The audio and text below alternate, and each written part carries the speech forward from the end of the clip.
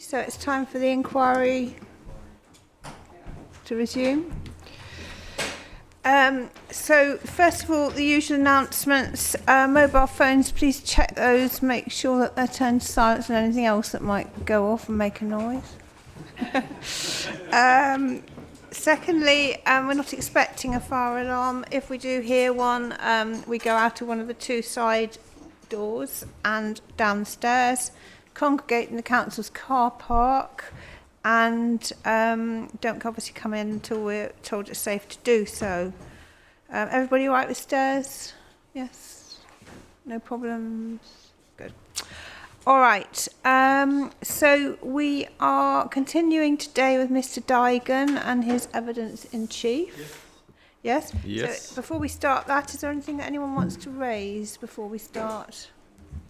And obviously at the end of the evidence in chief, we'll take a view as to where we're... Sure. Yeah? Yep. All right, then over to you, Mr. Pereira. Thank you. Thank you very much. Morning to you, Mr. Dygan. Good morning. Good. We dealt with some initial matters yesterday. We finished talking about the Sang and what the status of that land was and what the facts were. I don't know if you've been able to find out anything else overnight? No, not yet. Okay, good. All right. Well, let's carry on then. I want to now move on to some of the specific impacts, and just for your and I suppose everyone else's benefit, we'll take your evidence and the evidence that's gone already as read, so we're not going to kind of recite everything at length. I suppose the theme for your evidence is to highlight certain points and then to tie things together in a policy context and planning framework context as you see it. So let's, we could start anywhere, but let's start with the Kent Downs national landscape and its setting. And it might help just to remind us, if we go to your summary proof. Yes. And I'll ask you just to read a few paragraphs, actually. 3.30, which is on PDF page 7, you have a heading. And if you just read that section to 3.37, and then I'll ask you some questions. Sure. Planning permission is sought for the creation of a new junction to the M2 within the Kent Downs national landscape. There'd be a flyover over the M2, slip roads north and south of the M2 to create and facilitate movement on and off the M2. Not only does part of the application site fall within the boundaries of the Kent Downs national landscape, accommodating the motorway junction, areas of the site north of the M2 fall within the setting of the Kent Downs national landscape. Housing, a sports hub, employment space are proposed within the setting of the Kent Downs national landscape. With reference to the evidence of Miss Ahern, and I set out the CD reference there, ma'am, if you wanted to cross-reference that. She considers that the sensitivity of the nationally designated landscape to the proposed transport infrastructure and motorway junctions is high. There'd be major substantial effects at construction in year 1. These remain substantial and significant at year 15. With reference to Miss Miller's evidence, there would be harm to the special qualities of the Kent Downs national landscape. Paragraph 190 of the NPPF states that permission for major development should be refused in national landscapes other than in exceptional circumstances and where it can be demonstrated that development is in the public interest. Part A1 of Local Plan Policy DM24 reflects the same requirements and can be afforded very significant weight. Major development for the purposes of paragraph 190 is proposed in the Kent Downs national landscape. In addition to the general requirements for assessing development in the national landscape to comply with the NPPF policy on national landscapes, the Southern application must demonstrate that there are exceptional circumstances for the development and that the development is in the public interest. Paragraph 190 provides guidance in relation to the assessment of proposals involving major development in national landscapes. I've considered the proposals against these criteria and that analysis is contained in Appendix 3 of this proof of evidence. My view is that proposal can't be justified against the criteria set out in paragraph 190 of the MPPF. Consideration as to whether the benefits of the development represent exceptional is discussed in the planning balance, and as is the question as to whether the development is in the public interest. In addition to the requirement for exceptional circumstances and for the development to be in the public interest, Local Plan DM24, Policy DM24 Part A1 sets out four criteria which need to be satisfied for any proposal in the Kent Downs National Landscape, and my assessment is set out in section 5.17 of my main proof of evidence. I do not consider the proposal to accord with Local Plan Policy DM24 Part A1. Thank you. Now, since the landscape evidence was given, there's been the highway evidence, and in particular the material from National Highways and the Statement of Common Ground that talks about process and the consenting process and the design process. Can I have your comments on the relevance of that, if any, for your assessment? Yes, so just a question, because I need to really refer to the Statement of Common Ground, and either we can pull that up or I can give you the CD reference, ma'am. CD reference 34.18. 34.18.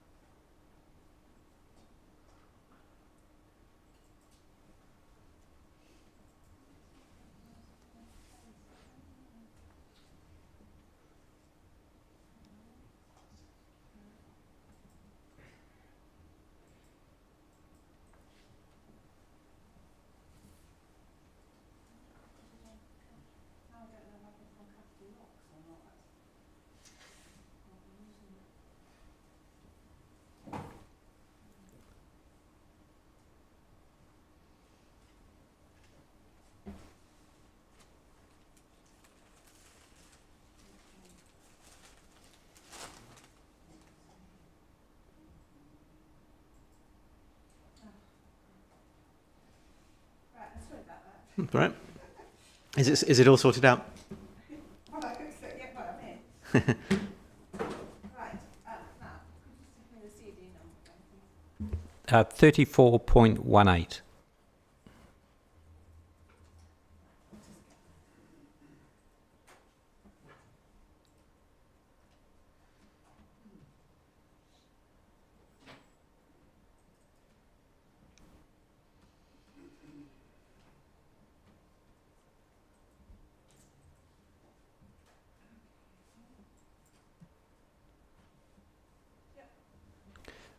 Page 5.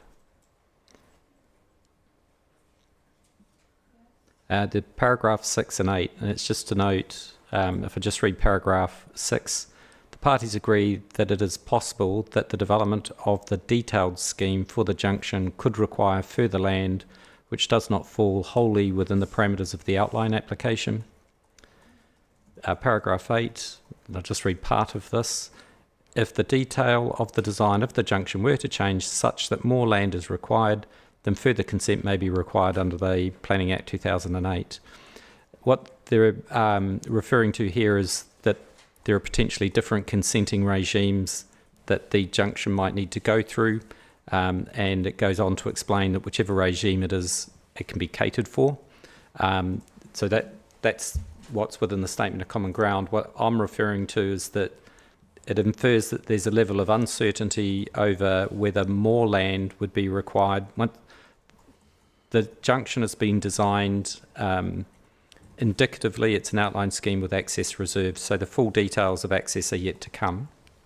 We have a high level of information, although they're indicative. There's quite a bit of information about the junction design. There's just a recognition here that when you get to the detailed design, it may require more land, and that goes to a level of uncertainty in terms of whether the impact to the Kent Downs as a result of the junction may increase, if the junction size needs to increase when we get to detailed design. That was it, Mr. Pereira. Thank you.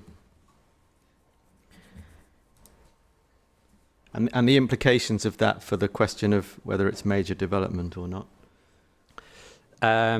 I don't think that comes to play in terms of major development. It certainly comes to play as to whether a development control order might be required.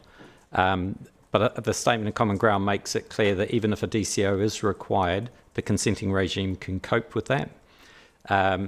In terms of whether it's major development, that's a slightly different question. Okay, well, can I ask?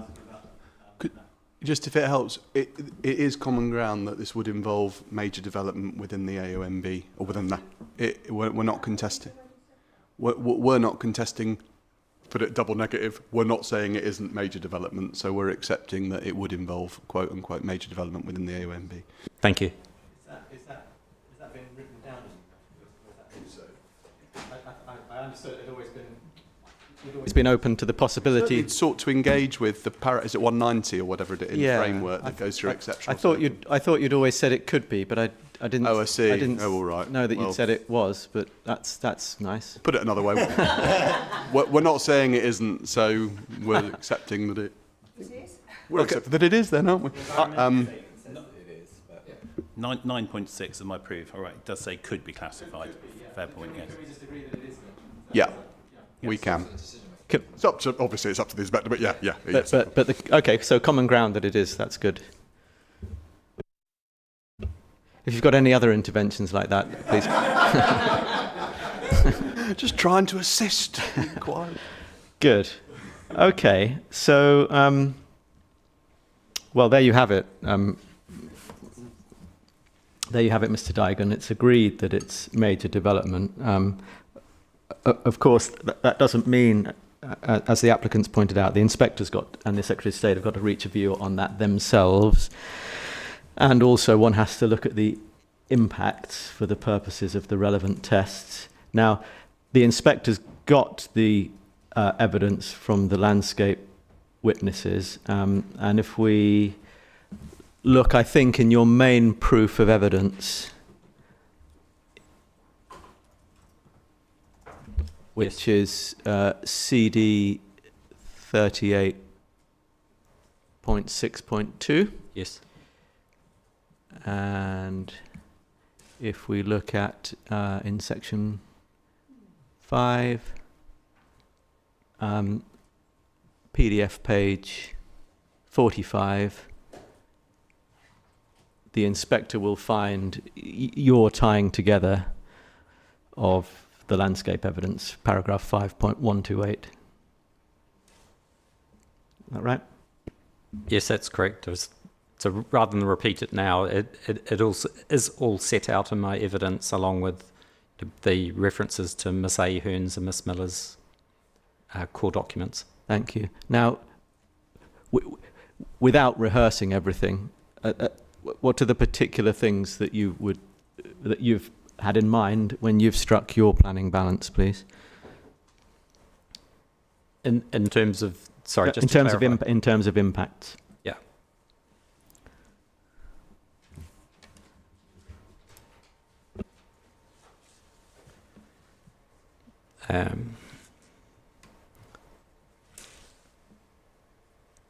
So, sorry, Mr. Pereira, I'm just thinking the best way to summarise it without going back over in detail over the evidence. What I can say is Ms. Ahern had identified major substantial adverse impacts that would remain substantial and significant through to year 15, residual impacts.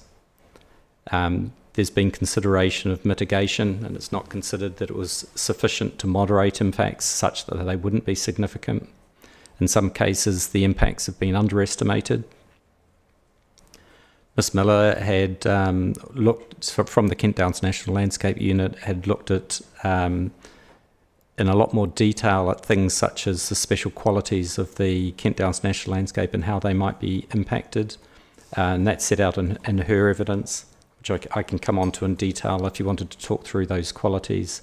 Ms. Soanes had looked at the impacts in terms of the historical and cultural qualities. There's impacts, for example, to Bexon Court. The character of the building would be, well, the setting of the building would be harmed. Historic England's consultation stated that they consider the application had the potential to harm the historic character of the national landscape. So just for a moment, thinking about where are we with the landscape baseline, and that for me is sort of the starting point, and looking at the landscape character, sensitivity and condition. What that helps us to do is to sort of understand the starting point, and then to look at what the impacts would be, and from that able to make a judgment as to what the harm would be, or what the deterioration would be as a result of the impacts. That is to say that it does matter what the intrinsic qualities of the landscape are at the moment, and whether that intrinsic quality would be damaged or irreparably damaged. So it's to just recognise that I think the baseline's important, and measuring that against the impacts is also important. The number of views that are taken, the visualisations sort of look at a before and after existing construction year 1 and year 15. And the visualisations, for example, Vis 5, it shows that post or year 15, the development which is in the setting of the Kent Downs is still visible and would have an impact on the setting. There are further visualisations, including ones from Deans Hill, and it's quite clear from the visualisations that at year 15, the development and the setting of the Kent Downs would be highly visible. Just in terms of introducing, potentially not so much with the employment space, but certainly with the residential development, relatively close proximity to the Kent Downs National Landscape, and there are both roads and underpasses and other ways that you could commute relatively easily from the site into the Kent Downs for recreational purposes. And with the development of the scale, there would, although not everyone's likely to go to the Kent Downs as a proportion of the total, there would be a fair number of additional recreational visits. With recreational visits to the landscape, to the national landscape, comes recreational pressure. There can be other some more antisocial things associated with having, not that it would be any different amongst a different residential population, but there are things like fly tipping that might be associated with additional populations or potentially additional businesses located close to the national landscape.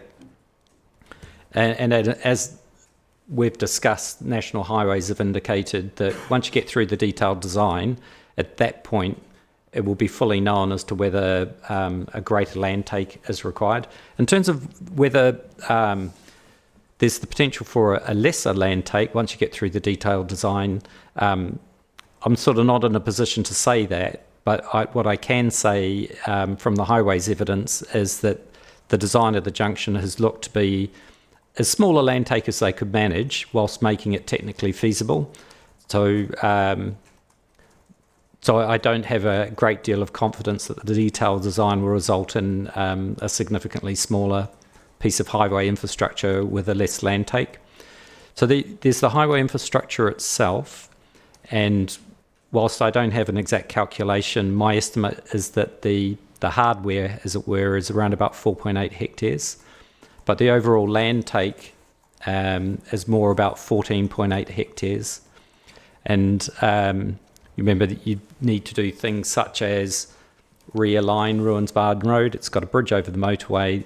Moving that further to the east, it's not a significant difference, but obviously moving an overpass any distance is quite a significant piece of engineering work. And where it moves to are trees along the side of Ruansbarn Road. Are trees, obviously, as the road moves to the east, it would encroach on those.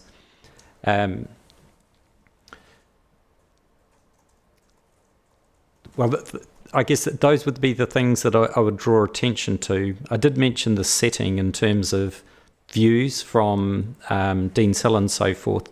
You've got a sports hub which is proposed immediately north of the M2, and at that point the M2 is in a raised position, so you might sort of say the sports hub won't be seen. At the same time, the sports hub would operate at night. It would require floodlighting, and there are buildings proposed there. There's residential development which is proposed that would be visible in the setting. The employment space, which wraps around the sort of east, west and south of the Kent Science Park. It transitions from lower building heights on the edge through to about 16.5 metres next to the Science Park, which would be visible within the setting. So direct impacts as a result of the junction, indirect impacts from things such as the impact to the setting, as well as recreational pressure and so forth. Thank you. Okay, thank you. Now, can I then move on and ask for your comments on the major development tests? So just to give a policy basis, and then you can take us where you want to go, but just some references. There's in the framework, which is CD 16.1, paragraphs 189 and 190, and in the development plan, which is CD 13.1, it's policy DM 24, which is on PDF page 273. And then we have in your evidence, don't we, in appendix 3, Yes. which is probably worth turning up, I think. So page 47 of appendix 3, we have your detailed written evidence on the major development question, I think. Is that right? Yes, that's right. I mean, we've just agreed that that it would be for the purpose of paragraph 190 major development, which sort of takes me through sort of page 47, 48, and top of, or the most of page 49, which discusses why I think it would be major development.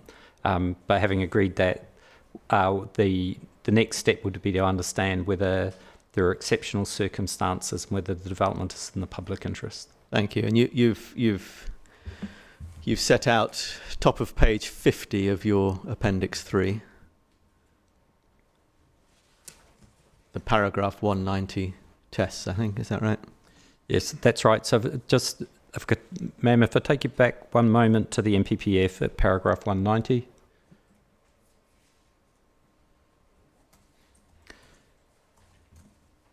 Okay, so that's CD 16.1. No, it's PDF page 55 for me. Yep, PDF page. In the hard copy, it's page 55 too. There we are. And it's just to highlight that it within paragraph 190, it talks about exceptional circumstances where it can be demonstrated that development's in the public interest. consideration of such application should include an assessment of, and it lists through A to C.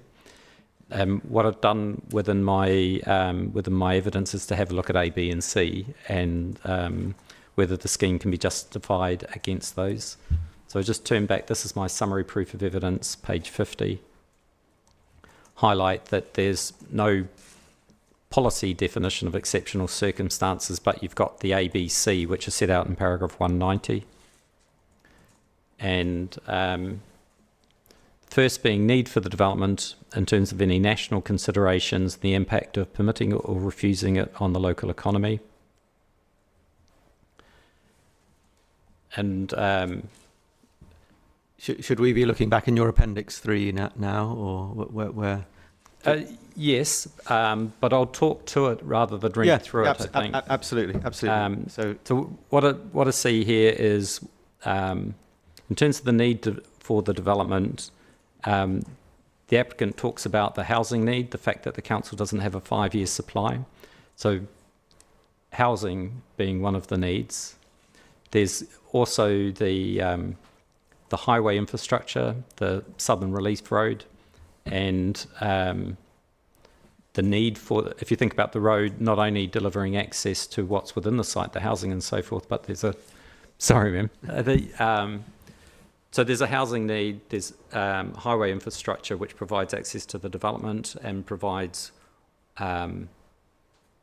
highways infrastructure for people other than the development. And then there's the employment space within which would be jobs. So as I said, and there are other things that the development brings forward, but if I could just talk for a moment, let's say you said schools. However, the schools are really driven by the need from the development, the pupil yield from the development. So I'm not suggesting so much that those things that, such as schools and mixed-use centres, in my view, whilst they're important, they're really a product of mitigating the impact of the development rather than, housing meeting a need, employment space meeting a need, and the highways infrastructure meeting a need. Just looking at those things one at a time. In terms of national considerations, I guess my starting point is housing need, employment need, relieving congestion are things which are faced up and down the country. They're certainly not unique. If I look at the employment land, and I'm sure we'll come on to this. Sorry, sorry, what's not unique? How the fact that there's a housing need. Housing need, employment, the need for housing, the need for jobs, and the need to relieve congestion and so forth. They're not unique across the country. These are things that are faced everywhere. Criteria you would apply. Well, it just talks about national considerations. Yeah, does that have to be unique to this area? Well, it would certainly not so much unique as exceptional. I see. Okay, thank you. Well, unique and exceptional are quite similar.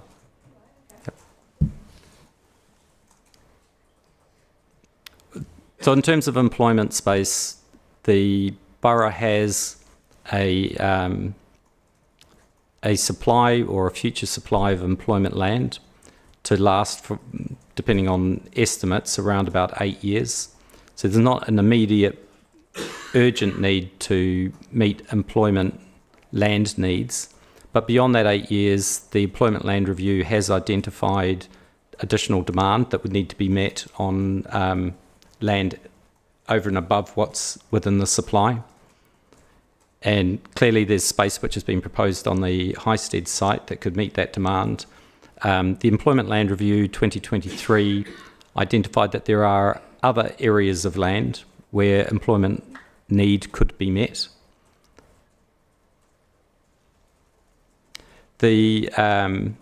So the Employment Land Review, that's an evidence-based document as part of the Emerging Local Plan. It's a material consideration. Some of those sites within the Employment Land Review have now been considered by members, and as the Emerging Local Plan goes forward, what they've agreed are growth options. in terms of employment land and which sites they would like to see included in the emerging local plan. And just to say that that work is paused pending the outcome of the Highsted decisions, in that clearly if we're going down one growth option for employment land not involving the Highsted sites and then the schemes are approved, obviously the direction of travel could well change. Just looking at we discussed briefly the M2 highway infrastructure and that there is a need for National Highways to consent the new junction. Within the sort of the timeframes that are set out in their statement of common ground, it indicates somewhere between 4 to 6 years to go through that approval process. Then, in addition to that, would be time taken to construct the junction and the Southern Relief Road. Quite a significant piece of engineering work. So, well, I'm not in a position to say how long that would take, but you assume it would take a year or two to develop a new junction and 6 kilometres of road. Looking at that and along with the phasing plan as an estimate, and obviously things could happen more swiftly or slowly, but you might want to guess that the employment space at the Highsted site could be being delivered in, say, 7 years of a consent. The employment land review sites, these alternate sites, would obviously need to go through the local plan process, be adopted or be allocated in an adopted plan, and then come forward. I guess what I'm saying is that the time frame for that, if you think of sort of 7 or 8 years, is around about the same time frame as the employment space at the Highsted sites. So from my perspective, if you're sort of saying, are there exceptional circumstances to justify the junction in the Kent Downs National Landscape, it provides access to the employment space. At the same time, it may well be that there is an alternative that could come forward within a relatively similar time frame on sites that don't involve junctions in the Kent Downs National Landscape. In terms of the highway infrastructure, and we discussed this yesterday, if you consider that in conjunction with the Northern Relief Road, I do consider that to be a benefit, and I put significant weight on that. Whether that's an exceptional circumstance to justify the junction in total, I'm less convinced. I think that obviously it carries significant weight, but whether that is an exceptional circumstance, I don't think that the junction can be supported on that alone as an exceptional circumstance. In terms of housing, we don't have a 5-year supply of housing, and the development, the junction obviously doesn't involve housing. What it does is provide access to the housing that's proposed on the site. And in terms of, so looking at that as an exceptional circumstance, you look at the northern site, for example, doesn't need to be accessed from the Southern Relief Road. It's actually a standalone application that wouldn't need the junction in the Kent Downs. And there are other portions of the site which can be accessed from Highsted Road or Swan Street Avenue for small portions of it. And then I guess the question is whether housing on its own represents an exceptional circumstance for major development in the Kent Downs National Landscape. And just a couple of things that I've looked at in relation to that. If you were, for example, to say that housing and the need for housing is such that it represents exceptional circumstances in the Kent Downs National Landscape in its own right, that would be almost to say that housing is acceptable in principle in all cases within the Kent Downs, and I don't think that that is right. We certainly see some developments for housing which are not approved in the Kent Downs in principle. The other thing, if you look at the Kent Downs Management Plan, one of the things that it does is to identify pressures, risks and opportunities, and one of the risks is significant development pressure. So to simply say that housing represents exceptional circumstances would really exacerbate the development pressure which is causing issues in the Kent Downs. So housing on its own, representing exceptional circumstances, I don't think that it can be justified on that basis. When you look at just bear with me for one moment.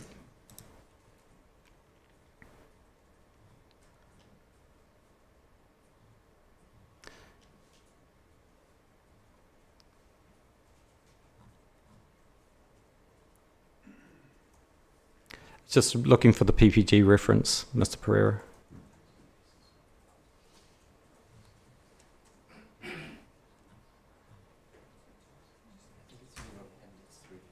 I'm looking.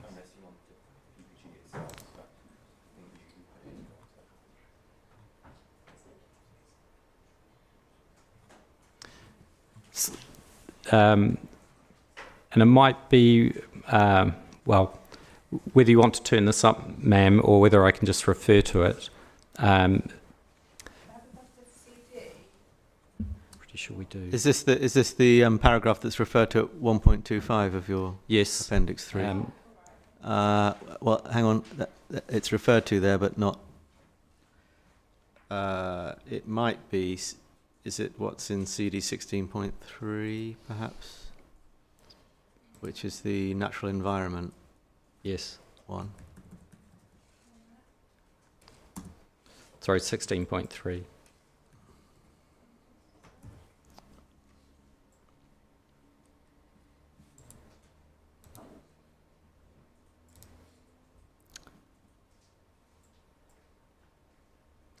Yes, that's correct.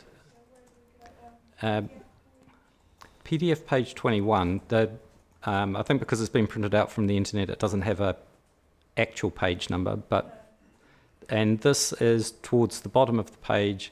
How should development within national parks, the Broads and areas of outstanding natural beauty be approached? It's just that first paragraph. National planning policy framework makes it clear that the scale and extent of development in these areas should be limited in view of the importance of conserving and enhancing their landscapes and scenic beauty. Policies for protecting these areas may mean it is not possible to meet objectively assessed needs for development in full through the plan-making process, and they're unlikely to be suitable areas for accommodating unmet needs from adjoining non-designated areas. Now, clearly, we're not talking about developing housing within the national landscape. It's the highway junction, but the junction, the justification for the junction is that it provides access to the site and the housing within the site.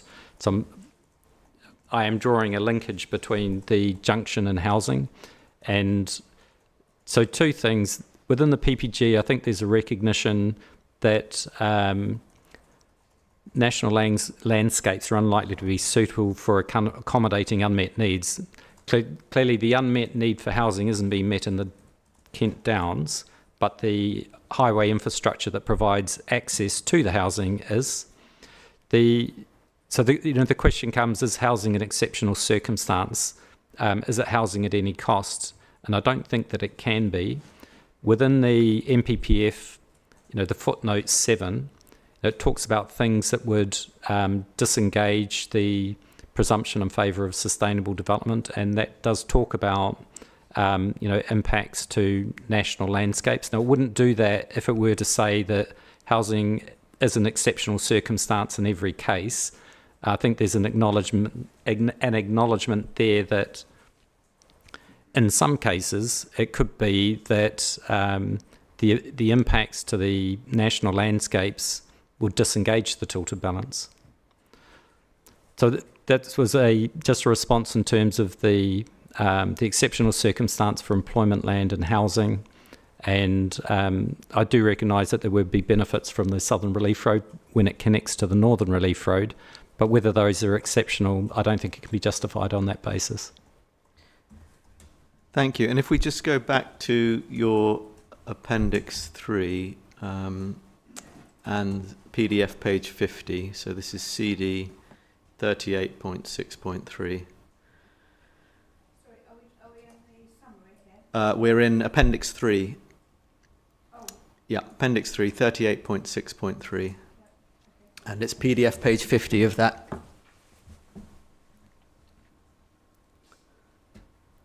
I'm there. Can we just go back to the tests that you set out at para 1.16, which are the paragraph 190 tests?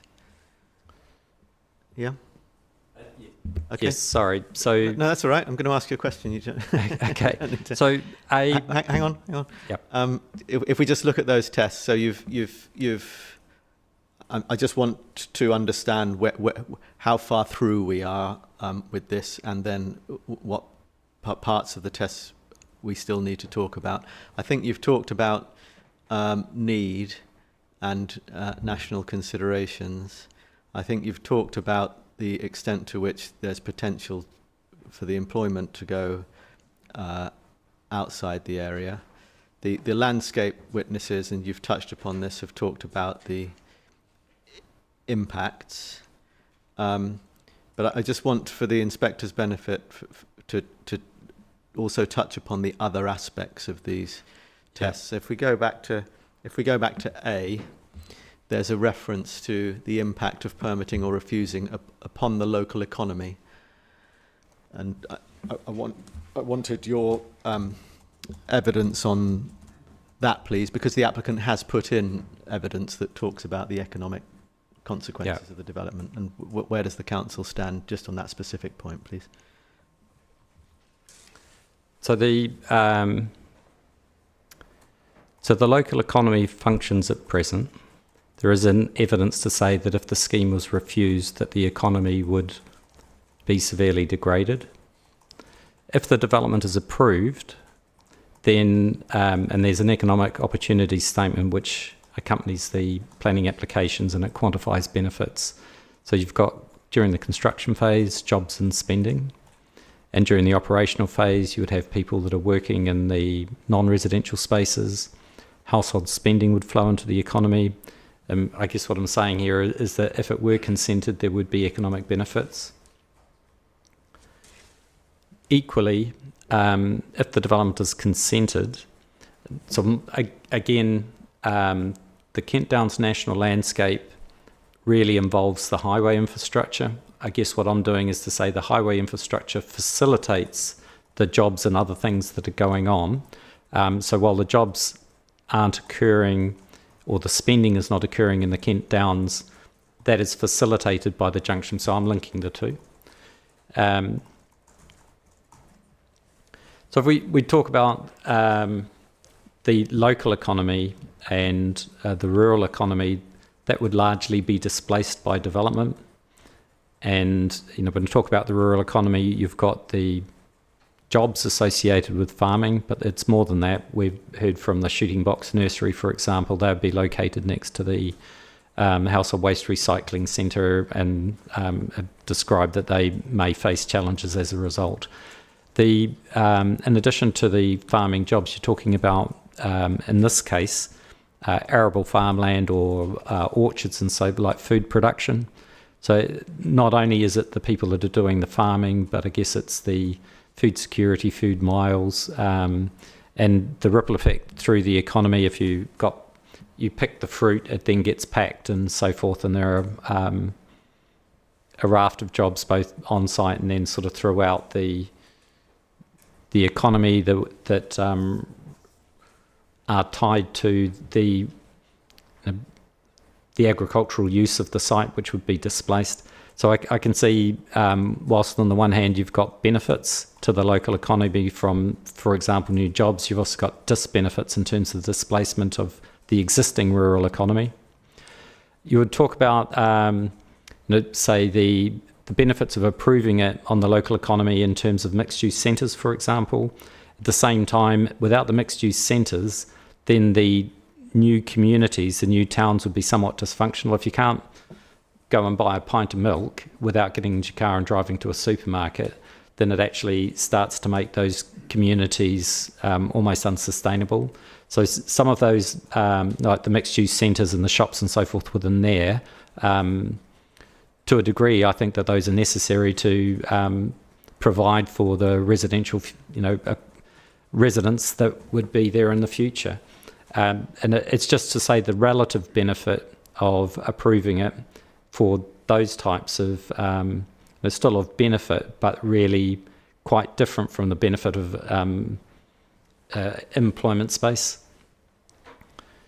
Okay, and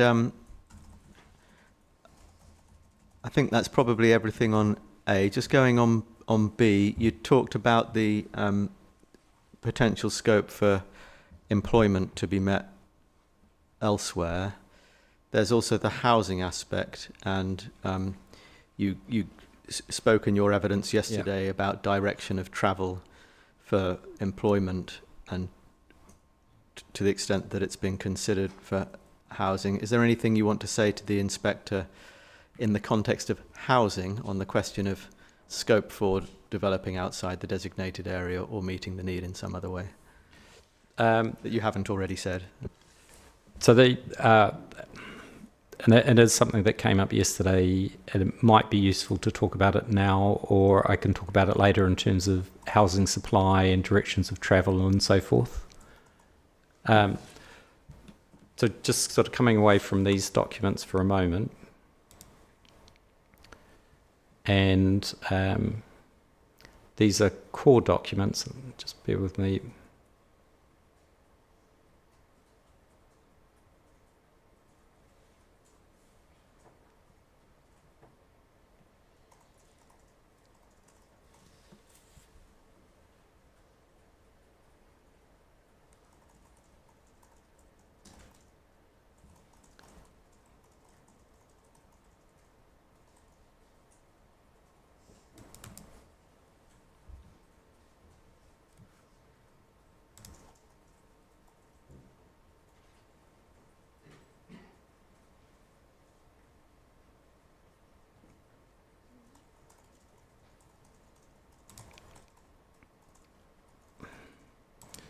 A technical glitch, just one moment.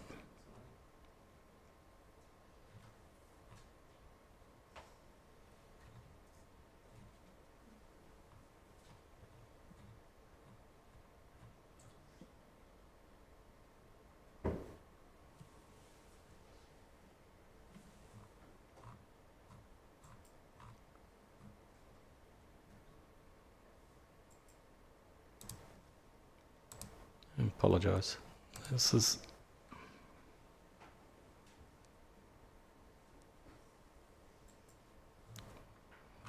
$14.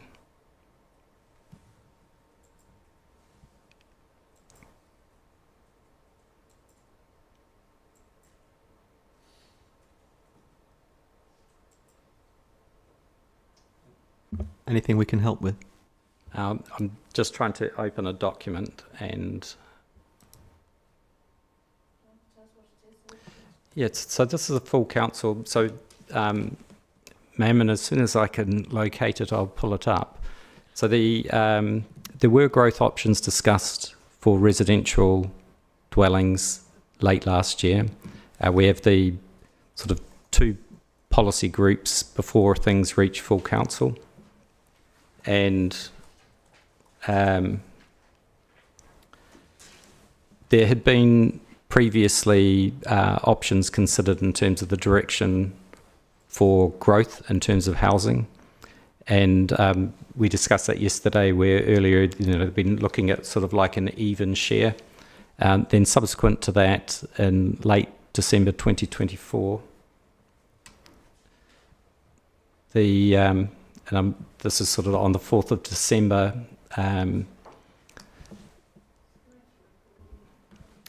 Is this a core document or inquiry document? Yeah, no, it's a core document, and I'm just making sure of, because when I open it, it has somewhat disappeared.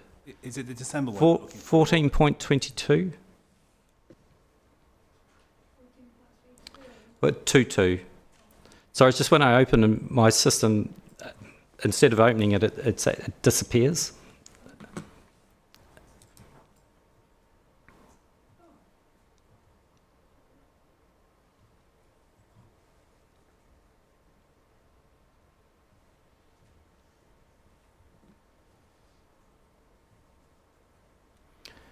And so just before that, though.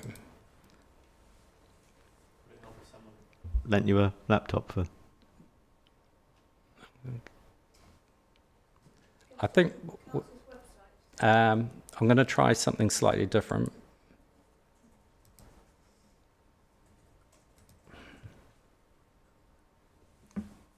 Okay, I can't open that document, but I can open the previous document, which is core document 114.19. The reason that I'm comfortable opening this one is that there are a series of policy groups that then make a recommendation to full council. So this is a group that then make the same recommendation to full council. And so this is what's called the Policy and Resources Committee, Wednesday the 11th of September. And ma'am, if I could take you to PDF page 8.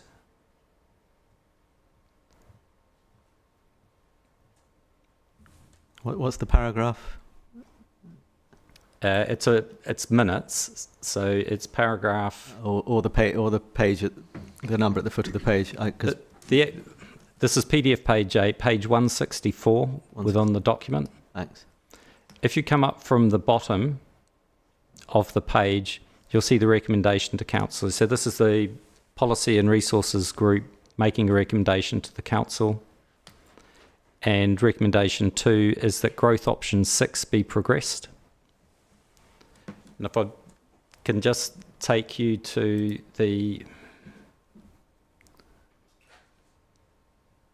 those are the minutes.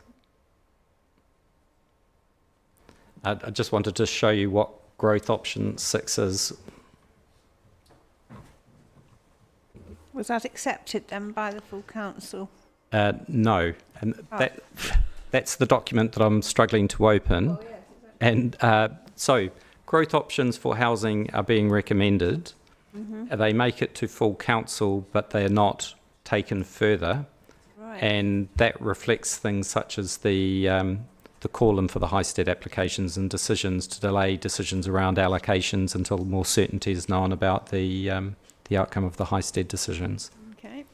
So back to your question, Mr. Pereira, in terms of housing and direction of travel and so forth, there are directions of travel, but they haven't made it to a stage where full council's adopted some sort of a growth strategy for housing. And in fact, I don't think we will see progress on that until after a decision's taken on the Highsted applications. Okay. All right. And then still back in your Appendix 3.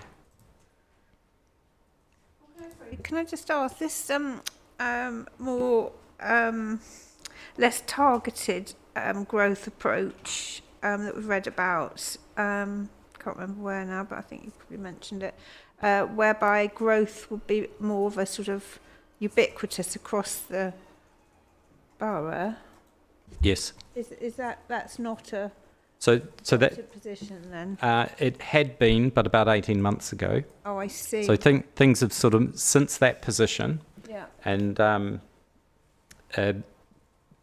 they called it sort of A, B, C, D, and they went with sort of growth option C. Yeah, that's right. They then call them 1 through to 6, and they've decided to choose option 6, which is a different option to the previous.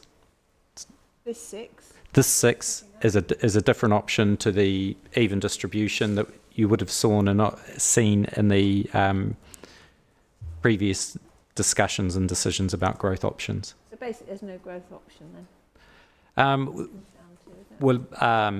There's certainly a direction of travel, but it hasn't made it through full council, and now we've got decisions to pause the decision-making process until we know the outcome of the Highsted applications. So slightly different to the situation with employment land, where we have a direction of travel. In terms of housing, there's certainly gone through the planning and resource groups who are making recommendations to full council, but then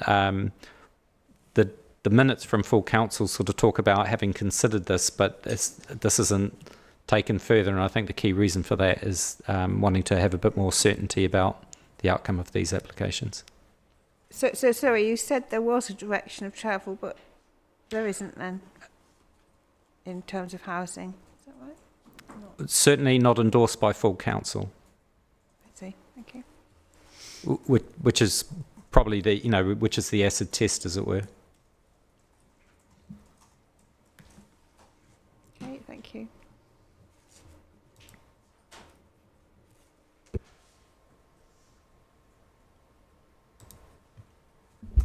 Okay, if we can go back to your appendices, Appendix 3, page 50, and the top of the page, the 3 tests.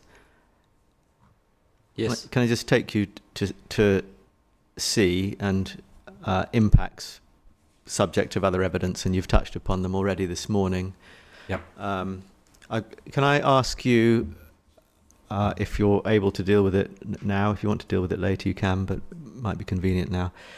Just to say something about the contribution, the Kent Downs contribution that's being sought, and what the position is on that, and what your planning judgment is.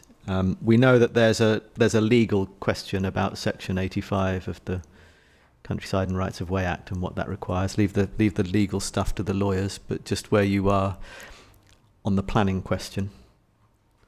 Yep.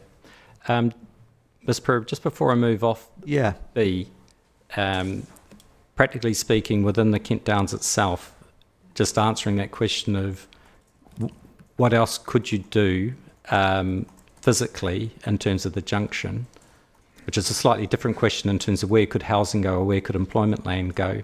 If you're to get on and off the M2, you need slip roads in order to get from one side of the road to the other. So you couldn't design highway infrastructure that performed the function that it needs to without having infrastructure on both sides of the M2. You could, for example, try to put the overpass into an underpass, but I don't know that that would be feasible, and we don't know the costs of that. National Highways have given me examples, and they seem to involve even larger land takes. So if there were to be a physical junction, I recognise that you're going to need some form of infrastructure to the north and south of the M2. But then back to your question in terms of the Kent Downs.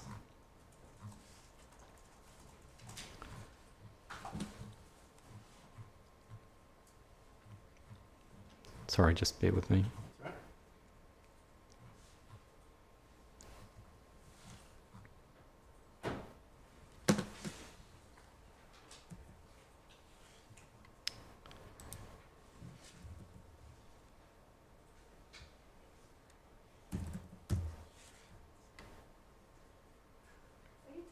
While you're looking for that, Mr. Barrow, when you're talking about this legal question, is that going to be, am I going to be addressed on that? Yes, I think. Yes, I assume both parties will say something about the case law on Section 85. We earlier on in the inquiry, if memories can go back that far, we were thinking of putting in a note or a joint note, but I think it's been agreed with everyone that the law's not that controversial, but it's how it's applied in this case. So there'll be some submissions on it. Can you just remind? I can't remember having just the discussion on that on Section 85. I think it was between council outside of the that inquiry. legal duty re AOMBs that's Oh, the legal duty. Yeah. that's changed. Oh, what's the legal? Oh, right. Oh, yes. Yeah, Oh, I know. it's gone for the protected landscapes duty. Sorry, the wording. The furthering. The furthering Exactly. versus exactly. There's case seeking. law on that anyway, isn't Well, there? there's there Two is cases, some now. I think. So Yeah. we'll have closings on it. I so know, you've yeah, I got do know about them. Yep, okay, that's fine, thank you. Okay, Mr. Dygan. So leave the law to the lawyers, and just where we are. Firstly, in the discussions between the parties, I know there's a Section 106 session coming up, and what your planning judgment position is, so that the inspector's got that. Thank you. So just to let you know, ma'am, where we are, in principle, the applicant doesn't agree that the contribution meets these SIL tests. That said, if the Secretary of State does feel that it's appropriate, then their suggestion is that a contribution of £250,000 would be acceptable from their perspective to mitigate things such as recreational impact. The Kent Downs, and this is within Appendix 7, have provided post the May roundtable session quite a detailed note setting out not only things such as case law and so forth, but what it is that they're requesting, and they have a series of different measures that they feel would be needed to be implemented to address various impacts. And that's all within Appendix 7. Now, just looking at the way that it works, the duty applies on the decision maker. So if they were to determine, for example, that they're going to grant permission, then they need to bear in mind that in doing that, are they furthering the purpose? Now, I think there is agreement that a harm would be caused to the Kent Downs. I think there's disagreement over the extent of harm, but there would be residual impacts to the Kent Downs national landscape. So at that point of making a decision where the duty, which is an active one, needs to be demonstrated, the duty to further the purpose of protecting and enhancing the Kent Downs national landscape. And at that point, to make the scheme acceptable in principle or in planning terms, that's where the council would say that actually mitigation or compensation is required. I mentioned that Appendix 8 goes into details. And just harking back to Miss Miller's evidence, and in cross-examination she spoke of this and was certainly asked the question, would she consider that if the contribution was made, would that make everything acceptable? And she said that it wouldn't from her perspective. And just to highlight that Miss Miller's focuses the Kent Downs national landscape, she doesn't consider the wider development and its benefits and disbenefits. So from her perspective, which is a narrow focus, she doesn't think that the compensation would make the development acceptable. That said, she also doesn't take into account the other elements of the scheme, the wider assessment of the development. So if you reach a situation where actually permission is being considered, then in order to make it acceptable, one way to do that would be through the compensation or the contributions that Ms. Miller's talking about.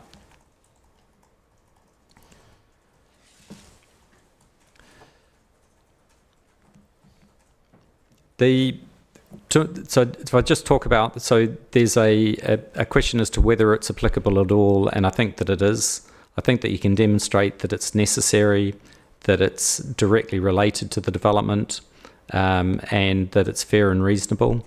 Just sort of talking through those things. Is it necessary? It would be necessary if consent's going to be granted. There needs to be something done to demonstrate that that there's been thought given or actions taken to further the purpose. And one way to do that would be to mitigate the harm that's being caused through the compensation that's set out at Appendix 7. And directly related, well, obviously the impacts are direct to the Kent Downs national landscape, and even the harm to the setting, you could say that it's not a direct impact to the Kent Downs, but it is a direct impact on the setting of the Kent Downs. So yes, I think you can draw a line between it being directly related to the development. If it weren't for the highway junction, there wouldn't be a need for compensation. There wouldn't be the harm caused by the junction, and therefore no need for compensation. And then fair and reasonable, and this is where the detailed note provided at Appendix 7 actually sets out quite carefully what the different proposals are that would be funded by the compensation and how they're linked to the impact of the development. And I do think that it's fairly and reasonably related. Now the applicant should it be agreed in principle that compensation is required, the applicant suggested 250,000. And I don't think that that sum on its own would be sufficient or proportionate given the scale of direct impacts. The full suite of measures that are suggested equate to a total of about £3.4 million. And the breakdown of that is set out in Appendix 7. Just the way that the Section 106 is being approached at the moment is that, first of all, the entire compensation or the entire contribution is subject to a blue pencil clause. It's over to the decision maker as to whether they feel it's appropriate or not. Should they feel it's appropriate, there's further blue pencil clauses to allow them to select a £250,000 option or another at 3.4 million. So clearly a matter for the Secretary of State. I'm just letting you know that provisions are being made in the legal agreement for those scenarios. Does that answer your question? Sure, it does answer my question. Yep, thank you. Sorry, just to remind me, did Miss Miller consider that the full amount, which was the 3.4 million, was sufficient to compensate adequately? So from her perspective, which is from the Kent Downs, without sort of considering the broader applications in the piece, and even then, as we've sort of discussed, you can't disaggregate the southern scheme from the northern scheme because the two need to come forward together for the highway reasons. So from her perspective, just looking at the Kent Downs, she was saying that their compensation is necessary, but from her perspective, it wouldn't alleviate her concerns or remove her objection, which is appropriate for her to say that in that quite narrow role. I think from my perspective, what I'm looking at is the wider development. If it's decided that the scheme should be for approval, then one way to make it acceptable would be that compensation payment, and then that would overcome that issue from a planning perspective. So there's just a slight distinction between her role and mine. Okay.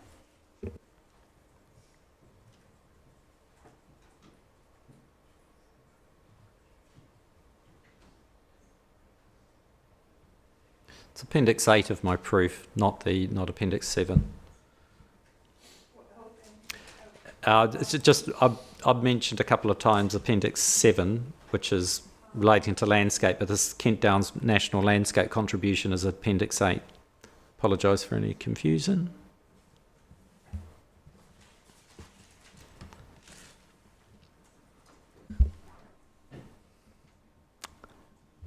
Shall I carry on?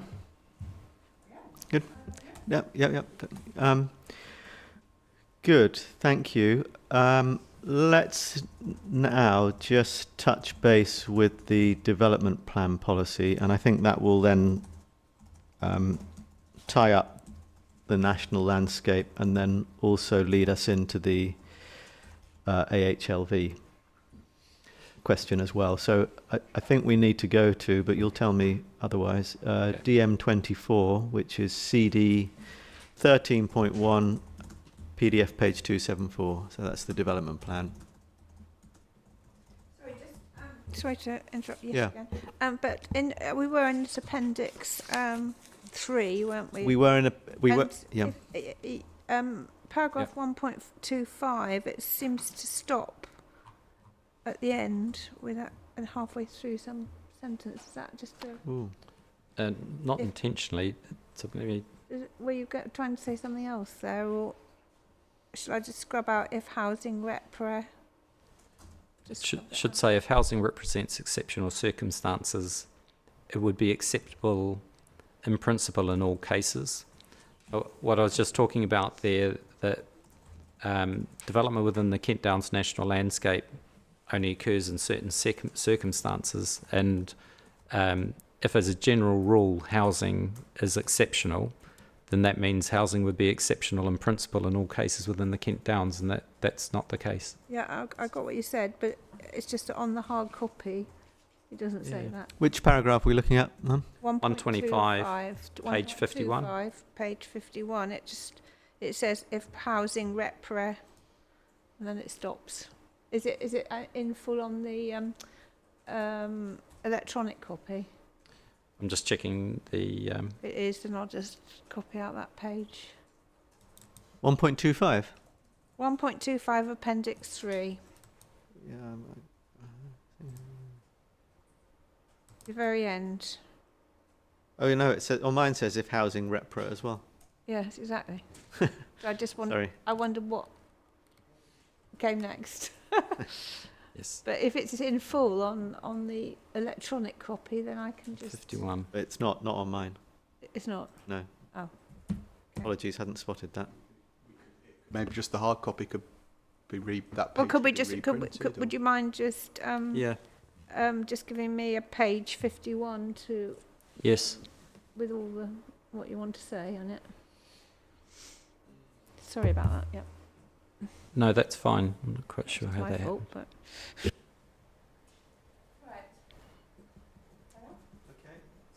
Let's now, to tie this up and then move on, go to the development plan. Yep. So, CD 13.1. And we need DM 24, which should be on PDF page 274. Yes. Starts on 273, doesn't it, actually? And that's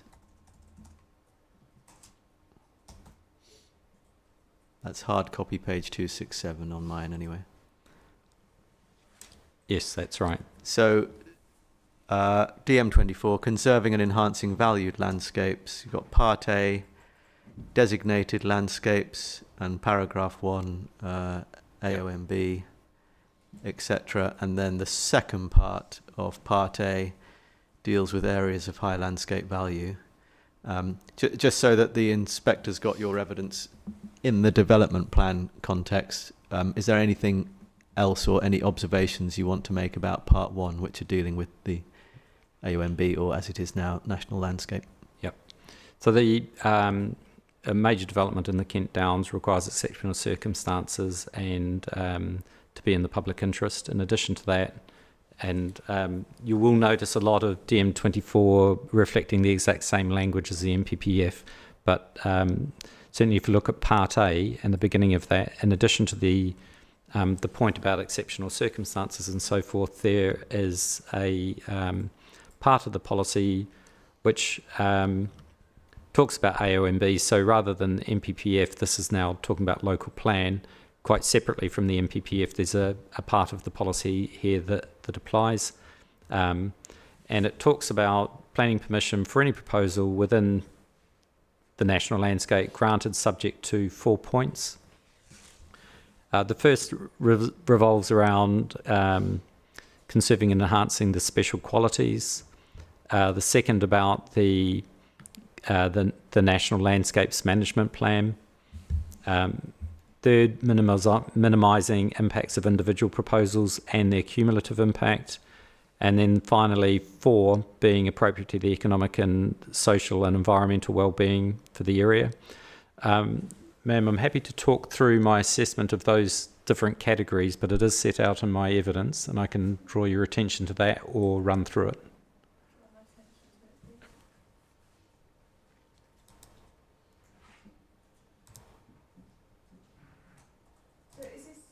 See, consistent with the framework, it doesn't include the furthering issue, does it? No, you're correct. It doesn't include the furthering issue. At the same time, the furthering issues come in relatively recently. So unless a policy was adopted post the Section 85 duty, but I think there's when you look at the MPPF and referencing clusters and so forth, there's I think there's a high degree of consistency between DM24 and the MPPF. So overall, you're satisfied it's consistent? Yes. Thank you. And just to add, Mum, I don't think the framework mentions the furthering issue either. Doesn't it? I don't think so. Where does that come from? Then? It's from the amendment to Section 85, so it's a legislative. Oh, right, okay. And of course, it only arises where the decision maker is going to grant planning permission. Yes. Yeah. Yeah, fair enough. Sorry, you were going to just to point out. So, yeah, we've described DM24 in Part A and how it relates to the Kent Downs. If you go to my main proof of evidence, and I'm going to give you a paragraph range. Okay. Hang on. Yeah.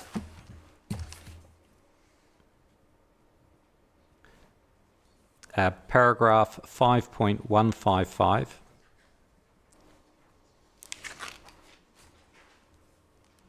Page 50. And that sort of covers off, remember I mentioned there's sort of 4 parts to that bit of the policy. Yeah. And then page 51 covers off the first bit. And then towards the bottom of that page, you've got part 2 of that policy. So that's page 51. Then towards the bottom of page 52, I've got parts 3, and the top of page 53, part 4. And so that takes me down to paragraph 1.578 on page 54, which spills over into page 55, and that covers off the compliance with the policy and the assessment in relation to the Kent Downs. Thank you. My conclusion is that it doesn't comply with that part of policy DM24. It's just another level of analysis on top of the exceptional circumstances and public interest. The borough has a part of the policy that needs to be satisfied as well within the local plan. Yes, of course. Okay, and then can we move on to part 2, which is the AHLV, Yes. please, and what you say about that. And I wonder if a place to turn up is inquiry document 100.14, which is the plan that went in after the landscape evidence that just overlaid the development with the AHLV boundary, just so we've got a physical Thank you. relationship in our minds. 100.14. 100.14. Okay.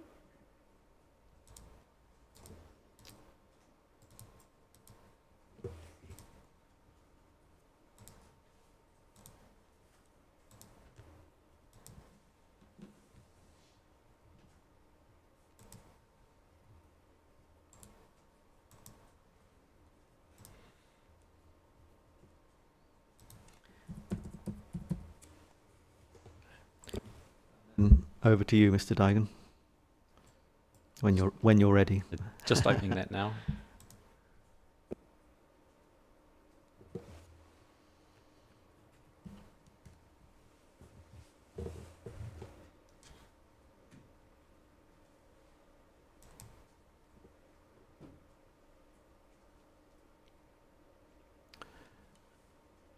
Okay, that won't open for me, but I think I can proceed without it. I know what it shows, and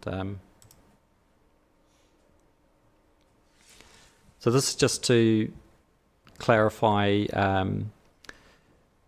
There's a steep-sided valley which runs through the southern site, linking the Kent Downs to the southern site, and it's an area of high landscape value, which is a valued landscape for the purposes of the paragraph 187 of the MPPF. And the framework refers to protecting and enhancing valued landscapes. Just going to check that plan, see whether it's opened out. It has opened for me now. I don't know if it's the version I've got, but the yellow line isn't very easy to see where it goes, is it? Where it comes to the site. Just one way to describe it is the yellow line. So can you see where the green bits and the kind of the pink shading, which is residential development, are? Yeah. So the yellow line, and I take your point, it's not that easy to discern, but it basically runs round the green bits and where the housing is. Oh. With the exception, if you go to I the see, yes. Okay. Yeah. if you go to the top, what you will see is that the red line site stops, but the area of high landscape value continues beyond the site to an extent. Yeah. So you'll see sort of the yellow bit goes a little bit beyond the site. But largely the area of high landscape value is it's you can see it's the coloured portion. I see. Okay, no, that's fine. Thank you. Okay, got that. Okay.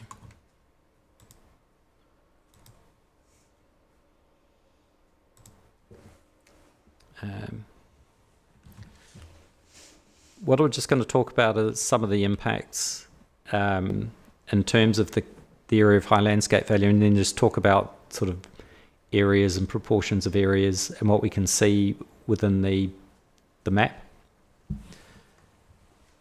So just starting with the Southern Relief Road, it does cut through the landscape, including the parts of the area of high landscape value.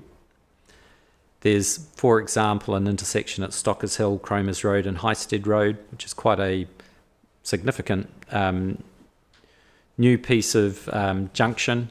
It will quite change the way that the existing roads interrelate, and also they'll have a physical presence. There's also housing which is proposed within the area of high landscape value, employment space and the household waste recycling centre.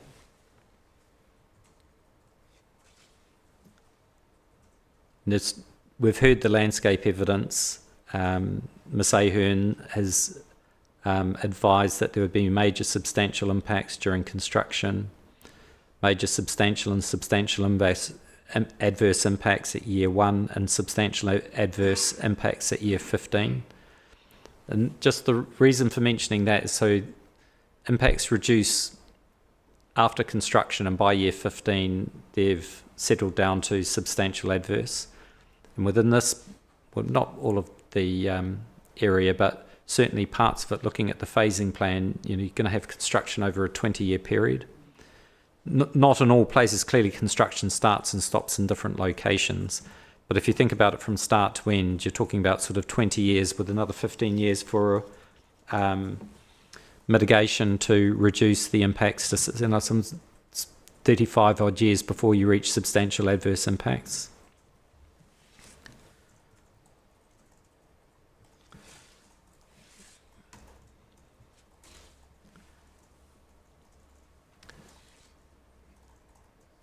If I just talk for a moment about the plan, and just when I look at it, you see that green space totals around about 101 hectares or 29.17%.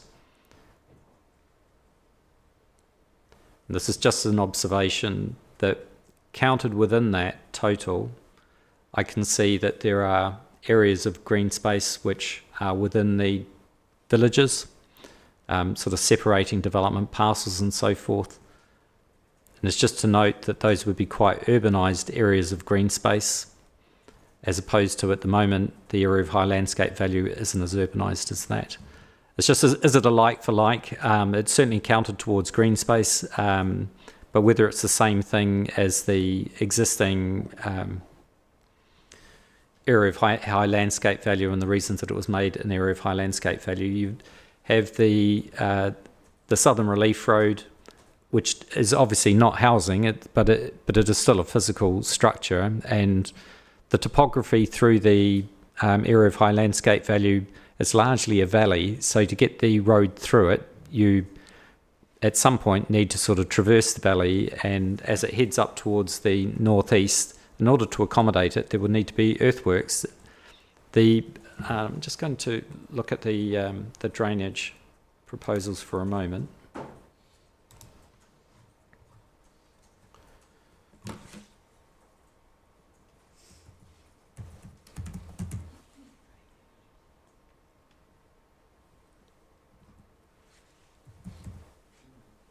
Do we need to go somewhere? Just as soon as I find it, Ms. Pereira.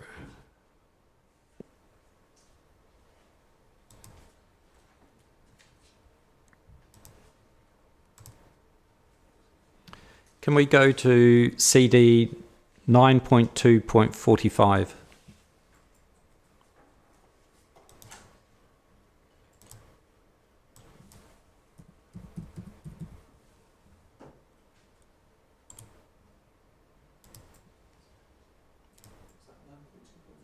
.2.45.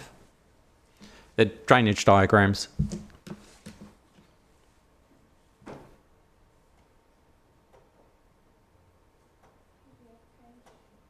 PDF page 5.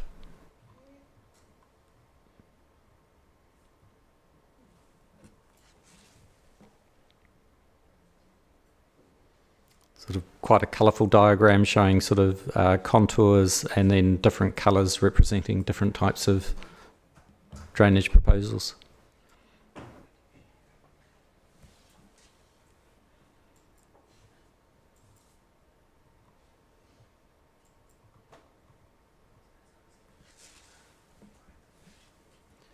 And the diagram that I'm looking at is 1602333303, Charles and Associates. This is sheet 3 of 7, right?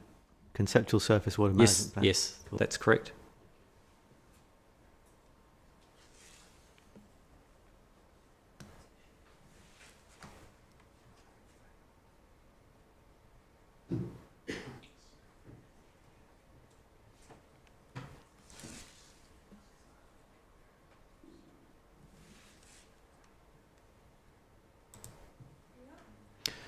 So if I just take you to if you look at the margin on the right-hand side, or the legend rather on the right-hand side towards the top of the page, and there are lots of things depicted, including brown hatching, an area with brown slanted shading, and you've got a blue indication of blue hatching, which is balancing ponds. The sort of balancing ponds, I imagine, ma'am, that we saw in the Tong Country Park during the site visit. Sorry.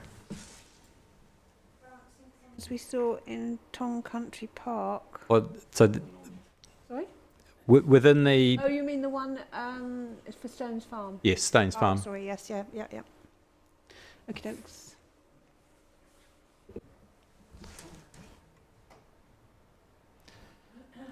Now, just looking at the land parcel earthworks to relocate flow path, and obviously it's a dry valley, and in the wet, the rain runs down into the valley, and it is a flow path in wet weather events.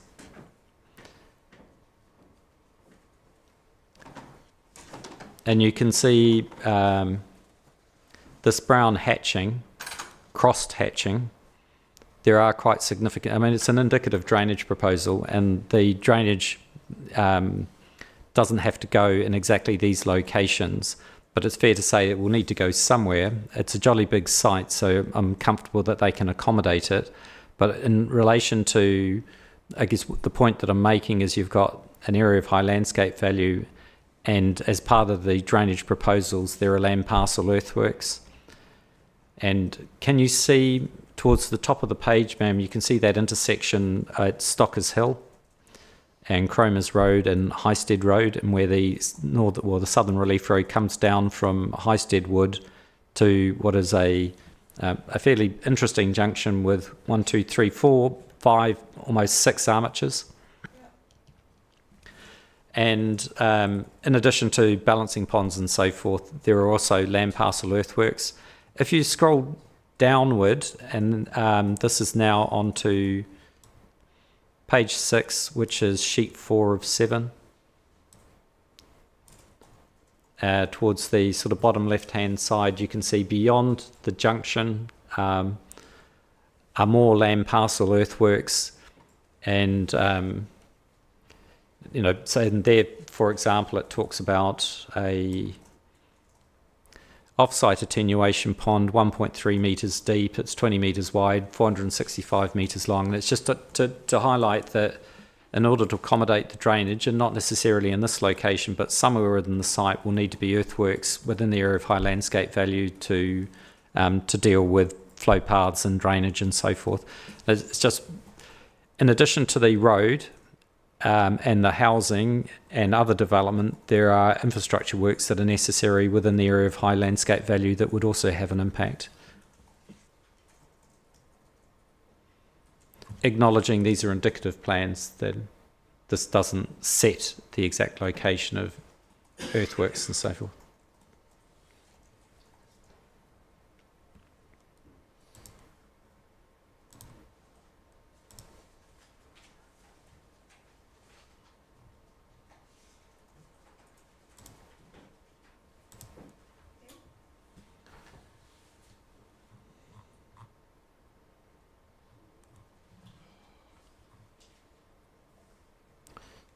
Sorry, just bear with me.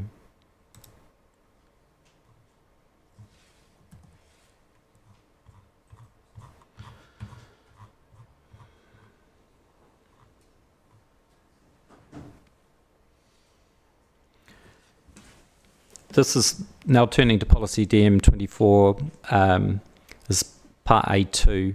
So we've moved away now from a part of the policy that deals with the Kent Downs to one that deals with areas of high landscape value. The policy then talks about, planning permission will be granted within the area of high landscape value, subject to conservation and enhancement of the landscaping being demonstrated. I don't think that conservation and enhancement of the landscape has been demonstrated. Avoidance, minimisation, mitigation of adverse landscape impacts as appropriate when significant adverse impacts remain. So if I just stop there, so avoidance, minimisation, mitigation, and there is mitigation. And this is the view of Kate Ahern as well, that mitigation isn't successful to prevent significant adverse impacts remaining. So I think we've reached that threshold where conservation and enhancement of the landscape hasn't been demonstrated. The avoidance and mitigation and minimisation doesn't avoid a situation where significant adverse impacts remain. What the policy then talks about is that in the event that they do remain, the social and or economic benefits of the proposal significantly and demonstrably outweigh the harm to the Kent or Swale level landscape value of the designation concerned. It's a Kent level designation. This, ma'am, then turns to the planning balance. So a decision's not made at this point as to whether there's compliance with the policy. It needs to be weighed. The landscape harm needs to be weighed against the social and economic benefits of the proposal. I'm just saying that, in my view, we've reached the threshold where significant adverse impacts remain, that this needs to play into the balance, which I'll come on to later. Thank you. And it's about time for a break, but I've just got one question and then we'll probably have finished this. Can I just have your view, please, in the context of policy, about the idea advanced by the applicant that the outcome of the schemes, because of the green infrastructure and the landscape design, will be something beautiful and special and etc. Obviously, there can be a discussion about whether there'll be beneficial results because of the green infrastructure, how they stand on their own merits. But can I ask your view, please, about how that argument ties in with the question of the landscape impact for policy purposes? Yep. So this is, as a planner, what we start with is kind of like the baseline situation, and understand the value of that, and then you understand what the impact is of the development and have a look at what planning policies would apply, and then understand whether the impact of the baseline situation, when measured against what's required in policy, whether it's acceptable. So it's not as if what you do is miss out that process and just look at the end outcome and to say that this will be a very special place in the future, and therefore you don't really need to worry about the loss of the baseline situation. And in fact, the way that this is done in landscape terms, the borough has a character appraisal. I can pull it up, but this is a huge document. I don't think you need. I don't think you need to pull it out. It's the kind of principle, the approach that you are saying the inspector should take that's important. So that you know, ma'am, that's CD 15.3. My hesitation in pulling it up is because it's such a large document. I may have difficulty actually getting it to open. What it talks about in terms of helping to create a framework for making development management decisions is condition and sensitivity, the condition of the landscape, whether it's good, bad or otherwise, and sensitivity in terms of the ability of the landscape to accommodate change without eroding its intrinsic distinctiveness. And it talks about sensitivity as a measure of the ability of the landscape to accept change without causing irreparable damage. I think that there's a recognition there that actually we don't necessarily want to cause irreparable damage to landscapes which are of merit, which is why they start looking at sensitivity and so forth. So simply jumping to a conclusion that the end game, as you like, will be a wonderful place, so therefore it doesn't matter whether there are harmful impacts to the baseline, I think overlooks the way that planning judgments are actually undertaken. We look at the baseline, that forms the basis for the planning judgment as to whether the change is acceptable. Okay. These are applications which are of a very significant scale and have the potential to actually completely transform the landscape and the rural character of the area. Now, there are the rural nature of the area is important for various reasons, and I'll come on to that when we talk about heritage. But some things, such as the heritage assets, farmhouses and so forth, that rural setting becomes quite important to them. And it wouldn't be a rural landscape anymore, it would be an urban landscape. And you can talk about in the planning balance things like harm to the landscape versus benefits, but to say that there wouldn't be harmful landscape impacts, I think is illogical from my perspective. Thank you. Mum, would that be a convenient time for a cup of tea? I think it would. Thank you. So we will have our 20-minute break. Let's say 11:25. Just to say, just so that I've been sending an email in the background to the programme officer. There's three documents that I'm going to be asking once everybody's actually had a look at them. Just saying what they are, I'll be asking the inquiry to accept. The first two of them are two legal cases that talk about what exceptional circumstances in the AOMB actually means, and the need to refer to them flows out of the discussion that, it was what Mr. Dyken was saying, and actually what you asked him about inspector to do with, does it need to be unique and all of that sort of thing. There is case law on that, so I'm sure you have done, yeah. One of them is actually, it builds on Guildford and all of that Wisley stuff that I know you're familiar with. Anyway, there's that. And then actually, so those are the first two, which I suspect won't be controversial because they're just legal cases, and obviously my learned friends can read them, and obviously Mr. Dyken can probably read them before I get to asking questions about it, which will probably be next week. So those are two legal cases. The other one is a bit more off-piste, but I'll explain what it is, and we can decide what you want to do with it. At the last week, at the the Oxford Legal Planning Law Conference, the JPLC conference, that one of the talks at one of the papers delivered at that conference, and as you may well know, I'm sure you do know, all those papers are sort of peer-reviewed papers that get delivered to an audience of hundreds, was a paper by someone called James Scott of Urban and Civic. And the Urban and Civic, you might remember Mr. Gearing explained, the Urban and Civic model for master developering is the model that Quinn have based their model on here. And he produced, and I'm not really going to ask anyone any questions about it, but it's really but we can do, and Mr. Bashforth can be asked about it by anyone if they want to.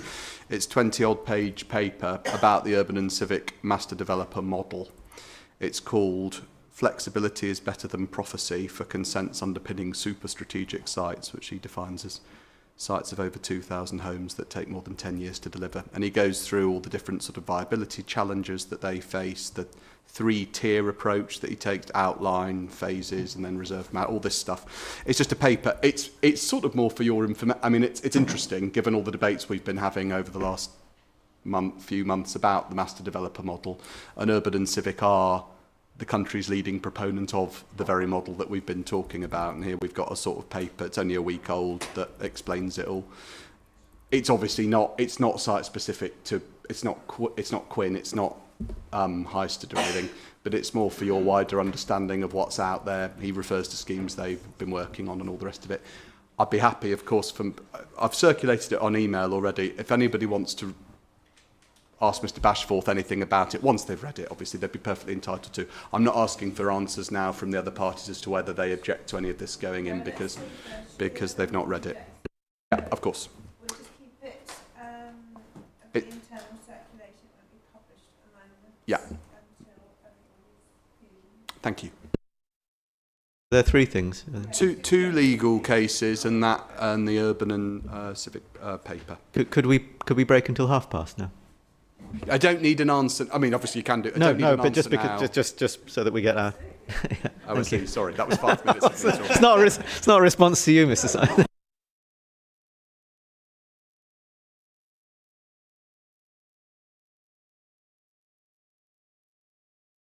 It can wait till Monday for sure.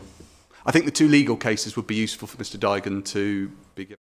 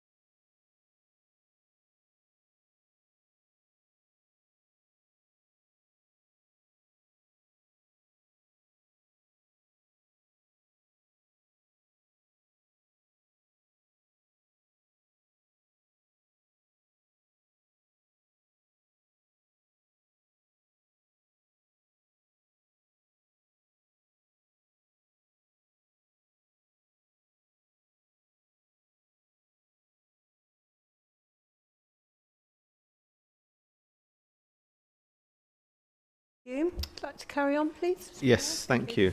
So that concluded everything I wanted to ask you about landscape. Is there anything else before we move on that you feel you want to add at this stage, Mr. Dygan?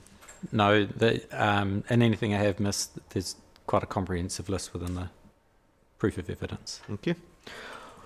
Okay, shall we go on to ancient woodland Yes. next, please? And in your main proof, you deal with this in section 7, I think.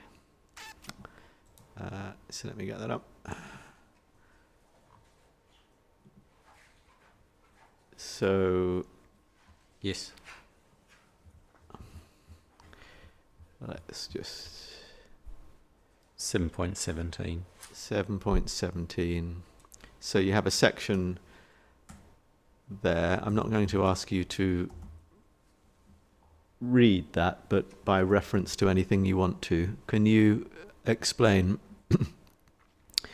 where you are as a matter of planning judgment and how this feeds into the planning balance, please? Yes. So I'm just going to start with the MPPF. We also have a policy within the local plan that deals with ancient woodland. But the MPPF, paragraph 193, talks about development resulting in the loss or deterioration of irreplaceable habitat such as ancient woodland should be refused unless there are wholly exceptional circumstances. And that's just to set the background for what I'm looking at. And so CD 16.1, paragraph 193C.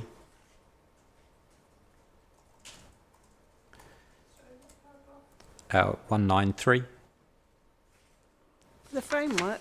of the framework.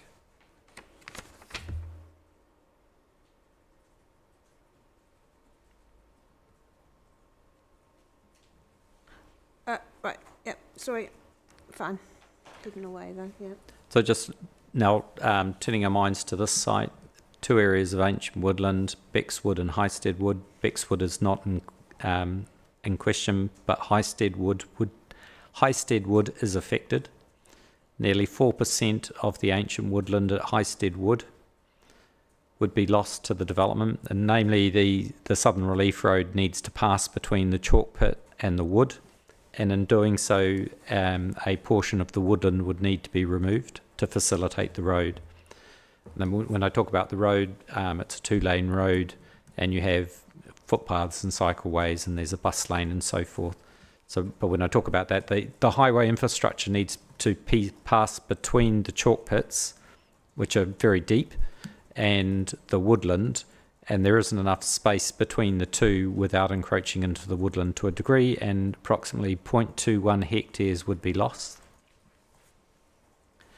At present, there's a relationship between the chalk pits, which are wildlife sites, and Highsted Wood. So there's some sort of synergy where ecological birds and so forth would utilise both the woods and the chalk pits or the local wildlife site. And obviously putting a road in between the two would fragment that habitat. The habitat would be fragmented by having a road running between the two.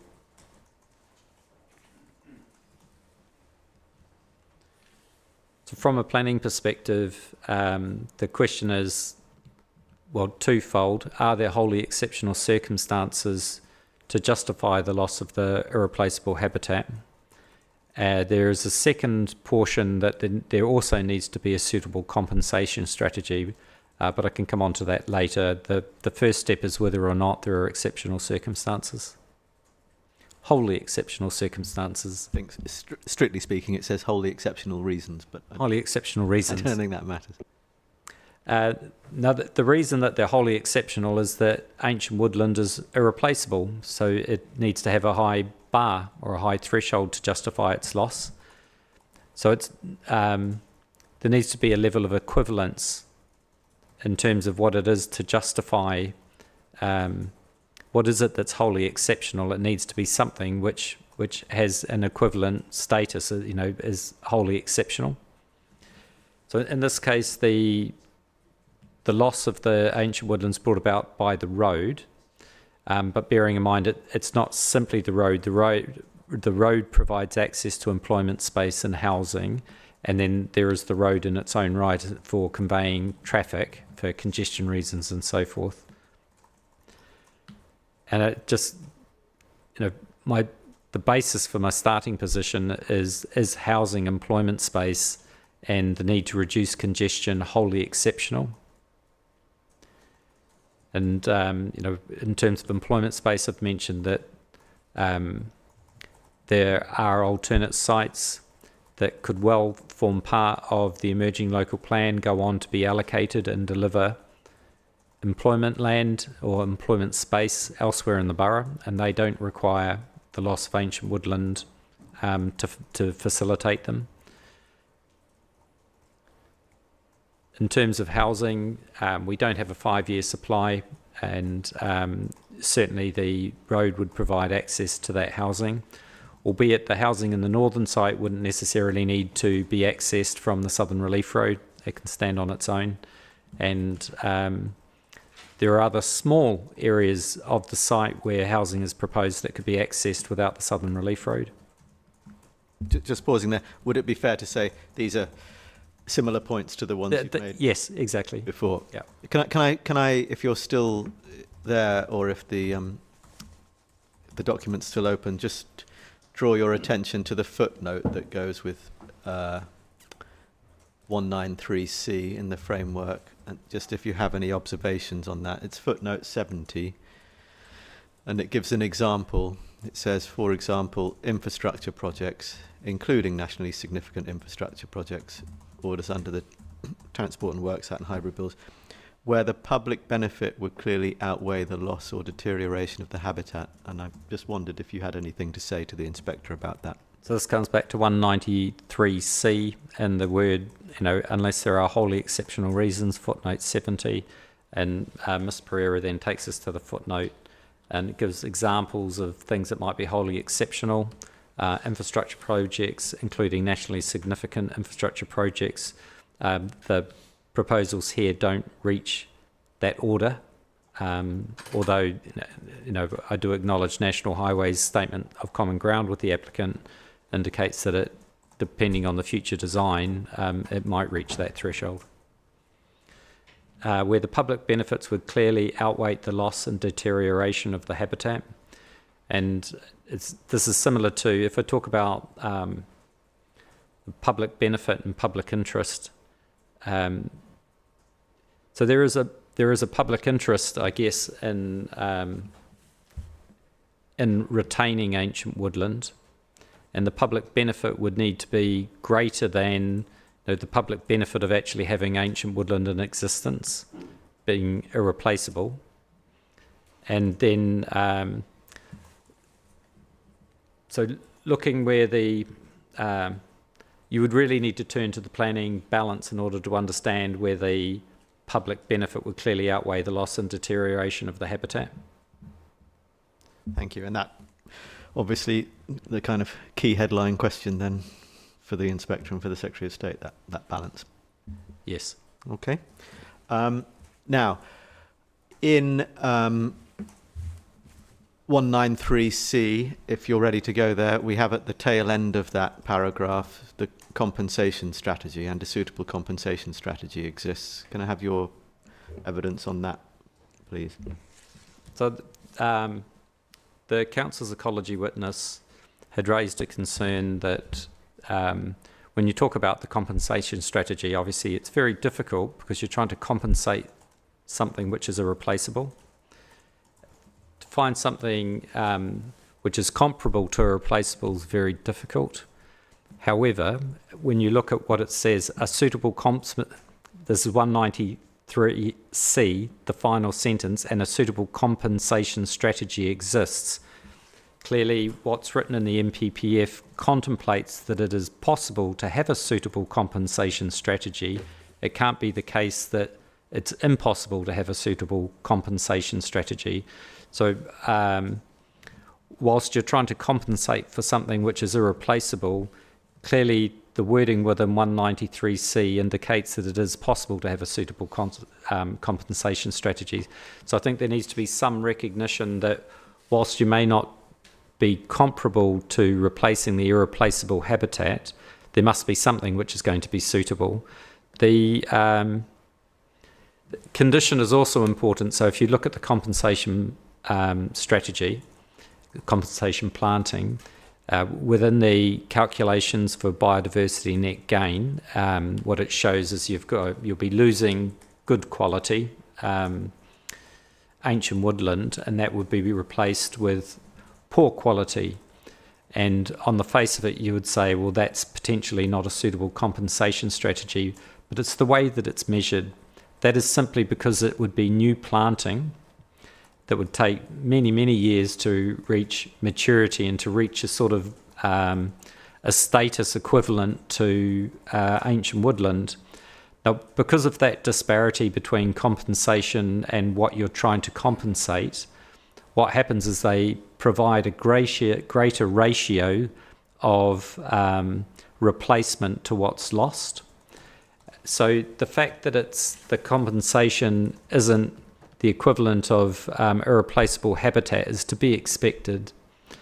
What we do see in that compensation strategy is a very high ratio of replacement or compensation.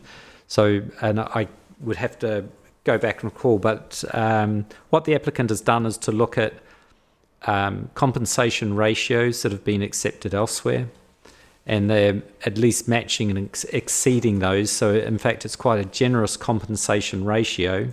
And I guess that recognises the fact that it's not a one-to-one replacement, because you just can't replace an irreplaceable habitat, particularly on a one-to-one basis. So what they're doing is the best they can do by having a very high ratio of compensation planting compared to what's being lost. And from my perspective, I don't have an objection to the compensation strategy. I think it would be suitable. Unless you've got anything else to say about ancient woodland, I was going to suggest we move on to heritage. Yes. Okay, so heritage, again, just as with landscape and other topics, we've had the specialist evidence which will be taken as read, and you've summarised that in your evidence, and we touched on your appendix that has the tables that summarises the impacts north and south as well. So yep. The inspector's got all that information there. Again, without reciting everything, if we just go with the southern application first of all, yep. What are the points that you would highlight to the inspector in particular?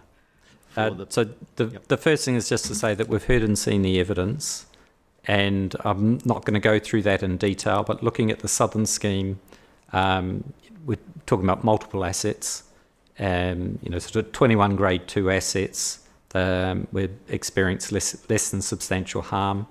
And at no point, and this is within the statement of common ground, are we suggesting that there is substantial harm to any of the assets. Within the harm to the heritage assets, there are varying degrees of harm. Some of it sort of towards the low end and some towards the middle of the spectrum. I'd just like to mention three which are particularly important. The Church of St Nicholas, which is grade 1 in Rodmersham. The Rodmersham Church Street Conservation Area, and Bexon Court, which is the grade 2 listed building south of the M2. Tunstall and Rodmersham Green Conservation Areas will also experience less than substantial harm. And as I mentioned, that there across the piece there are a number of 21 grade 2 listed buildings. There are also non-designated heritage assets that would experience harm. Now, in all cases on the southern scheme, the harm is to setting, and it's just not to belittle setting, particularly in this case, in that the assets are obviously, often set in the countryside in a rural area, with that rural setting playing an important part to the asset's significance. So if you just take Church of St Nicholas, which is Rodmersham Church Street, and the open arable fields that are around it actually contribute to the significance of the church. So whilst it is impact to setting, in this case, the rural nature of the area contributes to the significance of the building, so setting is actually quite important within this context, perhaps more important than it might be in other contexts. So just turning to, so we identify that there would be less than substantial harm to the different assets, and they're of different significance, and the level of harm that they would experience differs, and those factors need to be taken into account in understanding the level of impact.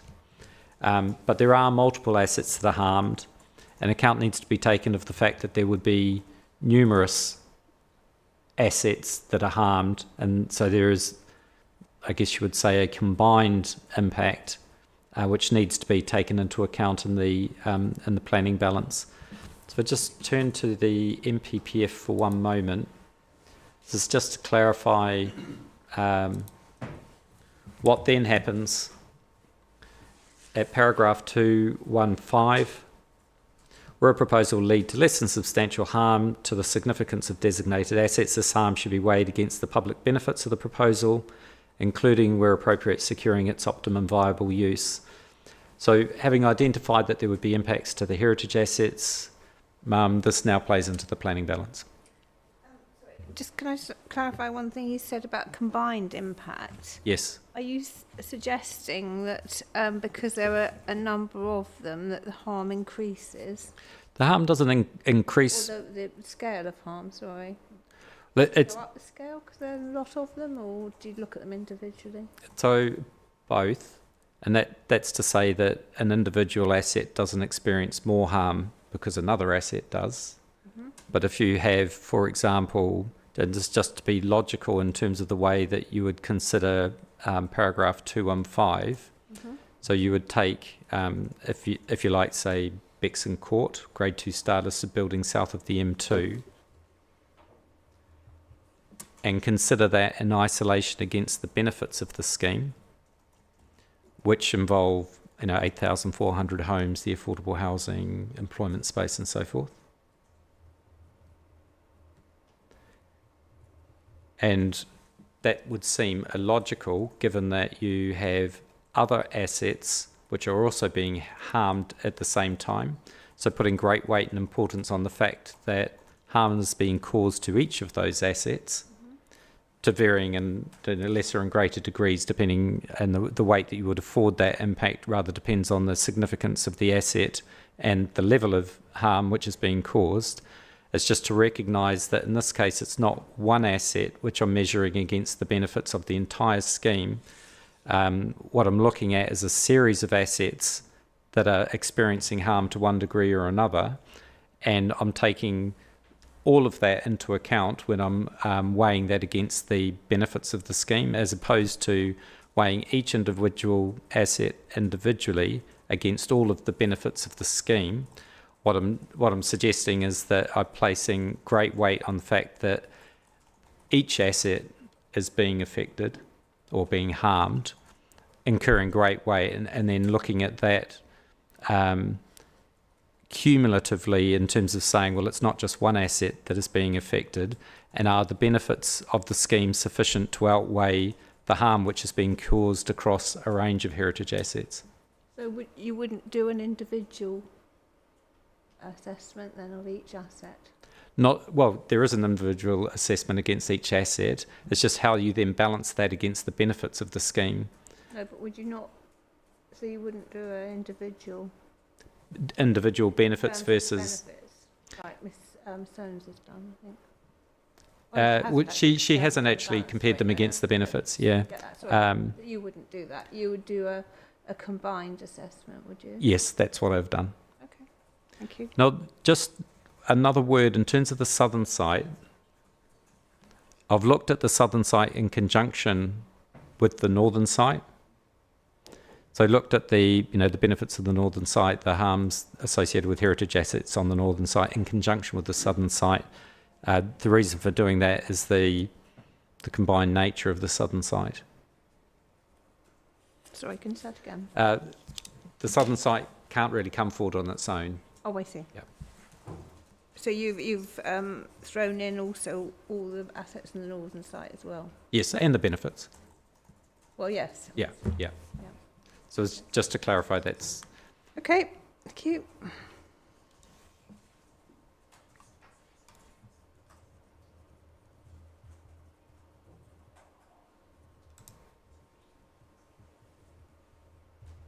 Thank you. Thank you. Anything else to say on Southern heritage? and no.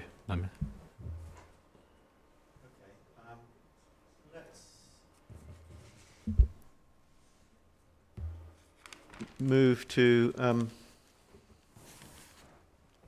Northern heritage.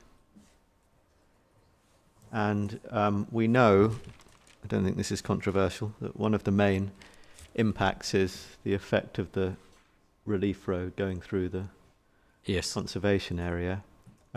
There's been evidence about the route of the Northern Relief Road and planning applications leaving space for the route, matters of that sort. Can I ask you to give your view to the inspector on how she should approach the question of the route, whether this is the only route, questions of that sort? Yeah. Thank you. This is actually quite important. And if we just come back to officers, we're making recommendations to members about the Tremport scheme, which is north of the railway line. And it ended up going through a non-determination appeal. The council considered that it was going to the appeal process, decided not to contest it. But as part of that, there's a lot of dialogue and feedback from members in relation to what was being proposed by Tremport north of the railway line. West of Church Road, yes, that's correct. And the concern was that that members had is, are officers trying to allow something here which would preclude some of the options for the Northern Relief Road? And officers weren't trying to do that and have not done that. It's not in approving the Tremport scheme that we have precluded some of the options for the Northern Relief Road. And this is important because officers have demonstrated to members that they weren't precluding any of the relief roads and recommending approval for the Tremport scheme. And I'm just going to take you through and show you now that in actual fact officers have not departed from members' wishes in terms of precluding the options by recommending approval on the Tremport scheme. Now, this is... Didn't you just not contest it? So it was recommended for approval. Members did not agree that. The non-determination appeal came in and then that was not contested.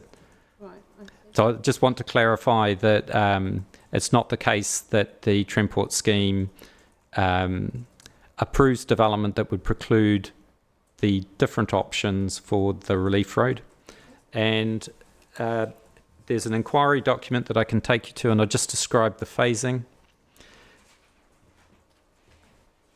Now, the reason this has come up, within the highways evidence, Mr. Millard, his evidence was that through the approval of the Church Road, the Tremport scheme, actually options have been precluded and there is only one option now, and that's the option which has been proposed by the applicant. Mr. Bashforth's evidence also indicates that there's actually only one option now, other options have been precluded. And I would just like to set the story right, as it were. Can I take you to ID 100.29.2.1?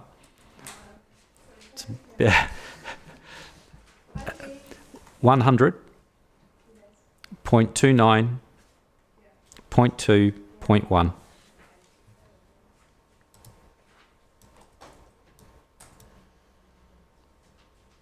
This is Church Road, Section 106 agreement, Appendix 2. Yes, it is. It's just the best place to find it.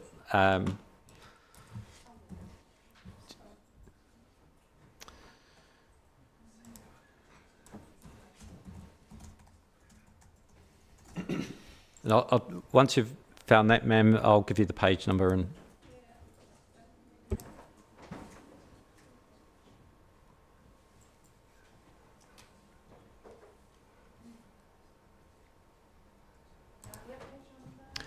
Sixty-two. So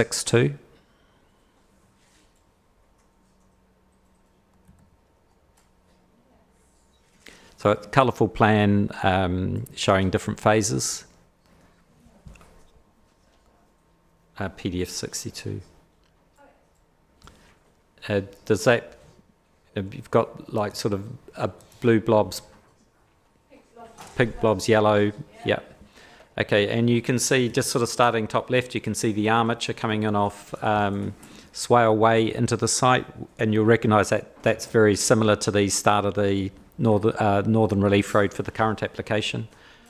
Now, as you get down that left-hand armature and start coming into the site, can you see that there is a dotted line which heads down to the south around the blue bit and then heads to the right and actually follows along the boundary of the site to the right-hand edge of the site?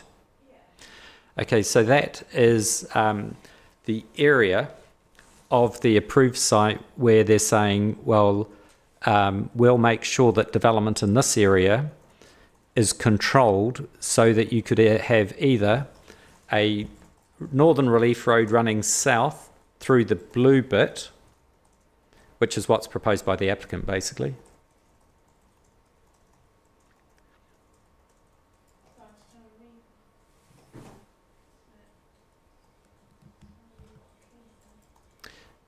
It is very small.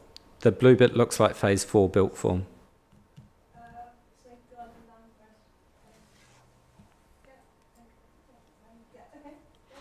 Okay, so you'll notice that it's kind of like a purple, which is phase 3, and blue, which is phase 4, are within the dotted area.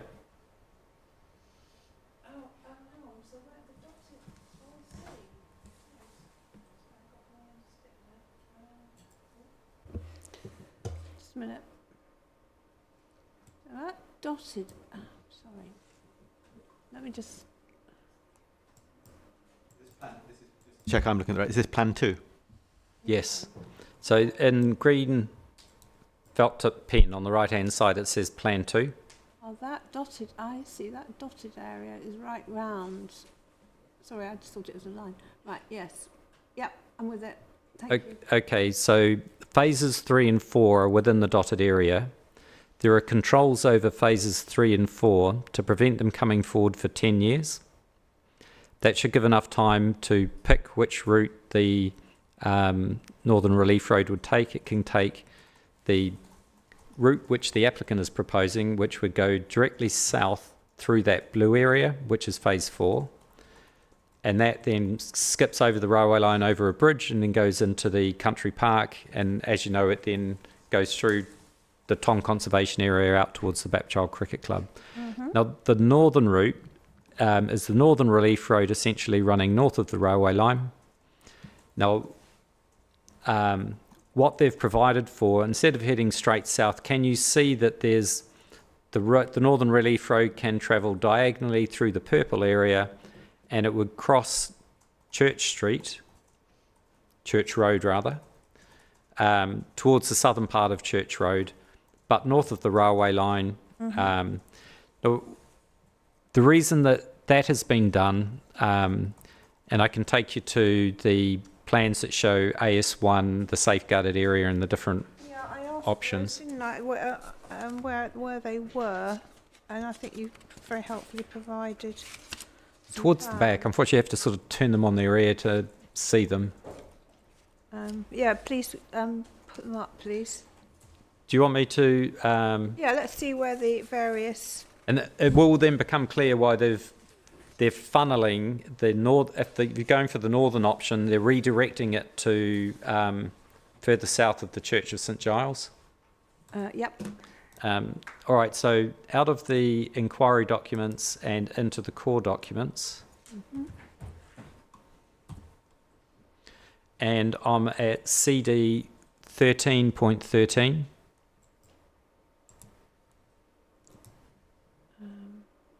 Just a minute. Sorry, CD13. No, sorry, I'm mistaken on that. That's the map for the AS one. That's the map. Sorry, I was taking you to the map of the different road routes, Yeah, that's which is Sorry. 15.14. Sorry. But you are right, the 15.14 will show us the roads, but it doesn't show the safeguarded area.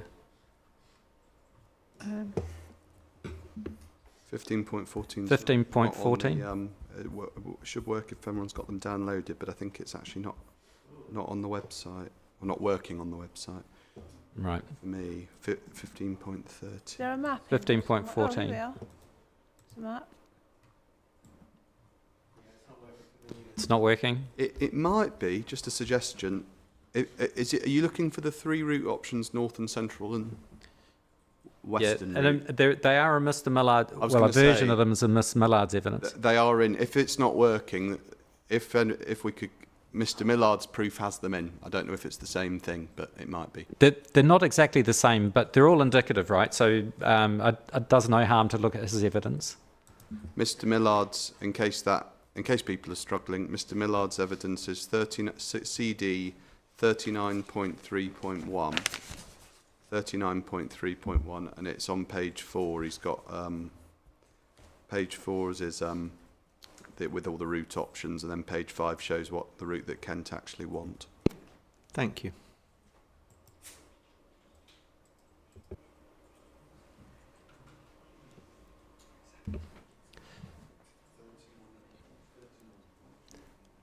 Does that help, ma'am? 39.3.1? Yes, I think I circulated, and I was asking about if someone could tell me where the plans were. I think there was an email went to everybody, and I think you, Mr. Dygan, very helpfully sent the reference. So I actually printed it out, so I've got it here. So if this is at page 4 of Mr. Millard's evidence. You can see in purple is what they're calling the northern route, and it traverses north of the railway line and cuts south of the railway line and eventually ends up towards the Bapchild Cricket Club connecting to the A2. Now, that route, which is similar to the one we were looking at that we couldn't open, and then the safeguarded area fits around all of those routes to make sure that there's enough land within the safeguarded area for these options to be further refined. And you'll notice that that northern route travels to the south of and relatively close to a Grade 1 listed church on Church Road called the Church of St Giles. Is that just to the north of? Yeah, so can you see that there's some construction, some development, and that happens to be the Grade 1 listed church further north. To try and, as part of the Tremport scheme, the Conservation Officer requested that if there was going to be a northern route, could it be directed north of the railway line, but further south of the Church of St Giles? And that is reflected in the within the phasing plan. You will see that actually the northern route needs to necessarily head quite a bit south, still north of the railway line, but quite a bit south of St Giles Church. Is that Grade 1, the church? Grade 1, yes.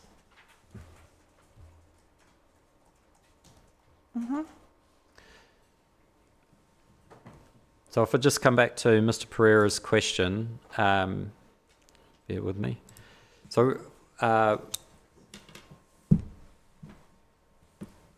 there, through the Tremport scheme or any other consent, officers haven't precluded any of the routes, whether it be the western route, the central route, the combined route, or the northern route. They are all still possible.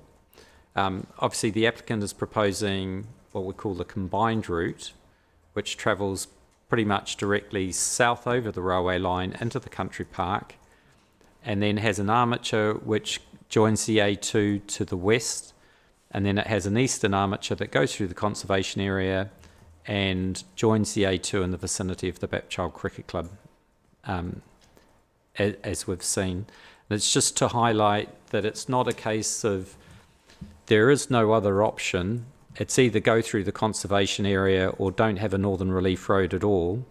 It's really a case of not suggesting that one route is preferable over another. It's more a case of, does that route stack up on its merits? Should it, do the merits of the route mean that it is acceptable or not, as opposed to saying you don't have another choice, it has to go through the conservation area because all other options are precluded. So I'm just alerting you to the fact that it's not a binary choice, and officers haven't made decisions previously which have precluded the northern relief road from travelling any of those routes. It's really a case for now a decision needs to be made whether this route is acceptable. Okay. So that's just a short discussion in terms of the relief road. Just in terms of other heritage impacts, there's clearly the conservation area would receive direct impacts. Frognall Farmhouse is a Grade 2 listed building, and there would be harm to its setting. Grade 2 star, yes. And just so overall, 2 Grade 2 star listed buildings, albeit one of them is the impacts are very low. 10 Grade 2 listed buildings, 3 non-designated heritage assets, and obviously the conservation area. Again, the harm is less than substantial, and you might say sort of putting a road through the conservation area, wouldn't that be substantial harm? And while it is harmful, we're not suggesting that it's causing substantial harm. And it's the same comment as the Southern Application Man. Once you get to this stage, paragraph 215 requires the impacts to be weighed in the balance.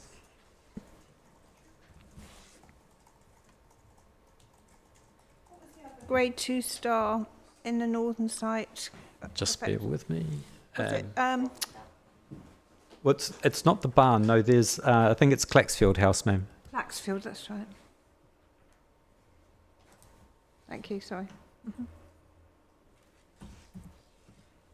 Mr. Perry, that's all I had to say in terms of heritage for the northern side. Thank you. And we had talked about landscape and landscape impacts southern site. Have you got anything to say about landscape impacts northern site? Now, only that we've heard the evidence from Ms Ahern, and she highlighted that in some cases the landscape impacts have been underestimated. I've got tables at Appendix 7 which set out the various receptors and the level of impacts at the 3 time periods: construction year 1, year 15. Now we're talking about a site which is a non-designated so not areas of high landscape value, not the Kent Downs, it's non-designated landscapes.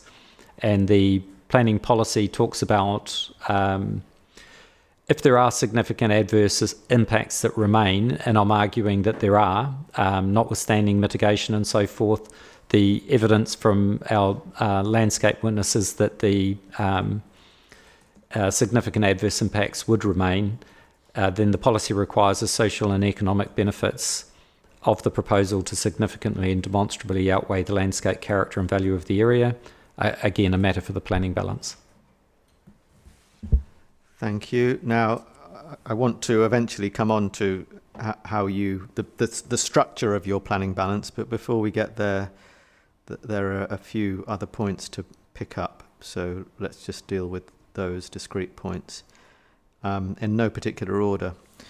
Policy DM8, so that's the affordable housing policy. There's been some cross-examination on that and some evidence given already.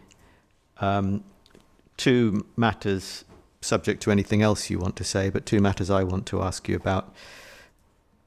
The first is just the importance of this policy to the council, because there's a question of interpretation that really goes to the scope of the policy and how it applies different percentages, targets to different areas. So just Yes. just the importance of that for the council, first of all, please. So, so we have heard the evidence, and it's sort of, for what it's worth, when I read the policy, I'm looking at the words, Sittingbourne Town, Highway and extensions being 10%. I take that at face value, and I think property developers and applicants do as well. They don't then look through the rest of the document to try and understand what market area they're in and how they interpret that. And so I think on the face of it, it would be very difficult for planning officers, applicants and developers to sort of understand where they're at without reading the policy in a very straightforward way. Now, you might sort of ask the question, because in this case, the difference in interpretation, because of for viability reasons, it's whether the affordable housing cap and the viability review mechanisms, 27.7% or 40%. So it's a relatively narrow argument, and you sort of say, but why is it important, therefore? And it's important for the borough because for viability reasons, we don't seek affordable housing on the island of Sheppey, and only 10% in Sittingbourne extensions and in Iwade. So if you then make an interpretation that Sittingbourne Town, Iwade and extensions refers to pretty much the western half of the borough, including the rural areas, then in a borough with an affordable housing emergency, if we're to attain anywhere near the overall borough-wide need, in other areas, including the western half of the borough beyond Sittingbourne Town and Iwade, where it is rural and more viable, we need to be achieving the 40% target. If we're achieving a 10% target, then we won't get anywhere near the borough average, which is why it might seem a small point, but is actually quite significant and important to the borough. Thank you. My second question was going to be about your interpretation, which you touched on at the very beginning, but can we just bring up the policy so that the inspector's got your evidence in the context of the words, please? So it's CD 13.1 and it's PDF page 240 is where we find policy DM8. So PDF 240, CD 13.1. Maybe the inspector's there already. I thought so. So we've got the table and we've got paragraph 1 and then we've got the second row of the table, yes. Sittingbourne Town, urban extensions and Iwade, or if that's how you pronounce it, I don't know. I've said it Iwade, but I might be wrong. And then we've got further down all other rural areas. So just explain, you may have done it already, but just so we've got it, the gist of your approach. Sure. So Sittingbourne Town, that's obvious, it's the town of Sittingbourne and that's a defined boundary. Urban extensions, my reading of that is Sittingbourne Town, and obviously that's a decision for the Inspector and Secretary of State to decide as to whether that urban extensions refers to Sittingbourne or not. And Iwade, again, that's an area that actually has a boundary, a town. So then that is... I don't sorry. understand what you... Could I just have it clearly what you say urban extensions mean, please? I see that as being urban extensions to Sittingbourne. So if you had, for example, let's imagine that there was an allocation to extend Sittingbourne. Just to highlight, ma'am, that's how I had previously interpreted it, but there have been appeal decisions which have interpreted urban extensions as not needing to be allocated. If they're genuinely spatial extensions to Sittingbourne, some appeals have said that's an urban extension. Others have said the allocated bit is an extension to Sittingbourne and the unallocated bit is not an extension to Sittingbourne. So there's a bit of variation there, but spatially, if it's an extension to Sittingbourne, I'd say that's an urban extension. but there's appeals that have been determined where the inspectors didn't feel it needed to be allocated to warrant. But could we pull up a parameter plan, ma'am, for the southern site?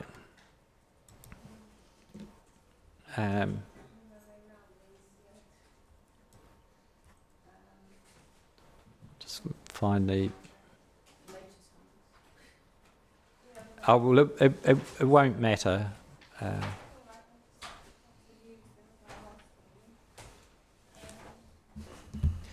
Parameter plan development for the southern site.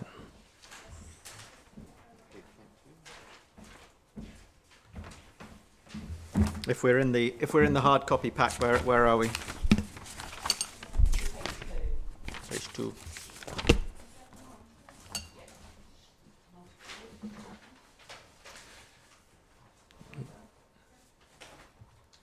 So just bear with me. I'm working from the electronic.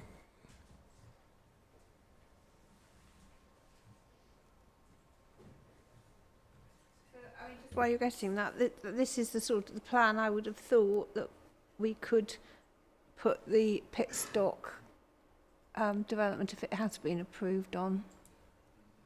Just add it on as a pink, but and any of the other ones that have been approved. But probably best to wait until, you know, the end of the inquiry. Okay. Now, ma'am, if you go to the bottom right-hand side, this is to the east of the purple area where you've got the existing Kent Science Park. And you'll see to the right of that, there's an individual parcel that I've got an orange bit, and that's the Waste Recycling Centre. And then to the bottom or to the south of that, there is a sort of like a mauve-coloured area, which is a residential parcel. Light brown parcel, yep, tan. That's not an extension to anything. That's in the countryside. I just can't. It's not an extension to Sittingbourne. It's not an extension of any community. It's a farmer's field.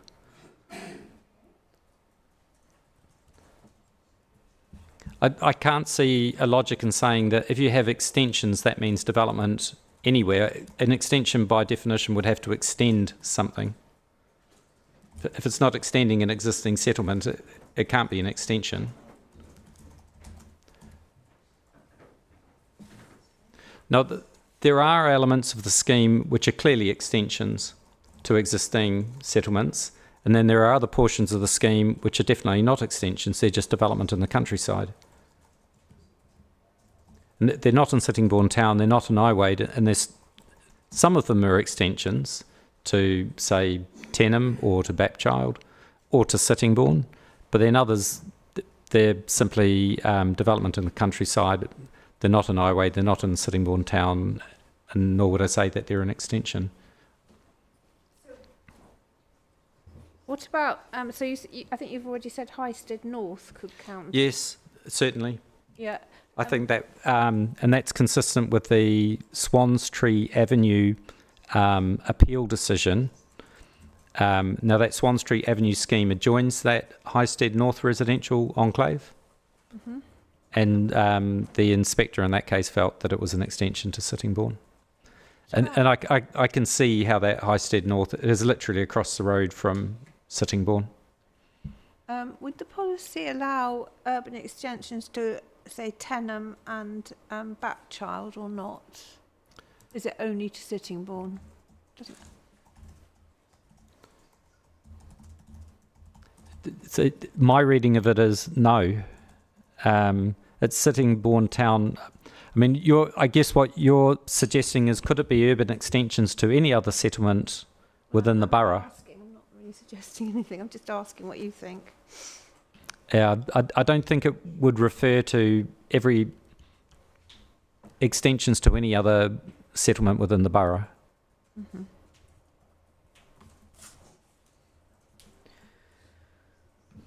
So just to. But I understand what your question is. I think my answer would be no. I think that's urban extensions to Sittingbourne town.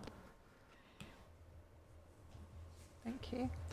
But even if that's not accepted, surely it's got to be an urban extension to something. It can't be an urban extension if it's not extending some urban area.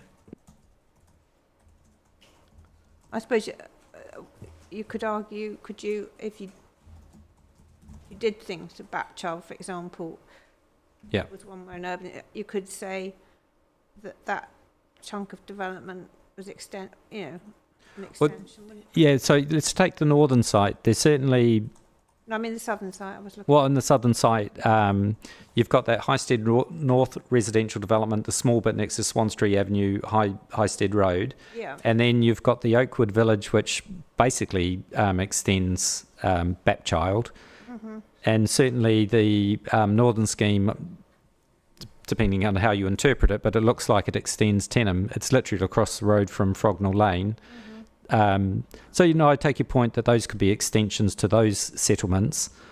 My reading of this isn't that it's urban extensions to anywhere else in the borough, but if you were to interpret it that way, within the site, yes, there are some areas, extension to Bapchild, extension to Tenham, the Highsted North residential, those are extensions. I struggle to see how other areas are extensions of existing settlements. Of course, then I suppose you run into a bit of problem, don't you? Because then you're applying different levels to different bits of the site. Wouldn't you? Yes, it's complicated. It would be a blend, and you would need to, in a complicated way, as development came forward, identify which percentage applied to which bit. Mm-hmm. And we're grappling with that to an extent with the Highsted North Well, yes. enclave. Mm-hmm. So we're having, but we have a solicitor who's working on it at the moment. Mr. Dygan, if you're able to, I just want you to hold in mind the idea that urban extensions might mean urban extensions anywhere. Could you just cast your eye down to the Faversham Town part? And yeah, Faversham Town and urban extensions. When I read that, surely that can't be misinterpreted as anything other than Faversham Town and urban extensions to Faversham Town. I mean, it's just within the Sittingbourne box, there's a comma. Yes. Because there's three words. Well, there's three. There's Sittingbourne Town, comma, urban extensions, and Iwade. Mm-hmm. Can I just ask you, I mean, lawyers get involved with magnifying glasses and all of these things and whatever, but you're a development control officer, you've got a development plan that people need to apply practically. Can you just, using that perspective on things? Yeah, that's just way too complicated to try and have people understand whether they should be interpreting the comma as representing, and then to try and have a property developer understand what we mean by urban extensions. Is it an urban extension if it's on its own, not surrounded by anything or extending anything? And then to try and expect them to then go back and understand the market areas, that's just not, it's certainly not straightforward. I find it, you wouldn't really be able to cope in the development management world if it was that complicated across the piece. And how would that kind of, what you've referred to as a complicated interpretation, how would that be serving the delivery of affordable housing in the borough?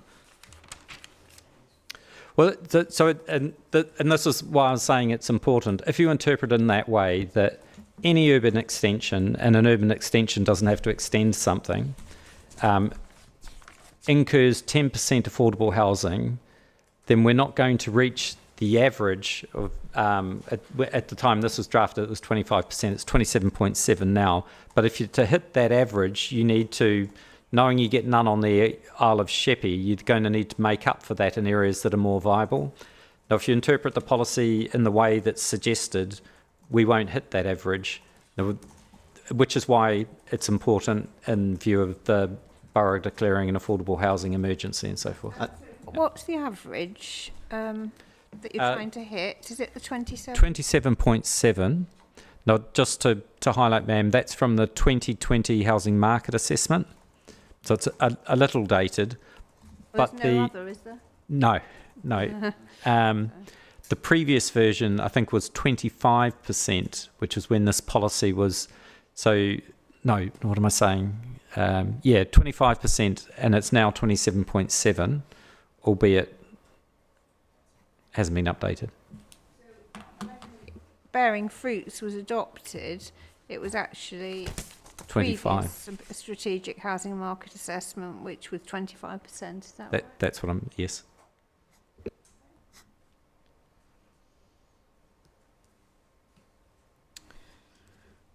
Okay, shall we move on? Yes, please. Yes, please. Right, let's next kind of discrete point, please, I think we should touch upon is policy Regen 4, because there is a specific policy that deals with the Kent Science Park, isn't there, in the development plan? And although you've talked about the employment side of things, we haven't specifically mentioned that yet. Can I? Yes, so we need to go into the development plan and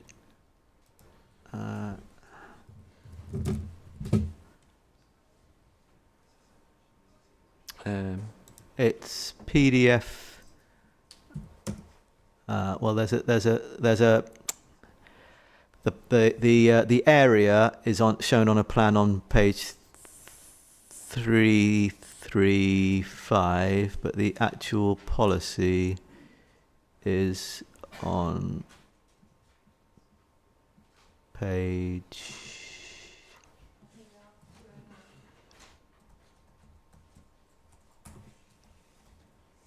it's 217 on mine, but yeah, PDF 217, internal page 211, and there's a plan that goes with it on PDF page 335, I think. Is that right, Mr. Dygan? My page number is different, but I'm on the policy.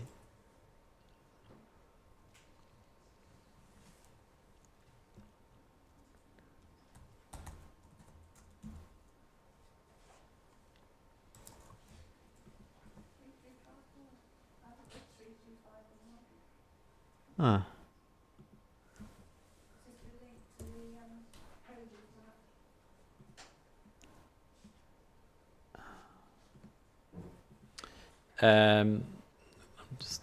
PDF 335, it's internal page 329, has what looks like an extract from the proposals map. On the hard copy, it's internal page 329, and it has a red line, and it says land subject to proposed Kent Science Park policy.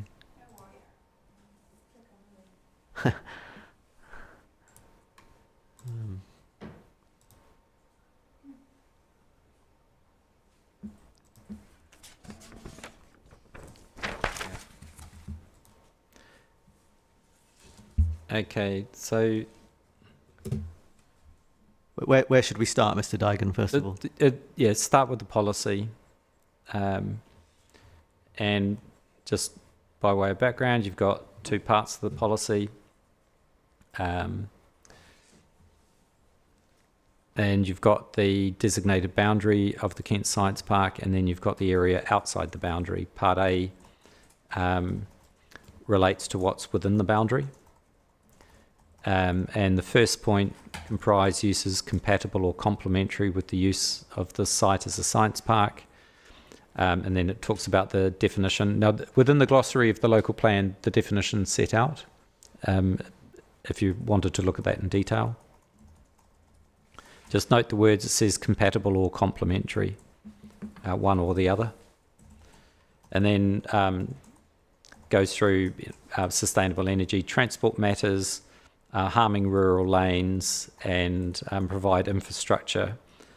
So those are four proposals, and I think for me, what's proposed is a range of uses around the science park, or rather, there's about 170,000 square metres of space proposed around the science park, with a broad range of use classes that could be permitted within that space. And then I turn my mind to, is that space compatible or complementary? And it has the potential to be compatible or complementary, and it also has the potential not to be compatible or complementary. depending on the nature of the use and what happens with the market. So complementary, obviously we can look at the definitions of science park, but you can imagine sort of lots of research and development type activities would be complementary. Even things such as office space I could see as having a complementary relationship. Being compatible, or rather not being incompatible, and incompatible uses could be things that due to the nature of their operations or traffic movements might be incompatible with the use of the site as a science park. And I know we've just probably shut it down, but if we go back to that parameter plan,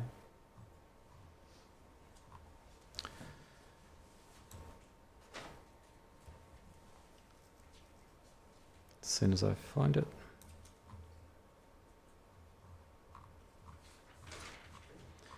And it's obviously the science park's towards the south of the site. There's a couple of parameter plans, and if you go for the parameter plan Highsted,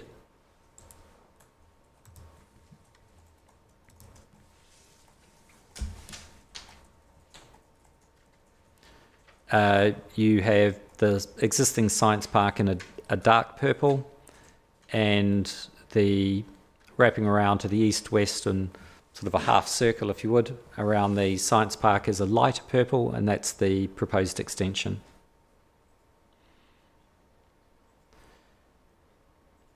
You can see kind of you can see the orange bit, which is the waste recycling centre.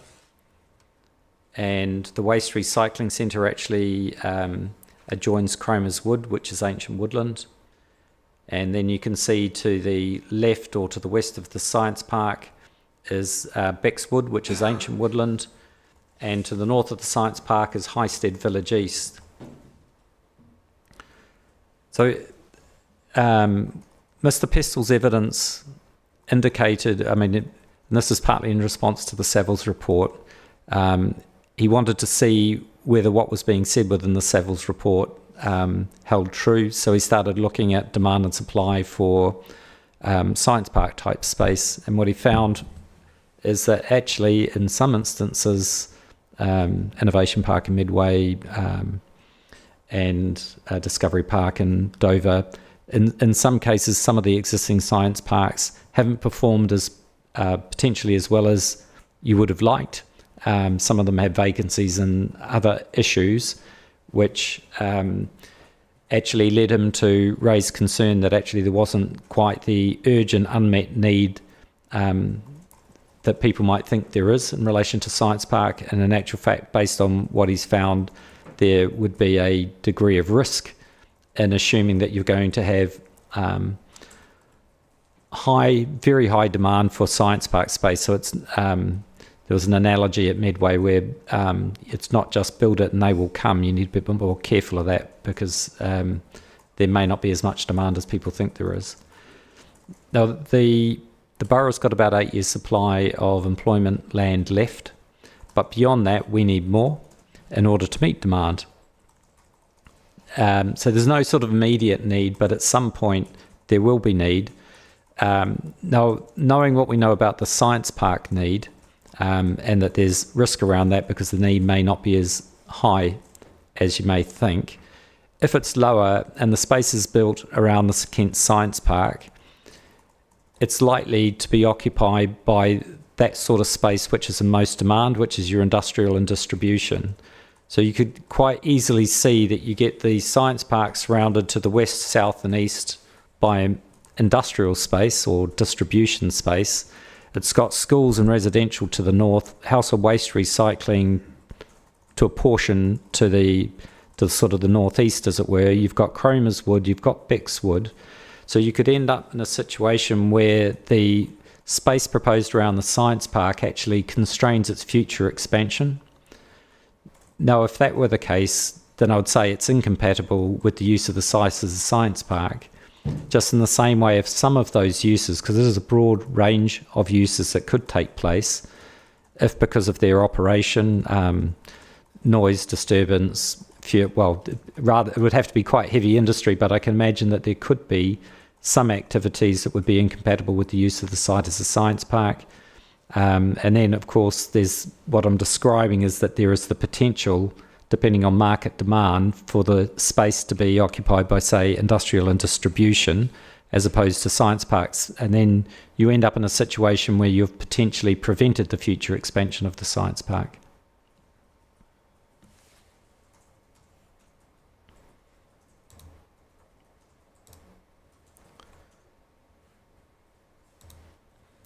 Going back to the policy itself. Now that was the principal point that I wanted to make in Part A. Within Part B, it talks about to extend outside of the boundaries. Development cannot be more appropriately undertaken within the boundaries. I think if you're talking about 170,000 square metres of space, there wouldn't be. You can't fit it within the boundary. Current levels of sporting facilities, the proposals would replace the existing sporting facilities in a sports hub, and then a landscaping and ecological strategy, will the applications accompanied with those. What I'm more talking about is the primary point about uses being compatible or complementary. Thank you.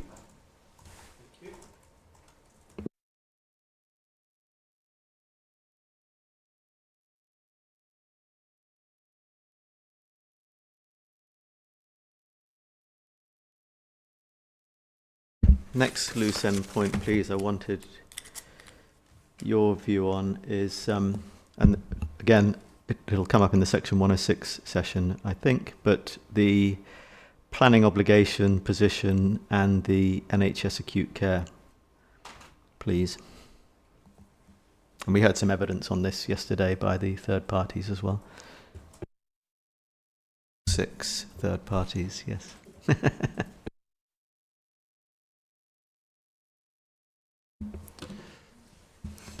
So it's just to highlight, there's over July and August there was further correspondence between the applicant and the NHS. Those are inquiry documents 100.71 and 100.72. And they do contain more information which is useful to understand the different positions of those parties. And the NHS, they are represented. They will be coming to the 27th of October roundtable session on Section 106 discussions. They've also been involved in the drafting of the Section 106 for the schedules relating to the NHS, both in terms of acute care, but also in terms of the primary and community care and understanding everything from triggers and so forth. Just in terms of by way of status, the draft Section 106 schedules relating to health have a blue pencil clause in them relating to the acute care. Ultimately, it would be for the decision maker to determine whether those obligations should remain or should not.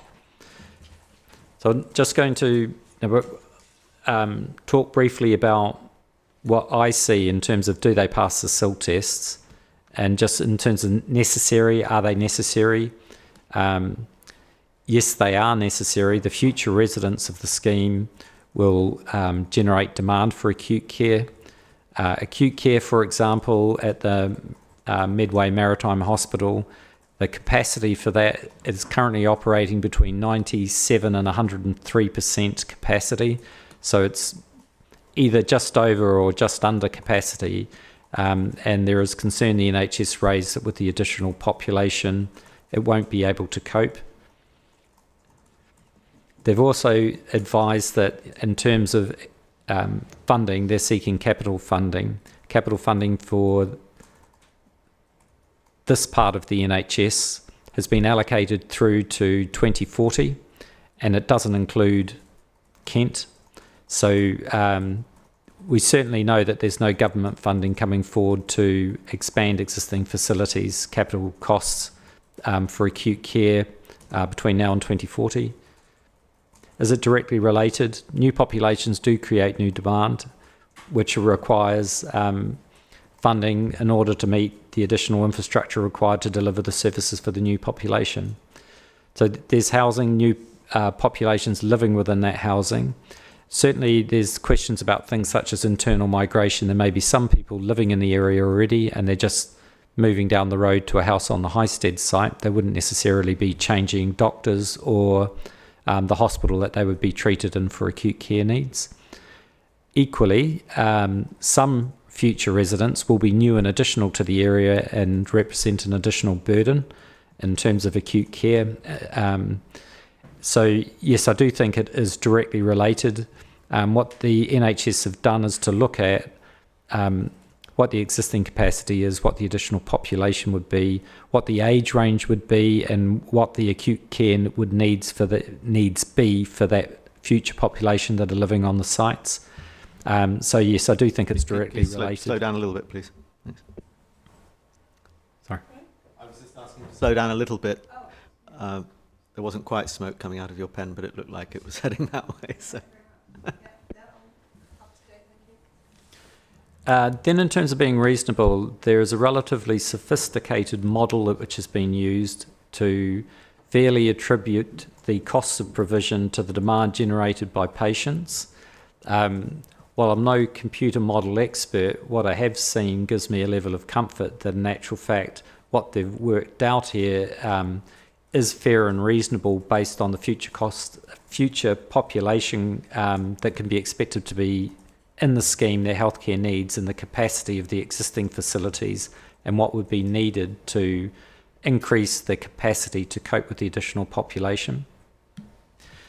And as I said, the NHS have provided information to confirm that they're necessary, directly related to development, fair and reasonable, and they will be attending the inquiry on the 27th. If there are questions of detail in terms of how the model works or why there are arguments for necessity, directly related and fair and reasonable, then they are represented and they've confirmed that they'll be coming along on the 27th. All right, thank you. Now, finally, and I think we should get done by lunchtime, unless there's anything else on discrete topics. I wanted to take you finally to planning approach and planning balance questions. Okay, so just for the inspector's note, she'll find in your proof, won't she, an assessment and a kind of record of your planning judgments on policy conflict. I think yes, for the southern scheme, that's at page 127 of your main proof. Yes, that's correct. Round about paragraph 17.29. Yes. And for the northern scheme,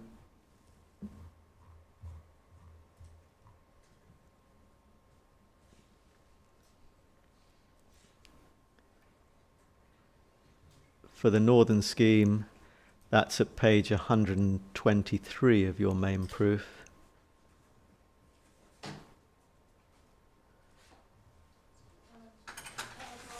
And paragraph 17.3.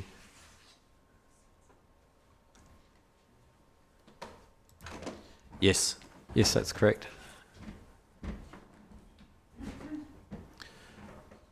So, ma'am, if I can just describe, Mr. Pereira's taking you to a summary. So what I've tried to do is to set out what I think are the policies that are in conflict, or the development is in conflict with the policies.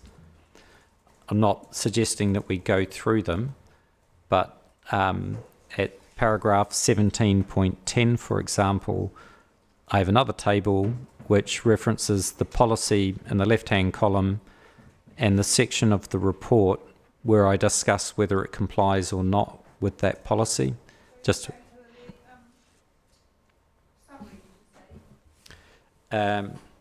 before the summary, this is in section 17 of the main proof.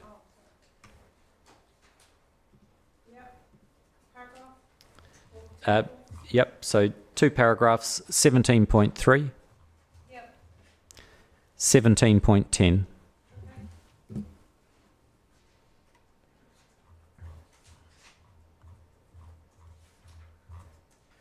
Then for the southern application, 17.29,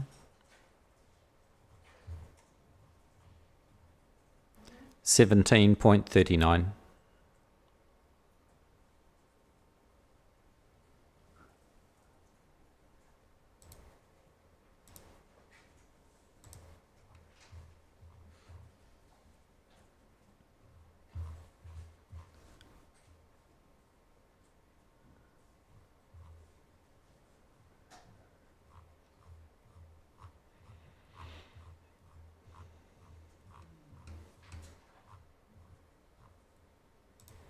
Okay.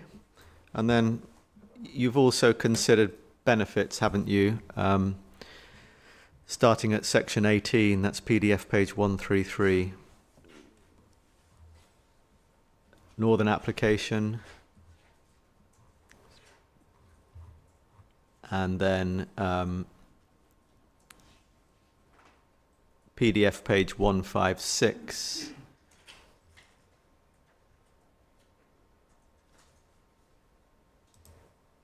Towards the bottom, southern application, and that needs to be read subject to your addendum. yes.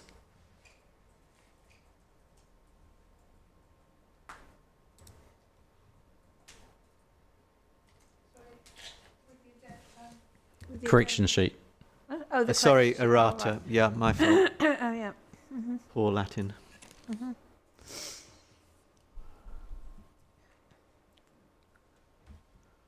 Okay. Now, just a few questions on this. The inspector can see how you've weighed harm and how you've weighed benefits. Yep. There was an attempt, I think, to try and reach some kind of common ground on the weighing with Mr. Bashforth, and I think you'd use kind of different language to express things, hadn't you? But just say a little bit about that. I know you've Sure. tried it. And it does make sense to have tried it because we could be talking about the same sort of weightings, but we're not. It's just so we've approached things in different ways. And I'll give you by way of example, I might look at a policy, understand its consistency with the MPPF in terms of its weight, and then understand the level of conflict with it, which could be a little bit of conflict or it could be a lot of conflict. And then I apply weight to that conflict. And that's kind of like looking at on a policy basis. And sometimes Mr. Bashforth has gone about it looking at themes. So rather than sort of looking at a particular policy, he might look at, say, landscaping as a theme. So quite different approaches. And in the end, having spent quite a bit of time trying to compare apples to apples, it was an unworkable task. Well, fortunately, the inspector will be striking the planning balance and Luckily, I'll be doing the weighting. expressing. And we're in Kent, so that's probably an appropriate thing. And expressing things in her own. Cherries. And expressing things in her own way. But just to note, you did attempt Yes. that to help the inquiry, and it didn't prove possible. But thank you for that. Now, just a few points then on the really to finish on the structure of the planning balance. So, just so it's on the record, if one was to approach this kind of simply as a does it accord with the development plan, and are there material considerations to indicate otherwise? Just in that simple framework, where would you stand? Sorry, could you describe what you mean? Yeah. If you were to, we've got three things happening. Well, one might say we've got three things happening. We've got development plan and other material considerations. We've got the question of whether the tilted balance is engaged or not. Yeah. And then we've got the question of if the tilted balance is engaged, what then? And obviously there'll be submissions and tying together things and whatever, but I thought it might be helpful to look at it in that way. Compliance with the development plan, first of all. Does this development overall comply with the development plan, yes or no? No. And I'd say that in relation to both schemes. And it comes back to what we were just discussing, and I gave the paragraph references to the inspector in terms of the policies with which I think it does not comply. And then the second paragraph I gave the inspector was the table where she can find that explanation as to why I think they don't comply. The level of conflict is such that it can't be said that they comply with the development plan, either application. Thank you. And then tilted balance. We've got the well-known expression of that in the framework, and then we've got footnote 7, haven't we? Yep. And again, it's set out in your evidence, but could we have the gist of your position on that, please, and why? The borough doesn't have a 5-year supply, and looking at the gap, it's not as if we're going to have a 5-year supply before these applications are determined. That has the potential to engage the tilted balance or the presumption in favour of sustainable development, unless some of the matters within footnote 7 apply, and that'll be something for the Inspector and Secretary of State to decide whether things such as the impact to the Kent Downs national landscape, loss of ancient woodland and harm to heritage assets provide a strong reason for refusal. And if they do, then the tilted balance would be disengaged. If they do not, so I've written the proof with 2 scenarios. One where if those matters in footnote 7 provide a strong reason for refusal, then I've explained the planning balance and what I think would happen. But then I've also provided an understanding of what I think should happen and how the applications fare if the tilted balance is engaged. So it's just you'll see when you read the planning balance section that it's quite if the inspector or the Secretary of State decide that the tilted balance is engaged, this is the weight that I would give to the conflict, for example. Very helpful, but what do you think? On a flat balance or a tilted balance? Well, do you think the tilted balance applies or not? Certainly on the southern scheme, no.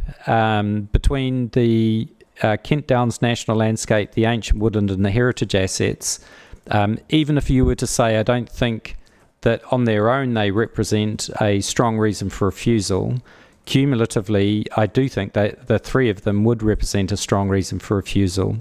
The northern site, less sensitive, but you're still talking about putting a road through a conservation area, a modern housing estate around Frognall Farmhouse and the barn, and there are a number of other heritage assets that would see less than substantial harm.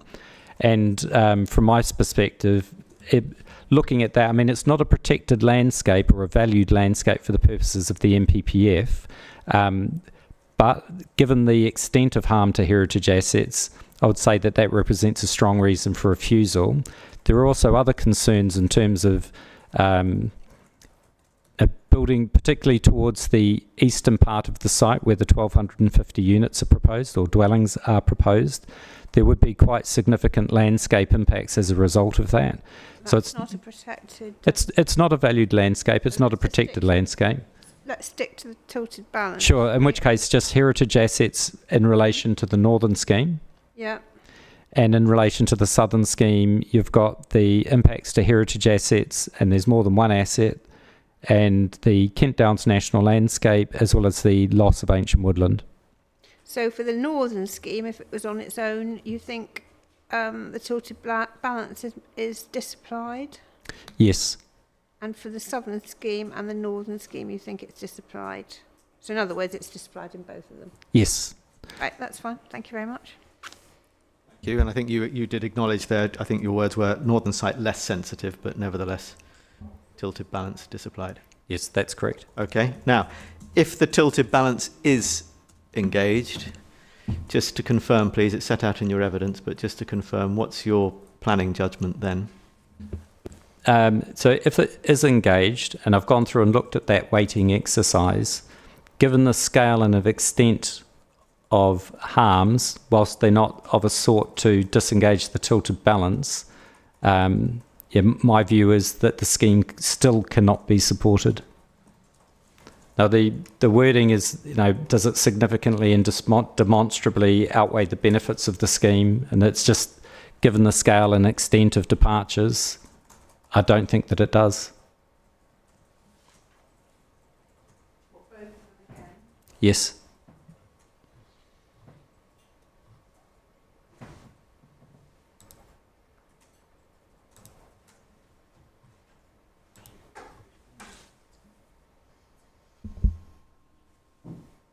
Okay, Mr. Dygan. Is there anything else that you would like to add? Perhaps, no. Is there anything else that you'd like to add? No. Thank you. Well, it's 5-1, and that completes our evidence in chief. Thank you. Right, well, it's 5-1. I think, personally, that we should carry on Sure. after lunch, but I am content to have a slightly shorter lunch break, so Sure. allow everybody to leave at a reasonable time, being a Friday. What sort of, if we work back from what sort of time Well, would you like to I mean, stop? I'd like, supposing we had a break for sort of 3/4 of an hour, because then we have, I think Mr. Dygan needs a good break. Definitely. So 45 minutes, so that will take us to, would that be 22, about 20, quarter to? Yeah, What, quarter quarter to 1. So, I mean, if we then could do a couple of hours, Yeah, quarter to. happy to have a sort of like 10-minute break in between. I mean, I would have thought aim for 4 or 3/4, whatever. Sounds good. Yep. How about that? Sounds Would good. that be all right with everybody? Okay, so let's say we'll adjourn till 1:45 then. Okay?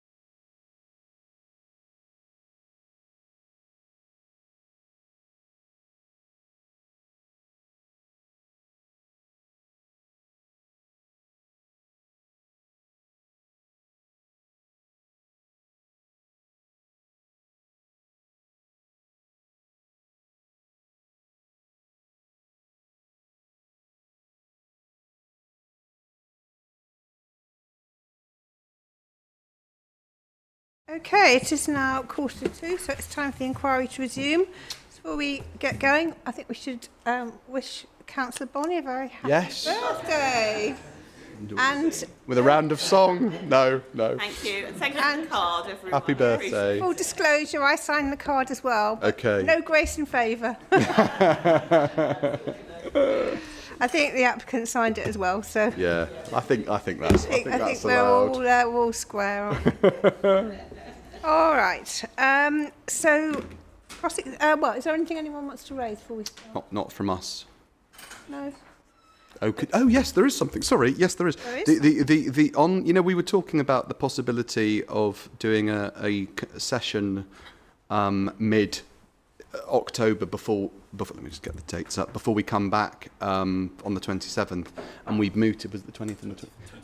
We've mooted the possibility of the 20th and the 21st Yes. of October. Apparently, those dates are in fact possible, but from the council as well. We've been Oh, yeah, talking no. about- Oh, you know already. Yeah. Okay. Did you? Okay, right then. Nothing more from me, thank you. I mean, we'll see how we get on this week. Of course. Okay, midweek we'll take a view as to exactly what we need. Sure. If everyone But can there is keep that them- capacity there, though. Yeah, keep those available for the time being. Thank you. Right. Okay. Fine. Thank you. Right. So you're going to start your cross-examination I am. then? We'll get as far as we get by. Well, do a 5. couple of hours. I mean, if you want, Mr. Dygan particularly wants a break, or you, Mr. Simons, Absolutely. then happy to have 10 We'll minutes. find a spot after a couple of hours, and then we'll pick Well, I up think again on Monday. I was thinking, well, yeah, we'll Oh, start. I didn't mean for the break. I meant we'll end the day at whenever it is at Yes. towards 4. All right. Okay. Thank you. All right, Mr. Dygan. Good afternoon. Good afternoon. Okay, so just so everybody has a sense as to what we're going to talk about, I'm not going to ask you about the detail of things like landscape, heritage, ancient woodland or ecology or any of that stuff, for sort of obvious reasons. But just to be clear, I know some of that you're perfectly entitled to. Some of that stuff was in chief. You were going over some of the real detail, but I'm not going to do any of that because I've done it already. And just to be clear, the reason is that you obviously have a professional witness team, and when it comes to those inputs into your planning assessment, you are relying on all of those people who we've heard from earlier in the inquiry. Yes.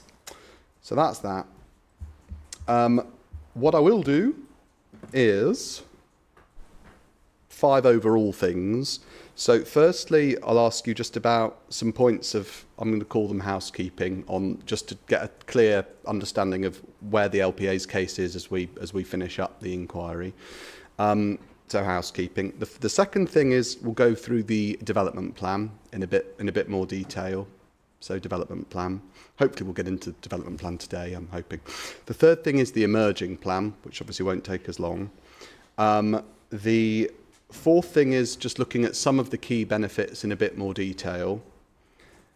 And then fifthly, and this will definitely be on, well, hopefully Monday, obviously, is that some of these balancing exercises that you do are benefits against harms, so AOMB, or national landscape, heritage, ancient woodland, etc., and the overall balance.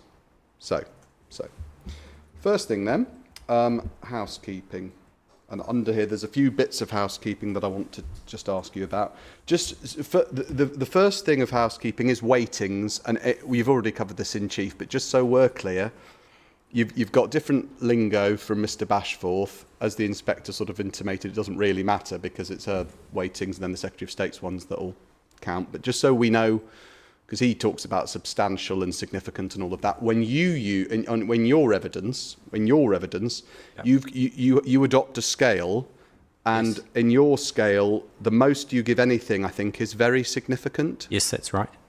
So your scale's very significant at the top, then significant, and then presumably moderate, except down towards limited and that kind of thing. Is Yes, that right? That's correct. Okay.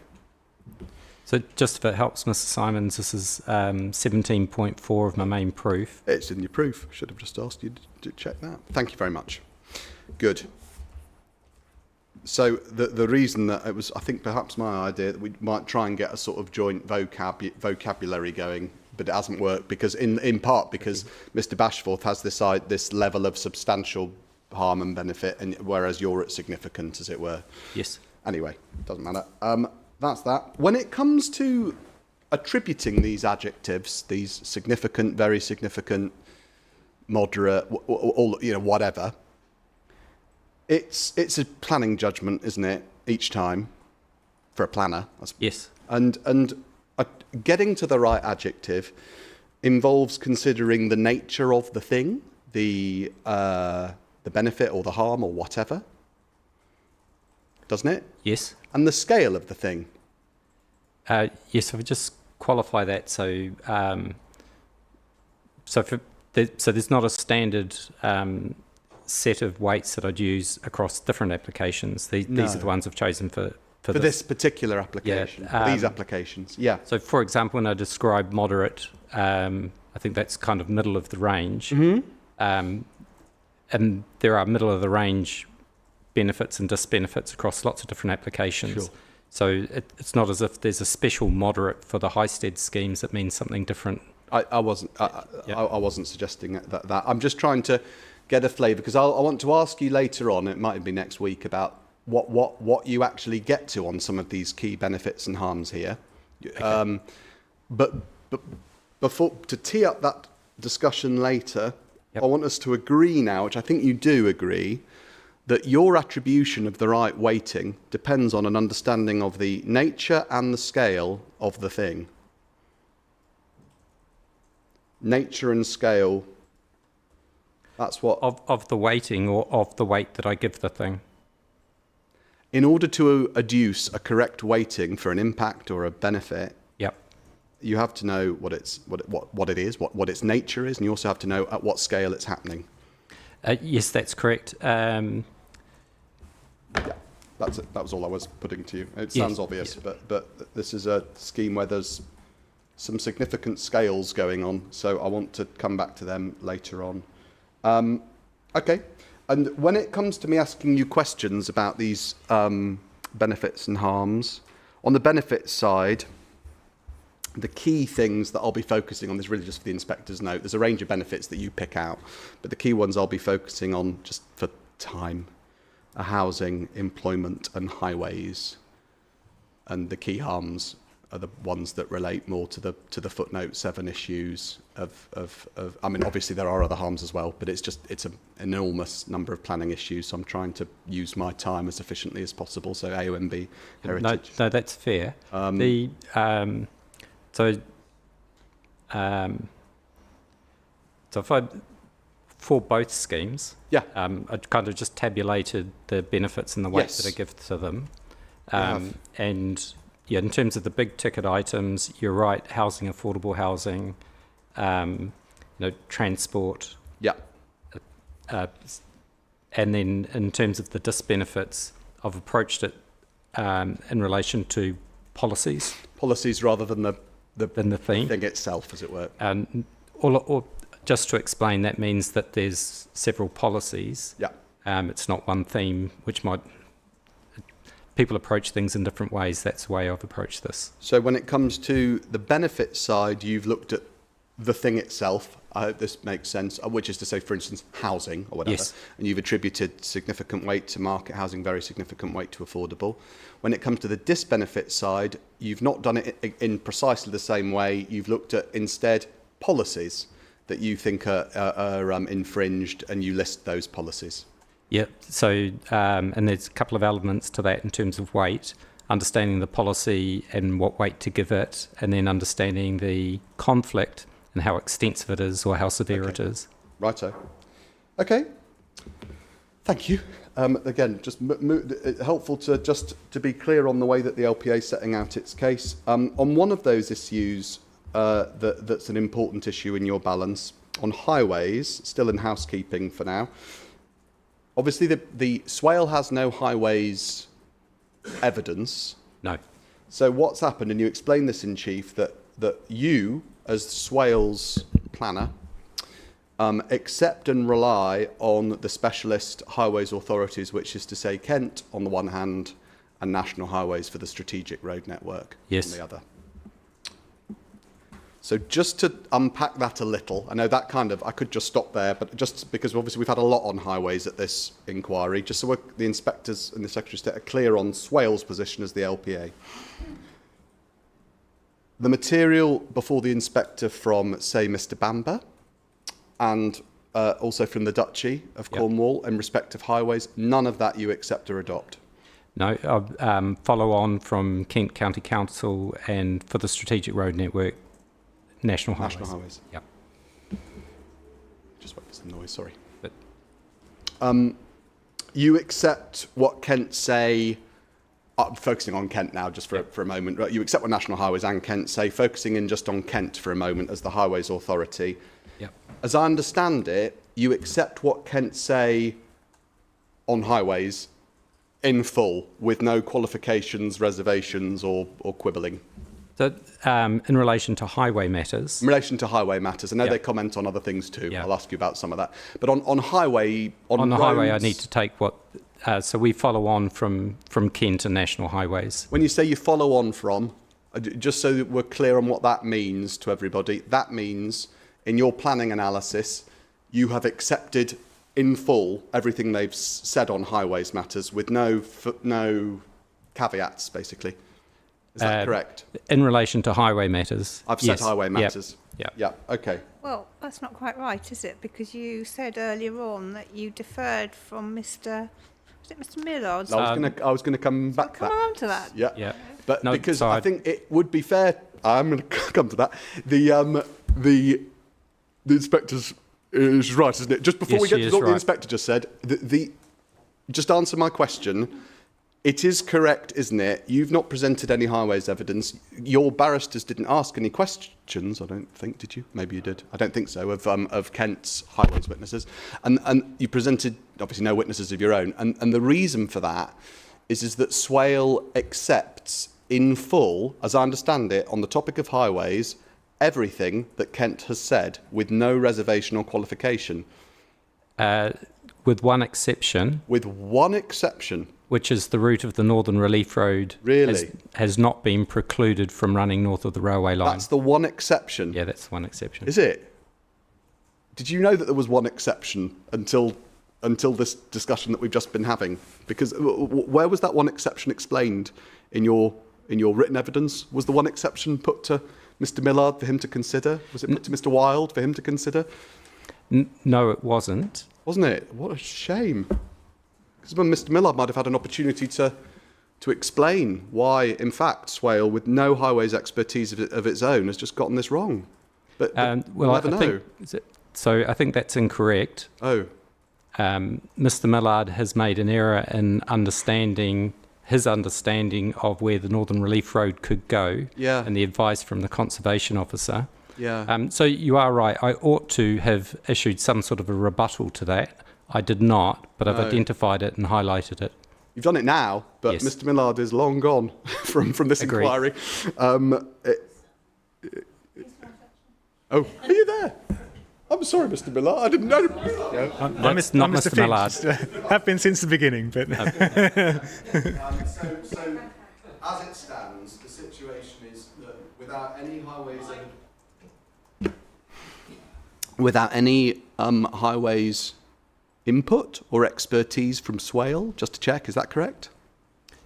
Sorry, could you rephrase that? So You have, when preparing your evidence for this inquiry, not taken independent or Swale only, rather than Kent, highways input or expertise from a No. highways engineer. No. So, with no highways input or expertise, Swale accepts, let's just get this right, everything that Kent has said on the topic of highways in full, without qualification, with a single caveat, and the single caveat is what Mr. Millard said about, well, there's only one realistic route for the Northern Relief Road. yes, that's fair. And that point of disagreement was never raised with Kent or put to Mr. Millard for his comment, or indeed with Mr. Wilde, put to him for his comment. It's been kept firmly under your hat until today. So no, and I'll just qualify that. It hasn't been kept under my hat.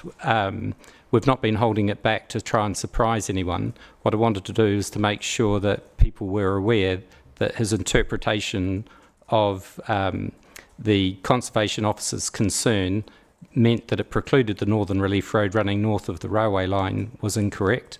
It's certainly been directed to the southern portion of Church Road, but it's not been precluded. I'll come back then to the Northern Relief Road route, but anyway, I'm just, for now, just trying to establish what the scope is of your agreement with Kent. Other than that Northern Relief Road route thing, other than that, there are no other caveats that we need to know about. I think that's it. That's it in relation to highway matters. To highways. I'm just talking Yep. about highways, as you say. You're quite right.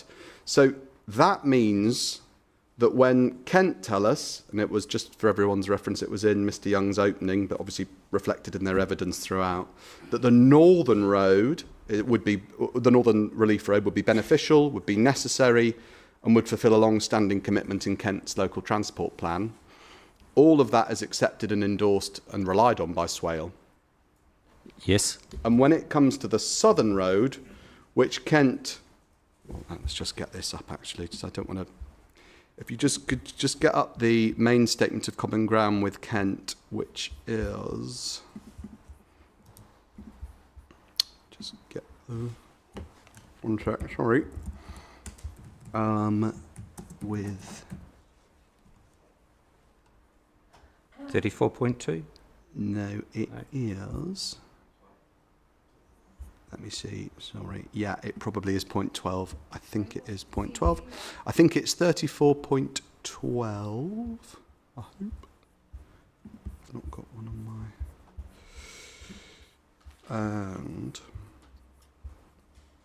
0.12. Hang on. I'm there.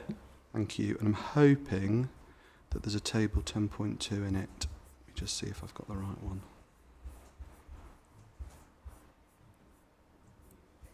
There is a table 10.2. There is, yes. Table 10.1, table 10.2.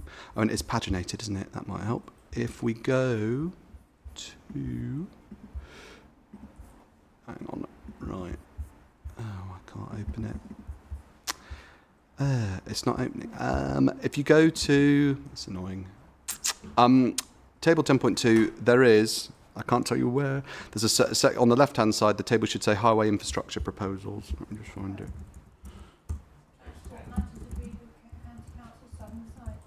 Yeah, no. That's right. But it should have among the topics. Yeah, there it is. On page 10. Page 10, I'm there. On the left-hand side of this table that says what the inspector just said, the topic is called highway infrastructure proposals, about halfway down. And then in the middle, the agreed matter is the local transport plan status. You see that? Yes, I do. And then we've got the thing that's agreed in the middle. So, and all of this stuff is agreed. It's agreed with Kent, but actually, it's also agreed with Swale. Sorry, I'm just reading it to make sure there's not something that I'm not expecting. Yes, that's correct. Okay. So, this is agreed with Kent, but it's also the case, and it is important to note this, because I'm not sure this has ever been said by anyone at Swale, but I think we do agree, don't we, that Swale support the principle of the Southern Relief Road, not just the principle of the Northern Relief Road. You also support the principle of the Southern Relief Road as well. On the basis that the highway authorities support it, I'm not in a position to refute the highway authority. Of course you are. You could have done, but you haven't anyway. Regardless of whether you think you could have refuted them or not, you have not. So Swale I have not. Swale is in a position where it really, well, I keep saying it's important, but just to be absolutely clear, Swale supports the principle of the delivery of the Southern Relief Road, in terms of as explained.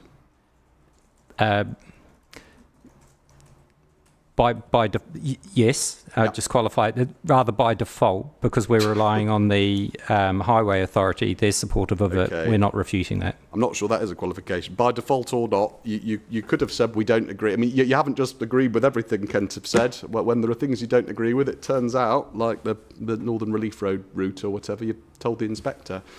When it comes to the principle of the Southern Relief Road, Kent support it, you support it too. Right? Yes. And the reasons include, as explained here, it provides the link from the A2 to the M2. It relieves existing congestion in and around Sittingbourne. We've obviously heard lots about this from lots of other witnesses, as set out in the local transport plans, LTP5, LTP4, and also the Kent and Medway growth infrastructure framework. And you also accept the characterisation that comes in this final sentence. The delivery of it and the junction, so the road and the junction, fulfil the identified strategic need for this critical piece of new infrastructure to support economic growth. Yes, Kent have said that, and we're not refuting that. So just as a general principle, where Kent Highways have agreed something in relation to highways matters, Yeah. I'm not disagreeing with what they're saying. I thought so. And another way of saying that you don't disagree with something is to say that you agree with something. So I understand where you're coming from, yes. Good. And more than that, because you agree with it, because you don't disagree with it, because you've not refuted it, because you adopt it, you've relied on it. This is a what's the right word? This is a circumstance. The identified strategic need, the economic growth, the critical piece of new infrastructure, all of that. It's important to feed that in to the planning analysis. So, hang on, if you could start with it in general. Yep. I won't keep saying it, but just try and start with a yes or no. These are all yes or no questions, every single one. And then obviously I won't cut you off as you want Sure. to elaborate. So my question was, all these things in the box that I've read out, you agree with. It's important, isn't it, therefore, to feed them in to your planning analysis? yes, can I qualify that? If you just look at the last two lines within the right-hand box, where it talks about to support, economic growth, and to support economic growth, Yeah. okay, that's not a highway matter. Okay, so what? I mean, do you not accept that the new infrastructure would support economic growth? So the Highway Authority haven't provided me with any sort of evidence to explain what they mean by supporting economic growth, what growth would be supported by the relief roads. Right. If you've read the local transport plans, I have what read Mr. the local. Wild and the Highway Authority said about all of this. Are you have another go at asking it? Are you disagreeing with anything in that box? So the Highway Authority are making a comment about the relief roads supporting economic growth, but they haven't provided evidence to show how that economic growth would be brought about by the relief roads. You don't think so? You didn't hear all Mr. Wild's evidence on that topic, none of which was cross-examined by your team. Sorry, you asked me whether I'm agreeing with KCC as the Highway Authority. They've said something here in relation to economic growth, and I'm just highlighting that that's the Highway Authority talking about economic growth, not highway matters. Okay. And they haven't provided. I mean, if they'd provided, or if there was a Kent study looking at the link between the relief road and economic growth out on Sheppey or something like that, then I'd be able to join the dots. But there is a statement here by the Highway Authority, but I just question where is the evidence that they submit to show that it would support economic growth. So do I detect then maybe another caveat to your agreement with the Highways Authority's case? That they're positing that this is a strategic need, critical piece of infrastructure to support economic growth. That's the Highways Authority's position. Yes, that's right. Is that, or is that not your position? Just Now, I do need a yes or no. I know you keep giving me caveats. I want to understand what your case is. That's this housekeeping bit. Is what is written here, does it not reflect your position, or does it reflect your position? It doesn't reflect my position. It does not reflect your position. Because? I haven't seen anything to justify the statement that it would support economic growth. It may well support economic growth, or it may not, but I haven't had anything from the Highway Authority that shows that linkage. Wow. Why wasn't any of this raised with the Highway Authority? You know that you've seen what they've said, and you disagree with it. I wouldn't. So I disagree with it only because it's unevidenced. If there is evidence to show that it supports economic growth, I'd be happy to agree that with them. But they haven't given me any evidence in So you relation to disagree with economic it? growth. So you've not accounted in your planning analysis, you have not, therefore, accounted for the extent to which the Southern Relief Road and the M2 will lead to or support economic growth. It goes. I have done. However, the weight that you give this statement that it supports economic growth is moderated by the fact that there isn't evidence to support that statement. Okay. Let's just. It's just what weight you would give it. That's okay. Yeah. Let's just walk it through. Each time, yes or no answer, and then you can qualify. You agree then, from what you've just said, that the delivery of the Southern Relief Road and the new M2 junction fulfil the identified strategic need for this critical piece of new infrastructure to support economic growth. You actually agree with that. You said that it was a question of how much weight you give the growth, but you agree with the proposition. No, yes, that's fair. Okay, let's just pause there because you've said two opposite things. About 5 minutes ago, you said you disagreed with it. In fact, the position is that you agree with it. So, I know. I'm going to just slow. I'm going to slow down. Okay. So, it'll help, madam, when I ask the question. If you've got that piece of paper, because I'm just going to read if you've got the statement of common ground. Oh, yeah, with Kent, I mean, the one that we were on before. Okay, so it's the box in the middle, highways infrastructure proposals, status of LTP5, and it's the last sentence on the right-hand side of the box, and it starts the delivery of. Okay, so here we go. I'm going to read that sentence out, and I want you to confirm whether you agree or disagree with it, because you, as I've said two Please different things. Do you agree that the delivery of the Southern Relief Road and the new M2 junction fulfil the identified strategic need for this critical piece of new infrastructure to support economic growth, as Yes. is agreed with Kent? Yes, but I'd like to qualify that in relation to the statement to support economic growth. The weight that I would give that is tempered by the fact that I haven't had evidence from Kent or from somebody else to show what level of economic growth would be supported by the relief road. Right. Okay. And did you hear Mr. Wild's highways evidence and indeed Kent's evidence on the history of the LTPs and the evidence base supporting the strategic need for the Southern Relief Road? Kent have been Yes. telling everyone about the economic growth that will be supported by the Southern Relief Road for many, many years. Could you direct me to a study that shows the link between the Southern Relief Road joining to the Northern Relief Road and what the economic benefits would be? I've had a look and I can't find a study that links the economic growth that you're referring to the relief roads. So you accept there would be economic growth consequent on the Southern Relief Roads, but your point, I think, is that you're not sure how much. Yes. Okay. How much, what sort, where it would occur. I think if there had been an economic... Sorry. No, it's all right. It's all right. You've said that. That's fine. So ultimately, all the things that are in the right-hand side box here, the one that begins the proposals for the SRRR and that whole box that I've just read out, ultimately, with the caveat that you've given at the end, it is as written, all agreed in full. I mean, it's all. There's nothing you disagree with in this text. In particular, the principle of the Southern Relief Road happening, and it fulfilling a strategic need, it being a critical new piece of infrastructure. Sorry. All of that's agreed. Yes, all of that is agreed. Yeah. Subject to the caveat that we There's a spoke caveat of. about the. Now, okay, let's just pause there. So we've got support in principle from Swale for both the northern and southern relief roads, and we accept that both of them are necessary, critical indeed, pieces of new infrastructure. That's the situation that we're in.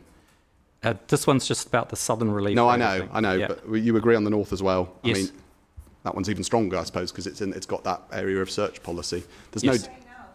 it could go around the north side, doesn't have to go through. It would still be a northern relief road within the search area. It just would travel north of the railway line. Yeah, it would always, yeah. There'd have to be a northern relief road and a southern relief road. Both of them you accept are beneficial, necessary, critical pieces of strategic infrastructure. Yes. Okay, so just pause there.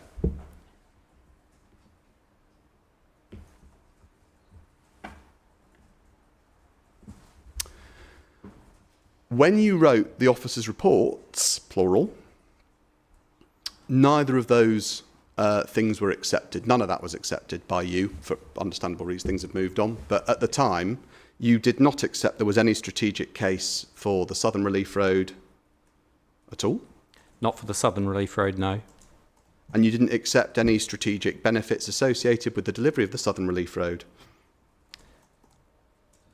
I can't recall exactly, Fair but enough. I certainly, no. It's not a criticism. It's Yeah, just a just we with can, the I can show qualification, you. I'd have to look at the officers' Let's just look at a few paragraphs, just because I want the inspector to understand what's changed since you wrote the officers' reports on the topic of highways, and the answer is an enormous amount.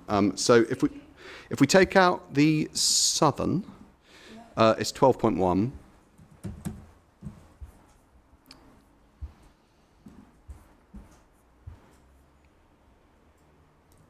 And if you let me know when you're there.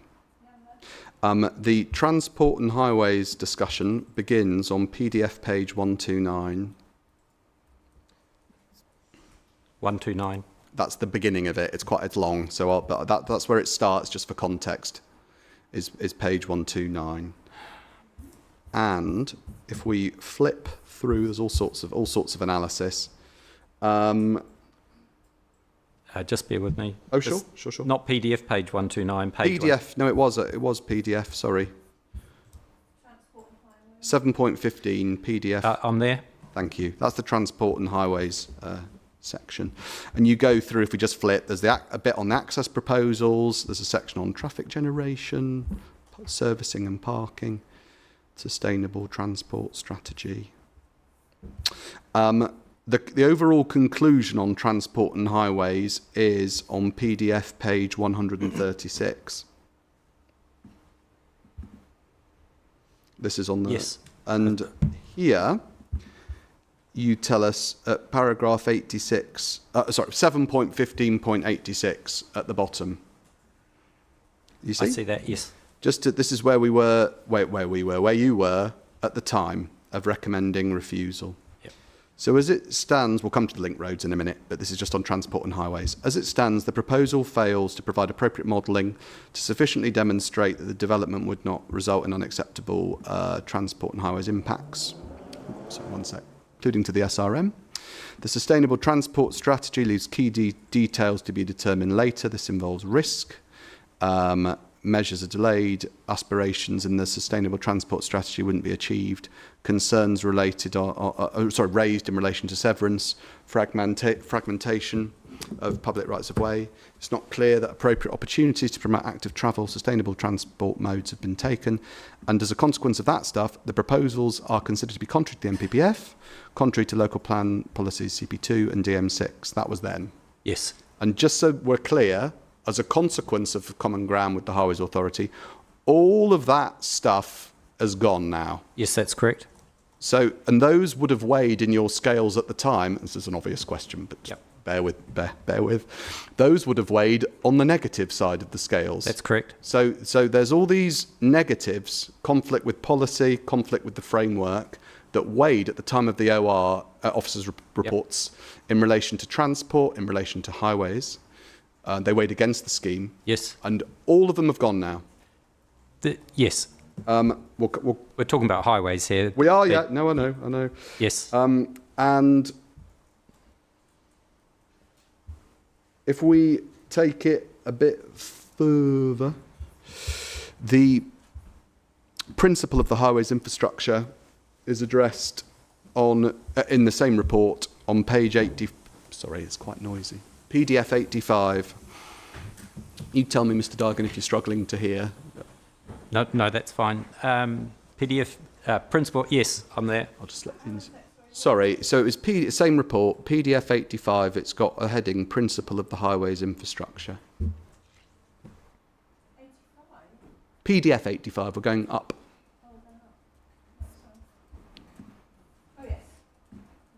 Okay, we've got a heading Principle of the Highways Infrastructure.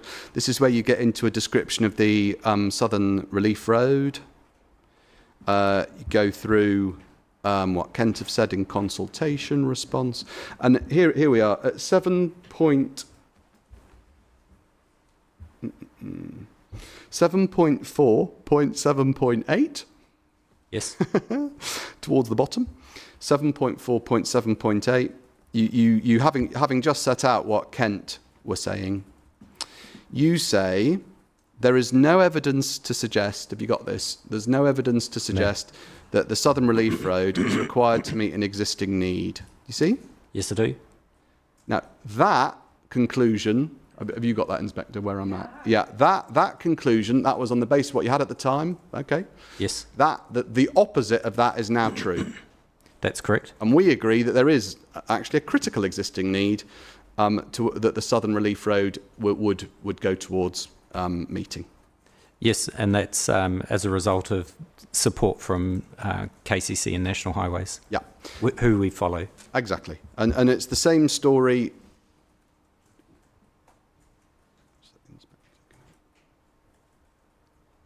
Over the page, same report.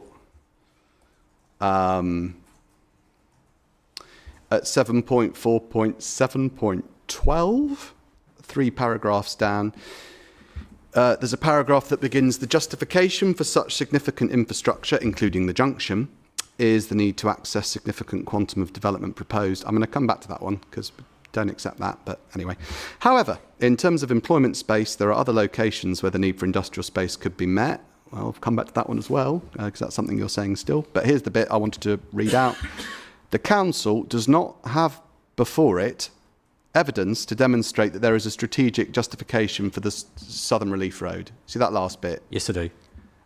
And on that last clause, the point about there being no strategic justification for the Southern Relief Road, the opposite is now the case. That's because correct. we agree there is a strategic justification for the Southern Relief Road.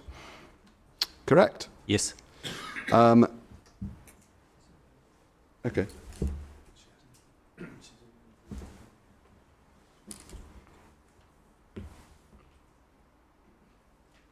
And ditto when it comes to over the page at 7.4.7.20.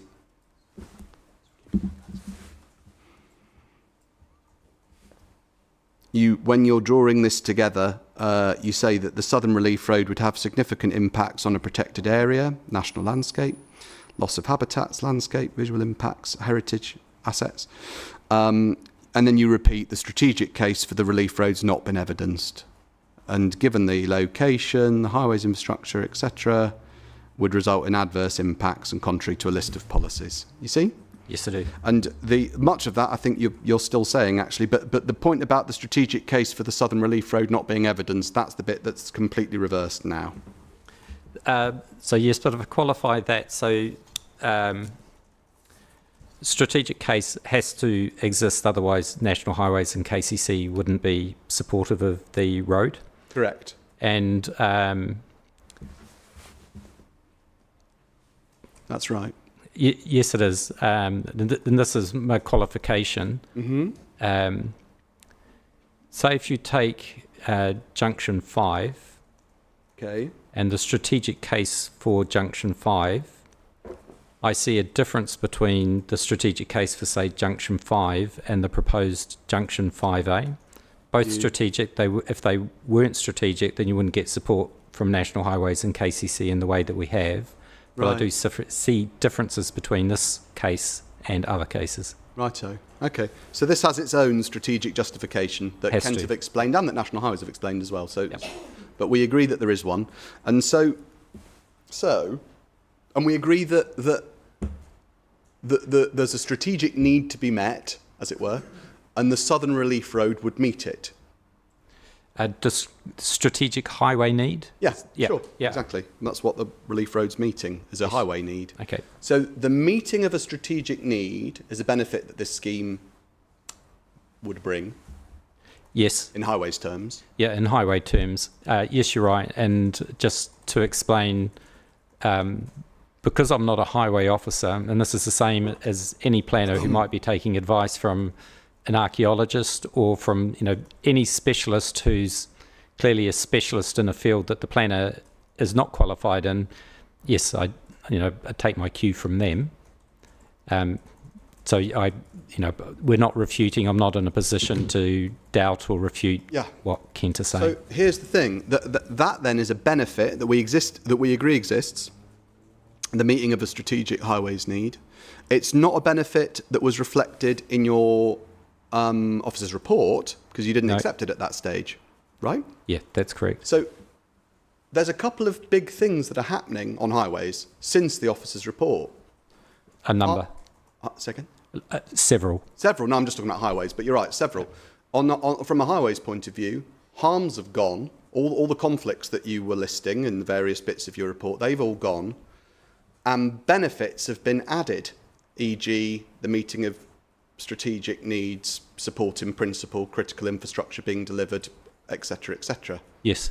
So that means that if harms have gone and benefits have been added, your balancing exercise in the end is starting to get a bit more marginal, isn't it? So in this, the balancing needs to be revisited, and it has been revisited. So we're talking about something that was in the 11th of October last year, 11th of November. And in that intervening time, yes, we have looked at the scheme again in view of things such as the highway objections having been removed and so forth. And that has informed the proof of evidence. So my proof of evidence is quite different now to what was put in the officer's report. Because, among other things, the balance is more marginal now than it was back at the time of your officer's report because I wouldn't say marginal, but certainly the balance has changed. It's changed in a way that makes it closer. On your view, yes. In your view, the harms and the benefits. When I say marginal, I'm not saying you're saying it's 50-50 or something. I don't mean it in that way.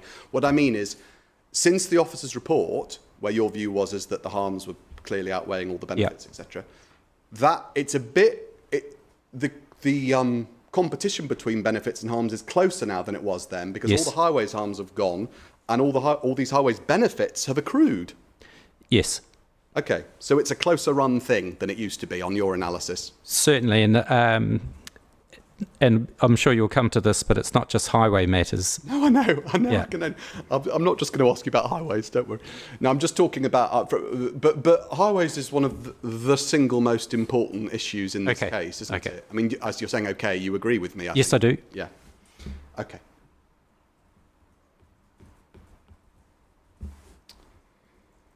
Okay. Something that hasn't changed, if we're still on the... Sorry, Inspector, right. Still on the officer's report. I think the same page on the officer's report, which should be PDF page 86. I hope. Just on the topic of the Southern Relief Road still. Have you got that, Mr. Digan? I do. I'm on page 87. If you just go PDF... Oh, sorry. Back up to PDF 86. Do you see 7.4.7.15? Yes. We see the delivery of such a large infrastructure project as the Southern Relief Road is very expensive. Little prospect of public funding in the foreseeable future. That bit remains the case. That's still your view now. Yes, it is. So we've got the strategic need to deliver this thing, and we've got little prospect of it being delivered in a publicly funded way in the foreseeable future, in your opinion. Yes. That's that. And on that, we agree. On the next paragraph, you say without public funding, delivery of the Southern Relief Road would require private funding associated with revenue from new development to cover the costs. Accepting the delivery of the Southern Relief Road through private funding would require accepting a sufficient quantum of new revenue-generating development as is proposed to cover the cost. Might sound like an obvious... but that's obviously correct. Yeah. Yes. That was right then. It's also what you say now. Yeah. But there's a difference between then and now. Then you were not accepting of the principle of the Southern Relief Road. Now you are supportive of the principle of the Southern Relief Road. Aren't you? Yes. As you have explained, which means that you accept on behalf of Swale that there should be a sufficient quantum of new revenue generating development to cover its cost. No. Oh, hang on. Because that's exactly what you say. You accept that its delivery through private funding is going to require new development to cover its cost, or else this thing that we all support in principle is never going to happen. No. No, okay. Why not? It's quite clear if it's not publicly funded, it would need to be privately funded. Yep, so far so good. We agree on that. If it's to be funded, then the amount of money from the private sector to fund it needs to be enough to cover it. For sure, we agree on that too. If that money is going to come from revenue generating development, there needs to be enough development to generate the revenue to pay for the road. That's all I said. So we agree okay, on that's that. very different from saying that we agree to the revenue development, the revenue generating development being built across areas of high landscape value. Oh, I see. Yeah. Okay. So if we take it back, then, because otherwise you'd just be supporting the scheme as a whole. That wouldn't do. Well, So, that's no, I get that. I get that. No, Yeah. so more as a question of principle, then, forgetting about the areas of the specific areas it passes through. You, on behalf of Swale, support the principle of the road. You support the principle of it being privately funded, and you But support. it's not the. We're not Hang on. supporting the principle of it being privately funded. That's a statement of the obvious. That Okay. if you're going to, if it's not publicly funded, then it has to be privately funded. Fair enough. And if you're going to fund it, then you're going to need to fund it with enough money to cover the cost. Exactly. Which is very different from saying that we support the principle of revenue generating development in the countryside. Well, where else is it going to go? You're saying that you're saying that the Southern Relief Road. Let's just work out what we agree on, and then we'll try and pinpoint what we disagree on. We agree it should happen. We agree that it's obviously going to happen through private money rather than public. Yes. So far, so good. Okay. We agree that, therefore, there needs to be a sufficient quantum of, as you put it, of new, you say, revenue-generating development. So if there aren't any public funds for it, Yeah. and then it needs to be funded privately. Yeah. Now, I guess what I'm saying is that there's a big difference between supporting a road and then making the leap to say there's support for 7,150 homes within the countryside. I wonder whether there's as much Philippe as you think there is. Because if we let's just work out what we agree on, and then we'll try and pinpoint the thing that we disagree on. Because what I'm just concerned to make sure you do is actually deal with the consequences of your own logic. Okay? So we support the road, we all do, the principle of it. We support the principle of the road. Yes. We all agree it's obvious that it's going to be, it will require private funding. Unless there's an indication from the public sector that they're going to fund it, the only other way it would be funded is privately. You can just, you've said that, just say yes. If that's the case, just say yes. So we agree with the principle, we agree it's obvious it's going to be privately funded, and we agree that therefore a sufficient quantum of new revenue generating development will be required to cover its cost. If that's how you're going to fund it. Which it will be. But it's just, so sorry, but you're inferring that by accepting that it needs to be privately funded from revenue generating development, that is the same thing as saying it's acceptable to accept the development that's proposed within the application. Don't jump ahead. I'm trying to work out what we agree on. So just trying to, where I've said something that you agree with, just say, yeah, that's fine. And then we'll get to the bit that we disagree with. Okay. The bit that you think I'm implying. Which I'm not. I'm not suggesting that the council's about to tell us now in the inquiry that it supports the scheme, because that would have been a very strange way to finish the 12 weeks.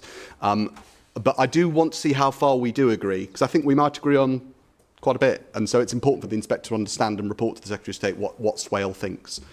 Swale, as local planning authority, supports the principle of both the northern and the southern relief roads. Yes. Swale expects that both of those roads will be delivered through private funding. Yes. No, if go I on. take a step back, the Northern Relief Road, it was never anticipated that it would have to be funded privately. But it is now anticipated it'll have to be funded privately. It is now, and I just turned to policy AS1, which is a safeguarded area. Yeah, no, I know. But let's just stick with the things we agree on. So we do agree on all of this. I know you're trying to make it seem like we don't, but we do. Both roads are supported in principle. Both roads Swale now expects to be paid for privately. With the Northern Relief Road, it was always anticipated it would be publicly funded. But now, as we sit here in the inquiry, there's no public money that's been allocated to complete the Northern Relief Road, is there? Not that I'm aware of, no. So, okay, come on.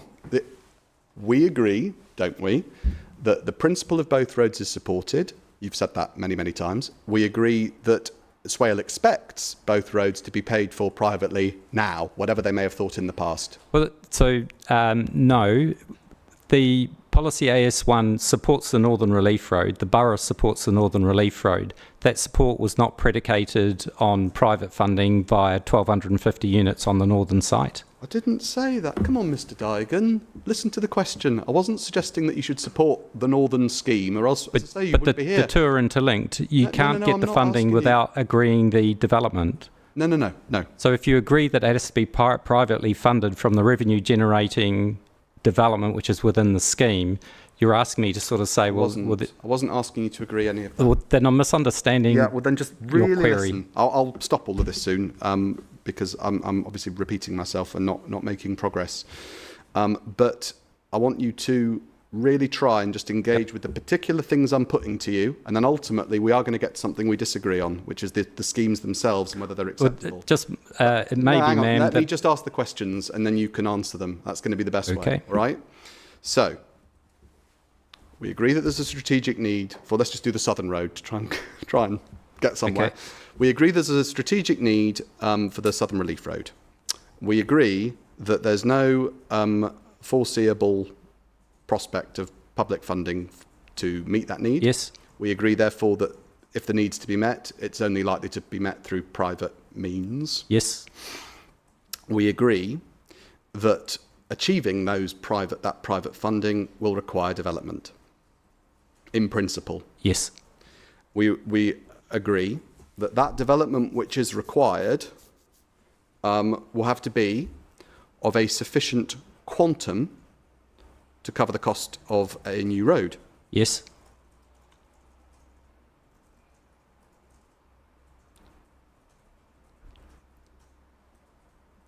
And we agree that development of a sufficient quantum to cover the cost of the new road, all of which we support in principle, is not allocated in the local plan.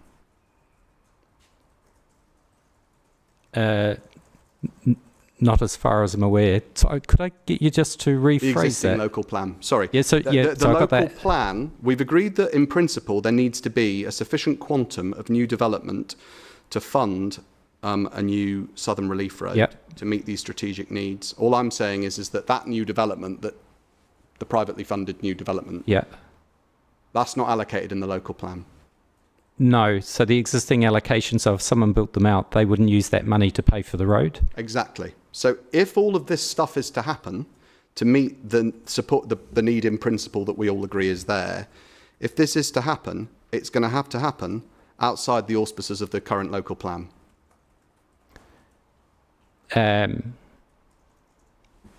It's just you.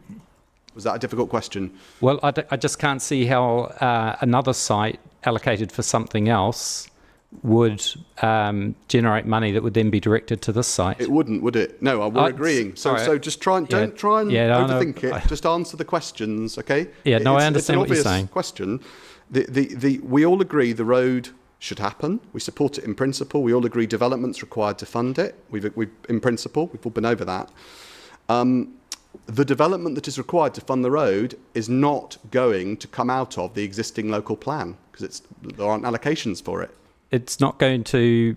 Well, you'd need to have a willing developer develop somewhere to fund. It's not in the local plan, obviously, is it? No, I just can't see the link between the allocations in the plan and why somebody would fund your road. Precisely. There is no link. And that means that if this strategic need that the council supports in principle being met is to be met, as we all agree it should, development's going to have to happen, and that development will not accord with the development plan. No, just no, I don't agree. You don't agree? Why not? Because what you are alluding to is that this road, which is supported in principle, should come forward at any cost. No. I haven't said any of that. No, I want to let you answer, but that's not an answer to my question. I didn't say at any cost at all. Of course, there needs to be a planning. That's what we're doing. We're having a planning balance and all of that. No one said at any cost. I'm asking you a specific question that is perfectly fair to ask you, that you can answer, about the development plan.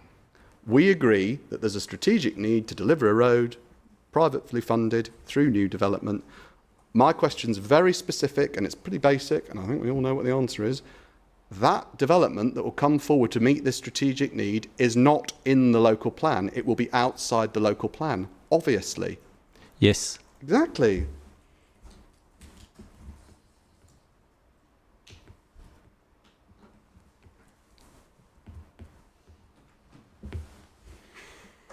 Okay. Okay.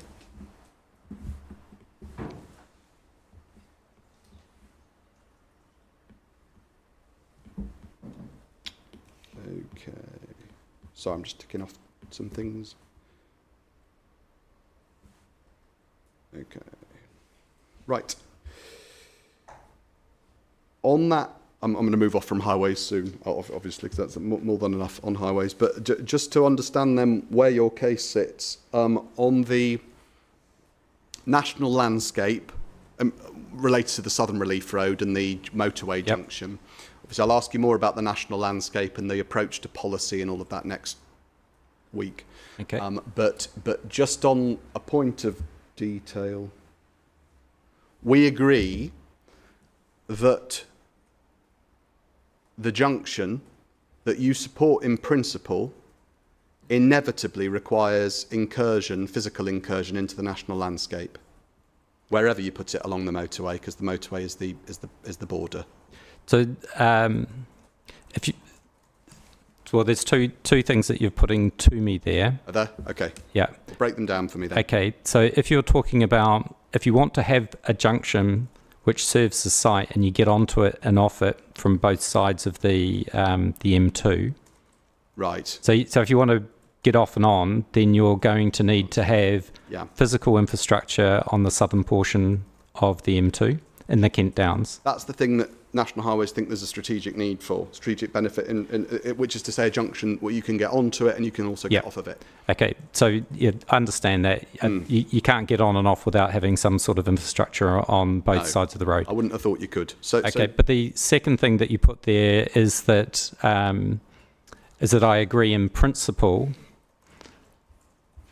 to there being a junction within the Kent Downs National Landscape. And I think in principle, before you answer that question about whether it's acceptable in principle, you need to deal with whether it's major development and whether there are exceptional circumstances. I'm going to deal with all that stuff next week. I don't think I do. I'm not asking you about that. I'm saying that, firstly, you support the principle of the Southern Relief Road and the junction. We've been over them. You support them. The Southern Relief Road leads to a junction on the motorway. That's the whole point of the Southern Relief Road. That's the thing that you support in principle. It's just... No. You've got to answer. You've got to answer yes or no and then qualify. Okay, in which case, no, and I'll qualify that. What you're saying is that we agree in principle to a junction. Now, that junction is in the Kent Downs. Now, if you're sort of saying that, therefore, that we agree in principle that it's acceptable to have a junction in the Kent Downs, no, I don't agree with that. Can we just unpick that a bit? I'm going to do the 190 stuff in the framework next week and go through exceptional circumstances and stuff. But really, this is just to try and understand what the council's case is. So let's just walk it back just one moment. You support the principle of there being a Southern Relief Road that connects to the M2? Yes. The Southern Relief Road connects to the M2 with a junction that National Highways supports. the principle of, and you support the principle of too. And there we diverge. There we diverge. I don't agree with the principle of developing a highway junction in the Kent Downs National Landscape. But why not? Because I thought you said because of the harm to the Kent Downs National Landscape that would result. I thought that you supported. Maybe we're getting mixed up on what the word principle means here. I think we are. You support, subject to a planning balance under the framework, the principle, and that which tells you whether it's going to get planning permission or not. The principle of doing it, the strategic need to do it, and the principle of doing it, which is what Kent support and National Highways support, and I thought you support as well. It's supported by Swale. You've just told us, you told us maybe 15 times that you support the principle of there being a Southern Relief Road. So that's correct. Now, you'll recall that the reason I answered that 15 times is you asked the question 15 times to clarify. No, that wasn't a criticism, but the point is you can't now, or you can, I suppose, but it would be very strange now, having said, yes, I support the principle 15 times, to say, no, I don't. Because what you're asking me is to accept the principle that the highway infrastructure in the Kent Downs National Landscape is acceptable in principle, and I don't agree that. I'm totally bamboozled by what you're saying. You support, in principle, there being a Southern Relief Road that connects to the M2 via a junction. It flows from that inevitably. I said, just to pause there. You do, don't you? I mean, I thought that's what you'd said. We've been over what is in the Statement of Common Ground with Kent. And you said you agreed with all of that. I think what might clarify things, ma'am, is that the Highway Authority are not ambivalent, but from their perspective, the fact that the junction would go in the Kent Downs National Landscape from a highways perspective is neither here nor there. They're interested in the highways rationale for putting the junction in. Now, I'm not the Highway Authority. We take our lead from the Highway Authority. Okay. They're not objecting to the junction or the Southern Relief Road. Therefore, from a highways perspective, I'm not objecting to the junction or the road. However, they don't need to consider things like the Kent Downs National Landscape, but I do. So it's fine for them to not object in highways terms. That's very different from the planning authority saying it's acceptable to put a junction in the Kent Downs National Landscape. Let's try and be clear about it then, because you're right. I'm not suggesting for one moment that the MPPF tests on the things in the national landscape just fall away or whatever. I'm not suggesting that. What I am suggesting, though, that not only are they not objecting anymore, they're positively supporting there being a strategic need for the principle of this junction. In highways terms. And you support the principle of the junction in highways terms. In highways terms. Right. Okay. Sorry, I should have asked it like that before. So we all agree that there should be, in highways terms, in principle, a new junction on the M2. In highways terms. In highways terms. We all agree with that in principle. If that objective is to be achieved, it is inevitable that development will occur in the national landscape. Yes, you're correct. Can I qualify that? So we discussed briefly the physical practicalities of building a junction. You need to have highway infrastructure north and south of the M2. It either goes over the M2 or it goes under the M2, but to get on and off the M2, you need physical infrastructure within both areas. I agree that. I think the issue I have is having understood that if you're going to do it, if you are going to do a junction, it will be south of the M2 and north of the M2. Correct. The question is, should you, notwithstanding the support for the junction and the relief road, does that benefit justify the incursion into the Kent Downs? I see. Right. Well, we don't accept that as the question, but we accept that there's a policy test in the MPPF to be gone through. Okay, all right. So that's it. It comes down to a balancing on the one hand of these sort of strategic level highways benefits against harms to the special qualities of the national landscape. But we'll express through the MPPF policies that we'll come to next week. Okay. I think it's more complicated than that. Is it? Okay, good. All right, we'll get into it more next week. But righto. Just one thing on the history. Could you take out Mr. Wilde's proof of evidence, which is called document 37.7.2? Should I put the committee report away? Or? Yes. And then, sorry, Mr. Simons, what was that CD? It was 37.7.2, which is Mr. Wilde's proof.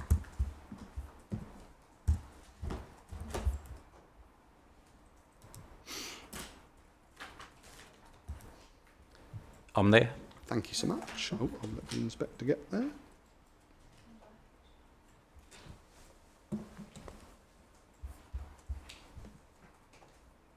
No.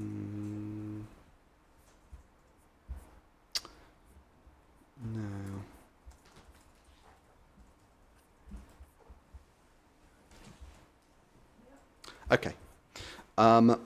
Now, could you turn in it to page 24? Yes.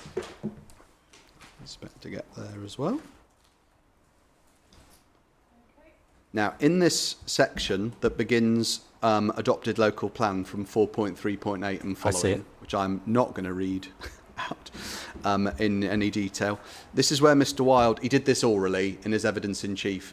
He gives us a sort of chronological history of what the council has done over the years vis-a-vis post its local plan, looking at different ways that it might solve the capacity issues that have been identified over the years. Do you remember him talking about all of this? Yes. There's a section that begins on page 28, a subsection on page 28 that's called Revised Local Plan, New Garden Communities. I see that. He goes through some of the Peter Brett work, talks about, just says what they say, says what Highways England are saying, what we're saying at that time. He has a section on the next page, page 29. This is all just to orient, really, and to remind the inspector, because it's been ages, obviously, since he's talked about all of this. He has a section on page 29 called Abandoning Infrastructure Solutions, Local Plan Making Evidence, but post May 19. And he goes over local plan meetings in 2019 and what was being discussed, all of that stuff. It's very long.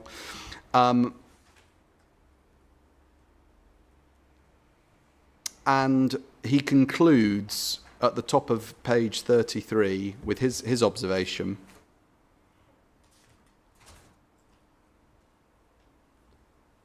What the plan making tells us about the need. That's right. What plan maker? So this is all the stuff he spent 10 pages going through. He calls it a regrettably exhaustive exercise to review the history. This is 4.3.43. He says, it's critical to understand how clear it is that Swale needs significant infrastructure delivery to support growth. And the only presentable option for this is the introduction of a new transport link between the A2 and the M2 provided by the Southern Relief Road and the completion of the Northern Relief Road. This has been clear for over 15 years. All evidence produced by the council dates pointed towards this solution, and all alternatives have been evidentially insufficient. Yeah, and he also made, well, I'll ask about this later, but the policy requirement to review the local plan obviously never happened.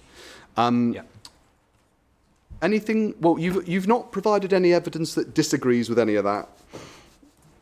With by any of that, I mean the things I've just read out to you from 4.3.43. No, we've not produced a rebuttal, and and he wasn't asked about that. Yeah, because you agree with it, because you don't disagree with anything that's said there. Well, I agree with what Kent County Council have said. I haven't refuted this, and I don't believe Kent produced a rebuttal proof either. No, they agree with us. That's why. They support the road, as do you. I mean, I'm happy to agree with Kent County Council, but that's very different from saying that the borough endorses Mr. Wilde's proof of evidence. I wasn't saying there's whole proof of evidence, although, to be fair, you haven't challenged any of his proof. What I was saying is that he tells us that it's been clear for 15 years plus that this is the only realistic way forward. And indeed, the evidence that the council itself has produced supports that thesis, and that's presumably why you now support the principle of it happening.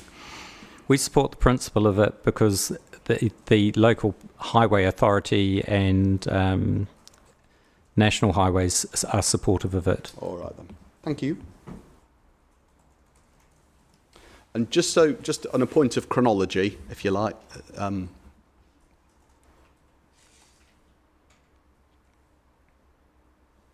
just so the inspector's clear, the point at which you, Swale, as local planning authority in this inquiry, began to accept the principle of the Southern Relief Road happening and that it meets a strategic need. Exactly when did that happen? Because it obviously was not the case at the time of the officer's report, as you've explained. It wasn't the case at the time of the statement of case. I would say it was at that point where Kent County Council signed the Statement of Common Ground. So in the whenever that was, in the spring. Yeah. Okay. So it was post statement of case, post officer's report, post statement of case, but before your proof of evidence. There's a moment where, sorry, I'm struggling to. Post statement officer's report, post statement of case, but before you drafted your proof of evidence, there was a change, and the change was that the Swale came to agree with and support the principle of the Southern Relief Road, following on from Kent. Following on from Kent, I think we still have it up. The Statement of Common Ground. Once that was received and we read it, it's quite. And I mean, we're not working in isolation. I do speak with Mr. Millard to ask him, where are you at with things now? What is the most recent modelling showing, and so forth. And then there was a Statement of Common Ground produced, which is solid evidence that there is agreement, and that informed my approach to highways matters. All right. Okay. That's it for now on highways. Coming up to 3. Keep going. I can't remember what time we started, but we keep going. Going on till 4ish. Yep. Okay. On viability, this is still on the and this might not feel like it, but we're still on housekeeping. Just trying to work out where the council stands on different topics that have come up that aren't part of your core case, as it were. There's no case, no objection, whatever, from the council on viability, because the consultant who you instructed at the time that the applications were determined essentially supported and signed off the approach that was taken by the applicant. Well, so yes. Yeah. If I just qualify that, there was a lot of dialogue between the two consultants. Sorry, of course. I didn't mean that they originally did. There were months of back and forth. They concluded.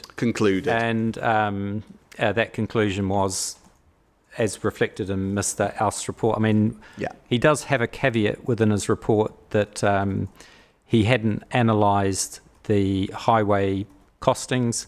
And subject to that caveat, for different reasons, as I understand it, they reached the same conclusion. And you rely on him? Yes. Which means that you, on behalf of, obviously we've heard so much about viability from different parties, but for the inspector to report the council's case as local planning authority, no concerns on viability from you. No objection, no evidence. No evidence, no objection. You heard my evidence in chief today that. I'm going to ask you about your evidence in chief. Okay. But before we get to what you said yesterday, which we will in about 20 seconds or so. Yeah. No evidence and no objection on viability. Correct. Okay. And just to sort of take that a step further, if you had concerns on viability or an objection, there's obviously a witness who you could have called, which is Mr. Orst, and you didn't. And the reason that you didn't is because there are no concerns and there's no objection. We'd reached agreement. Reached agreement. Okay. Okay. In your planning analysis, in your section 38.6 analysis, if I can call it that for short, your development plan analysis, different MPPF policies, your overall planning analysis, your section 38.6 analysis, okay? In your section 38.6 analysis, viability does not feature. It does feature. We just don't have an objection to it. Okay, so it doesn't feature on the harm side of the scales. No. And there's no point that you take in your section 38.6 analysis on the scheme's prospects for delivery? No. You put no weight as a material planning consideration in your section 38.6 analysis on deliverability in your planning balance. No, but could I qualify that? You can do, yeah. Yeah, the deliverability in this case is material because of the implications that it would have for the council's local plan. I know you said that yesterday, so just pause there. I'm going to ask you about that. Sure. I don't want to cut you off. I know that's what you said yesterday, but just before we get to what you said yesterday, in your section, I know you've just said it's material. In your section 38.6 analysis, orally and in writing, you give no weight to it as a material planning consideration that weighs one way or the other, do you? No, so yeah, I understand what you're saying. And what's the answer? So no, I don't put any weight on it. No weight. Yeah. I understand what you're saying, and if you look, for example, at my planning proof within the planning balance, viability does not feature. Or deliverability. Either. Yeah. And that's because even now, you're not actually suggesting that the outcome of the applications should be influenced one way or the other by viability or deliverability.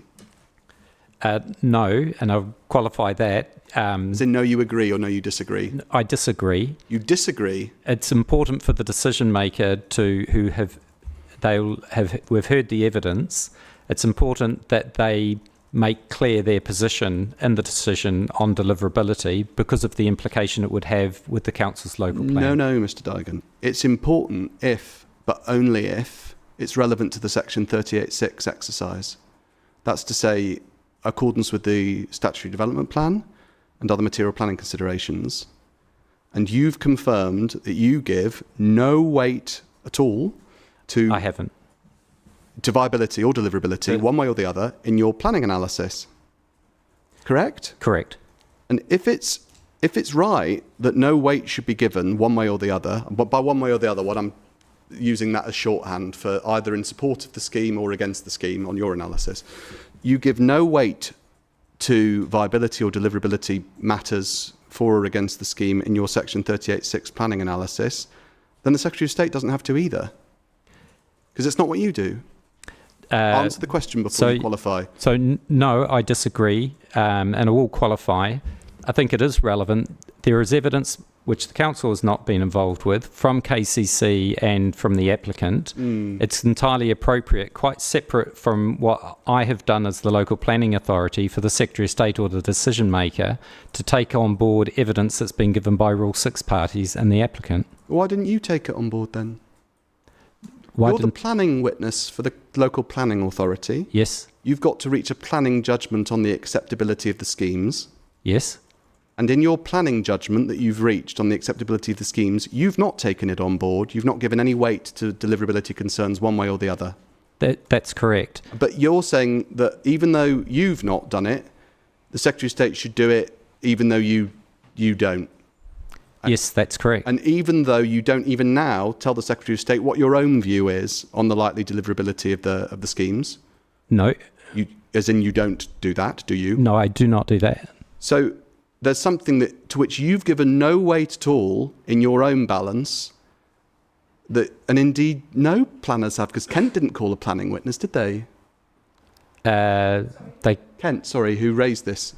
But they did call viability witnesses. No, I know, but a planning witness. Witness. No. So they didn't call a planning witness. You are a planning witness, but you're not giving any evidence that this should weigh against or for the scheme. So how are the Secretary of State supposed to do? It's just leaving it to the inspectors to do it all on their own then, without any evidence from you.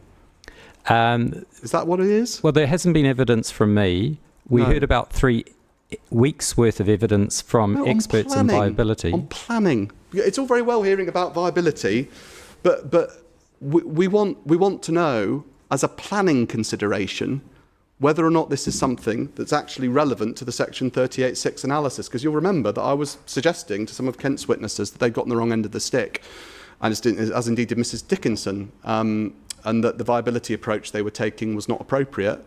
This is not something on which Swale has any evidence, and it's not something that you give any weight to in your planning analysis. And Correct? correct. Correct. And I would qualify that by saying that the Swale Borough Council are not the determining authority here. It is now being determined by the Secretary of State. As you well know, that's not the point. It's your job as a professional planner to present all evidence on all of the material considerations that you consider to be important to this inspector and thereby to the Secretary of State.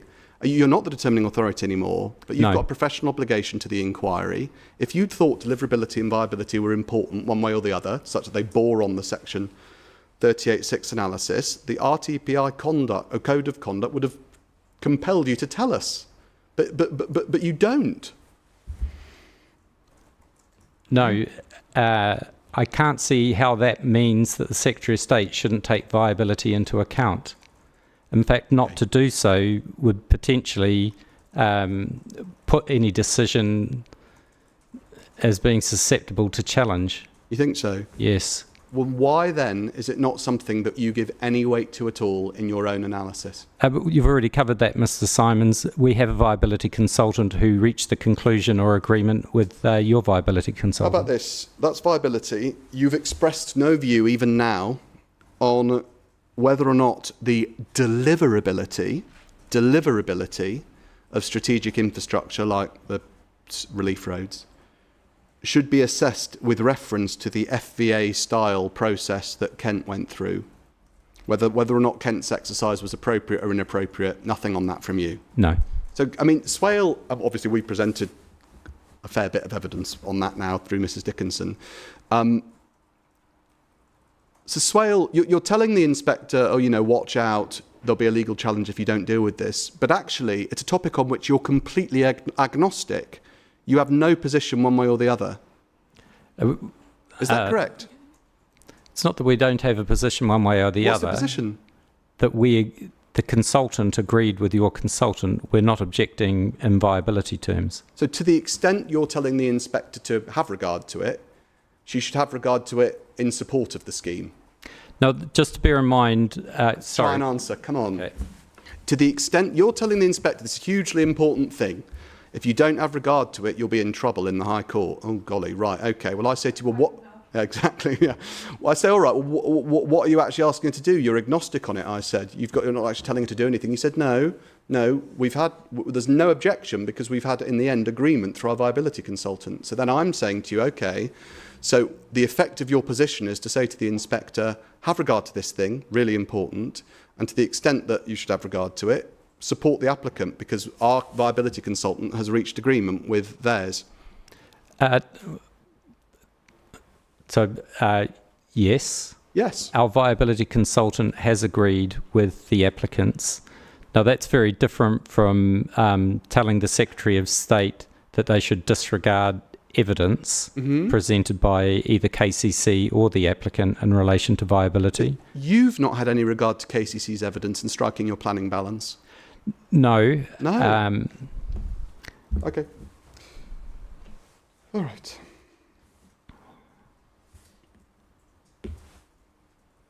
You haven't, but the Secretary of State should.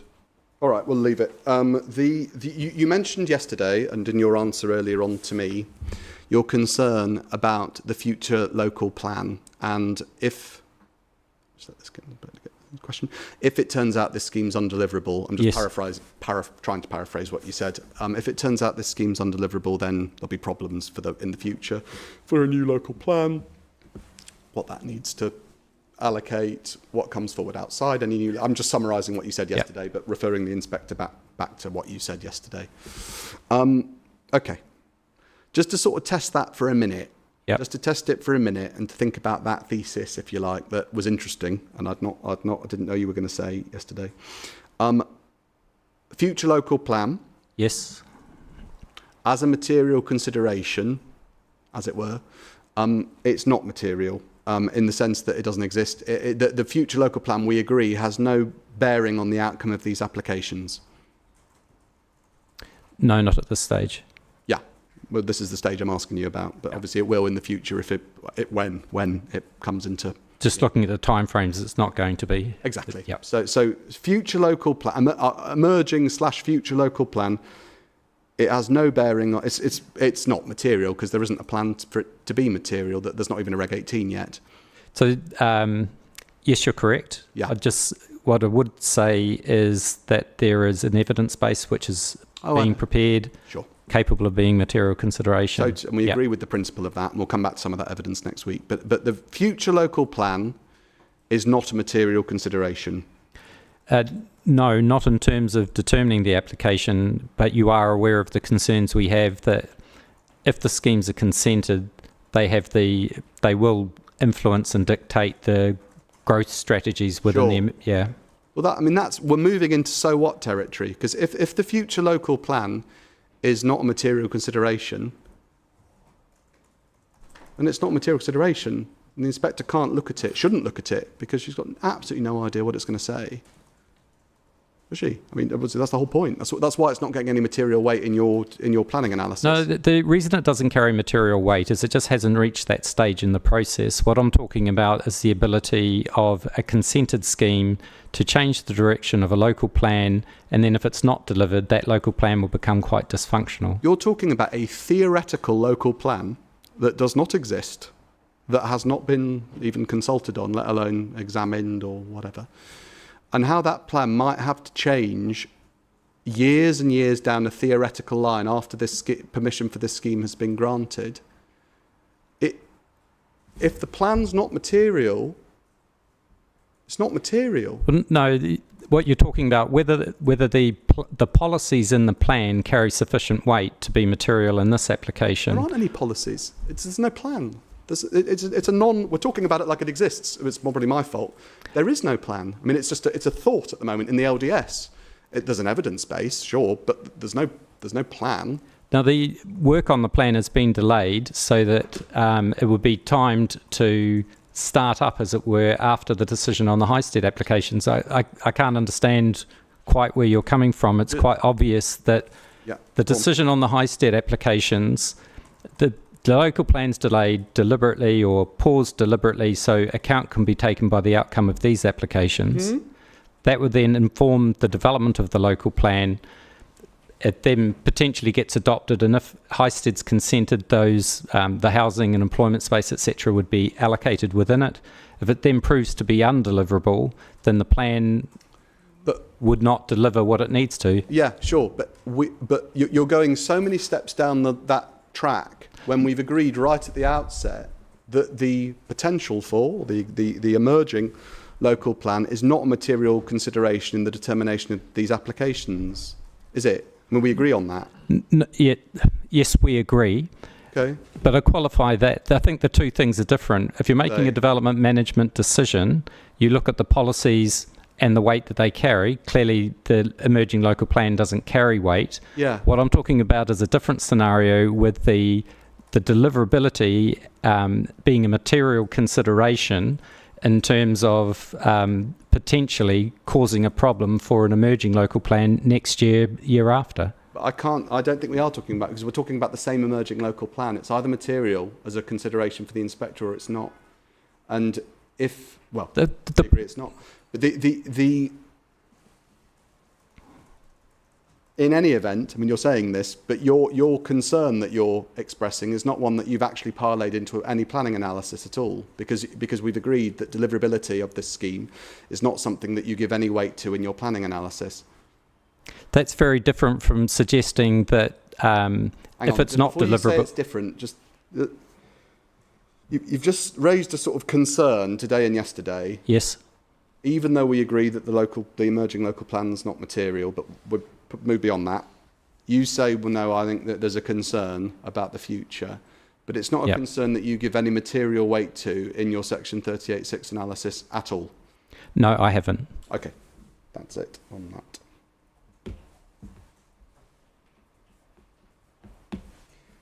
And the last bit of housekeeping, which before we launch into the development plan, which will be fun, relates to AOMB Section 106 money, and to just get the answer, you went through in some detail in your evidence in chief some points about the payments and what the effect of the payments would be. You gave a view on whether it would be SIL compliant and all the rest of it vis-a-vis the AOMB. If you could just take out your appendices, Yeah. and bear your with me. appendix 8 begins on page 85.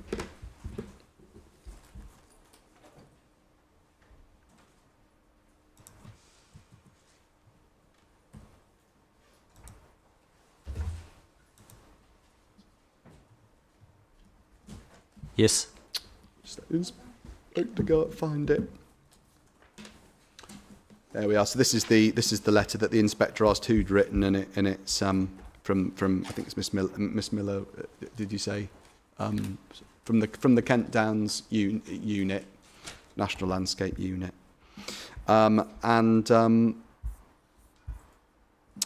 you rely on this letter, as I understand it, and I think you support it. You endorse it. It's appended to my proof. Okay.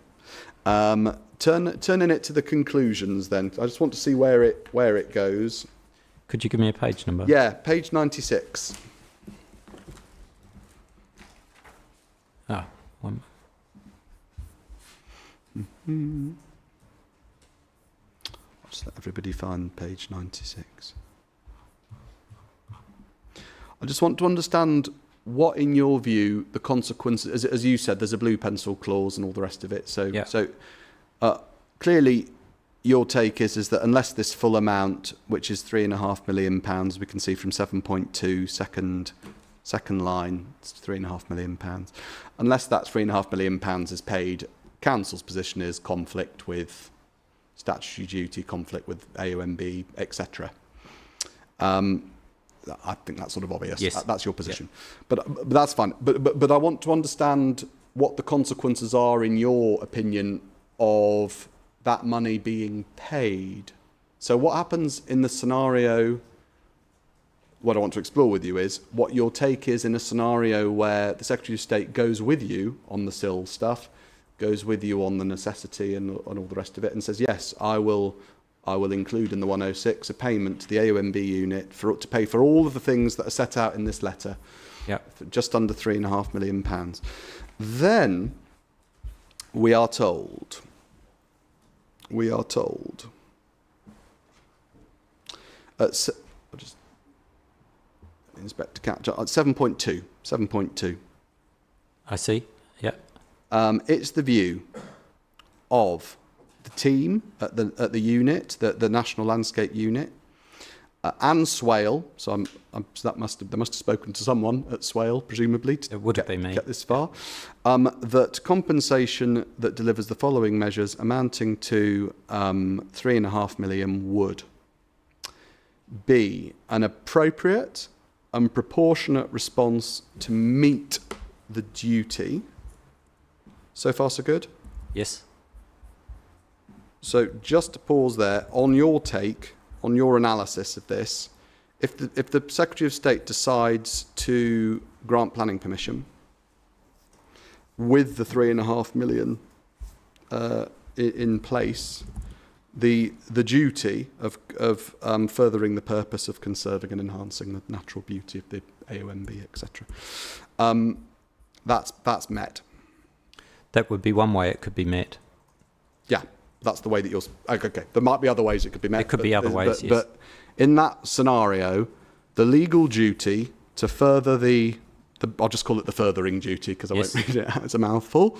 The furthering duty, which includes furthering the purpose of conserving and enhancing the natural beauty of the area, that is met in a way that's proportionate and appropriate, in your opinion. Yes. The purposes of the national landscape, remember we spent ages in cross-examination in the landscape section talking about what those purposes were, what its special qualities are and all the rest of it. Remember? Yes. Those purposes would be furthered. I'm just reading from would help further. Do you see? Third line down. So yes. Yeah. But just just to explain, there is harm caused to the Kent Downs National, there would be harm caused to the Kent Downs National Landscape. But with this money, notwithstanding the harm, the duty in law would be met and the purposes would be furthered, in your opinion. That would be one way that... I know it's not the only way, but in this scenario, that would be the case, in your opinion. And not only that, but the Kent Downs AONB management plan, it's got aims, it's got objectives and all of that. We did spend some time in it actually back in the landscape section of the inquiry. It's got aims, it's got objectives, and those aims and those objectives, those are going to help be delivered by this scheme in the world that we're talking about now. It would align with the management plan, yes. Better than just aligning with, it's actually going to help deliver some of its aims and some of its objectives. Yes. That's a good thing. Helping to deliver what the aims and objectives are of the management plan, furthering its purposes. Those are good things, aren't they? Yes. Those are benefits. Would you say that compensation is a benefit? You've got a harm, you're trying to compensate for it to make up for that harm. Okay. So you put this in the bracket of compensating for a harm. It compensates to the. Is that right? That's what we're saying. If there wasn't harm, then there wouldn't be a need for compensation. I see. Righto. Okay. So your position is the £3.5 million compensates to the extent that the statutory duties met, the AONB management plan has aims and objectives that it helps to deliver, and the purposes of the landscape are furthered.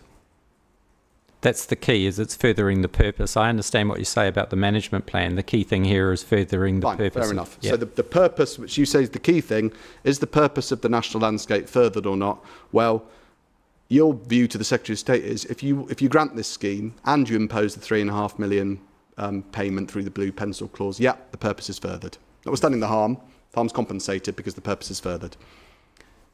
That's your position. So just bear in mind that it is a planning application, and I'm looking at it in the round. Yeah. Looking at what, sorry? Looking at the whole application. Are we? Okay. Okay, so, and the reason I say this is the Kent Downs have got a slightly different view, but what I'm saying is that... Well, it's your view, this we're told, in the first sentence. Well, their evidence was slightly different to what they've put here. Right, that was it. Oh, gosh. They've changed their view, have they? No, they haven't changed their view. Oh, okay. Then it's not different. So what's the problem? What I've said to you is, and I think I'm just trying to repeat what you've just said to me. There's harm, you say, to the OMB. I'm not going over the extent of harm because we've done that with the landscape witnesses. You say there's harm, so I'm trying to explore that thesis with you and the effect that the £3.5 million has on that harm. So you say there's harm, you say it needs compensating. Okay, and indeed, to be fair, compensation is in that first line of 7.2, just as you said. £3.5 million is the sum that they identify. That money being paid would have the effect of meeting the statutory duty, furthering the purposes of the landscape, of the protected landscape, meeting the objectives of the management plan, all of that. And I would say it would make it acceptable in planning terms. Yeah. So from an AONB point of view, I keep calling it national landscape point of view, you say there's harm. Park that, as it were, because we debate for the landscape witnesses, but assume you're right, assume that your AONB evidence is all accepted. That harm, you say, is capable of compensation such that if £3.5 million were paid, the development would be acceptable from that point of view in planning terms. So this is pretty... Try and answer the question, please. Yes or yes, no? And I'll just qualify that by saying this is predicated on a decision being made that they're going to grant planning permission. Of course, if there's a refusal, no harm, right? Yep.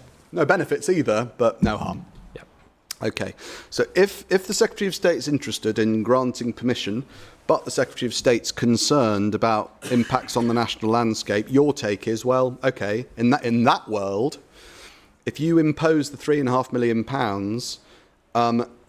the scheme will be acceptable from this point of view in planning terms because the landscape would be further, its purposes would be furthered, the legal duty that's relevant would be met. That's your position. Yeah. So yes, that's correct. Okay. Yeah. In that world, there's no strong reason to refuse an AONB language because all of the relevant ticks are met so far as the furthering of the landscape's purpose. So you reach this point when a decision's been made to approve the scheme, and at that point the duty applies. Well, and this is part of the decision to approve or refuse, because the Secretary of State needs to know, on your case, whether or not approving the scheme is going to further the purposes of the protected landscape, whether it's going to not further, whether the legal duty is going to be met or not, whether the management plan is going to be met. Secretary of State wants to know that when deciding whether to grant planning permission. Once they've decided they're going to approve the permission, if that's what they decide to do, that's when the duty is engaged, and they're going to actively have to show before they approve it how they've sought to further the purpose of the national landscape. And at that point, they're going to need to undertake the active duty. So I'm not suggesting that pops up before they've made a decision, but if they want to approve the application, they will need to show that they've furthered the purpose. I see. One way of doing that is the compensation payment. And your position is that if they reach the view that permission should be granted, weighing all the planning considerations and applying the NPPF, that could be done in such a way as to further the statutory, meet the statutory duty and further the purposes of the protected landscape. That's correct. Okay, thank you.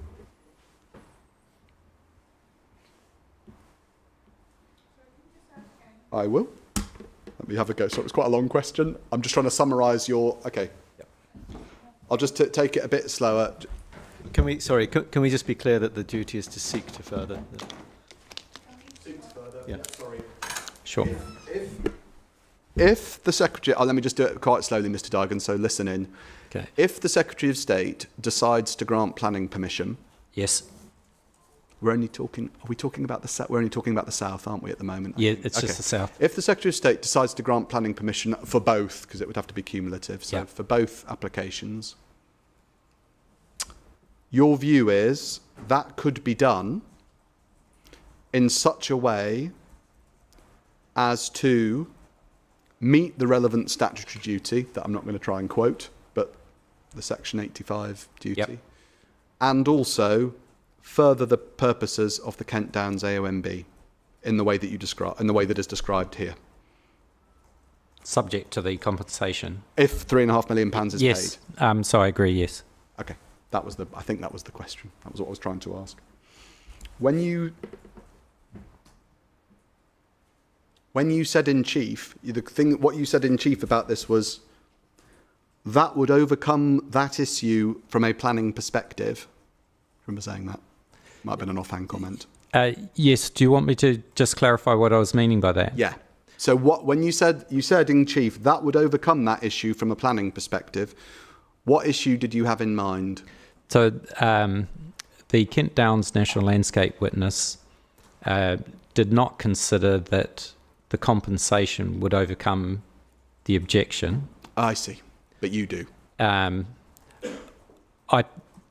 Necessarily our roles were different. She can focus on the national landscape, whereas I need to look a bit more broadly. Sure. So you do. So she didn't. I did ask her. You're right. I said to her, would that suffice to sort of overcome your? Yeah, not from her perspective. And but she said no, but you say yes. Yeah. Okay. And that's the issue that is overcome from a planning perspective that you were talking about. That's what I was referring to. Perhaps I didn't say it in a particularly clear way. No, that's fine. Last bit of housekeeping before we actually start, and I'm wondering whether then we launch into the existing. Well, we'll see. Maybe launch into the development plan on Monday. Trying to draw together the council's case. I'm just trying to find a good place to find the reasons for refusal.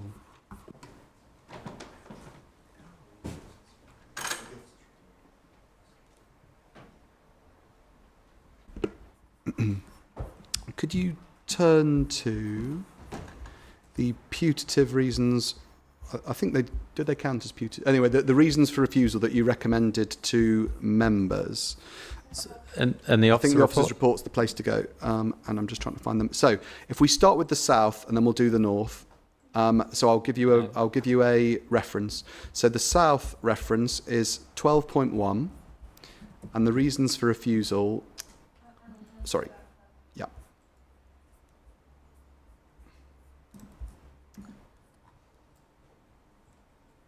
Should I open the...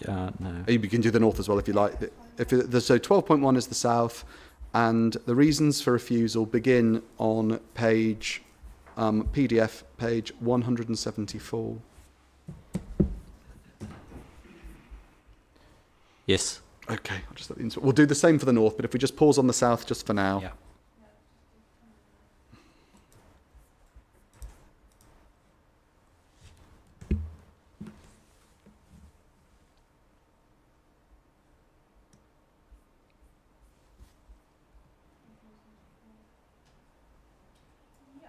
Okay, so there were, at this stage, obviously things have moved, but there were 11 suggested reasons for refusal in respect of the south. As I understand it, 1, 2 and 3 remain.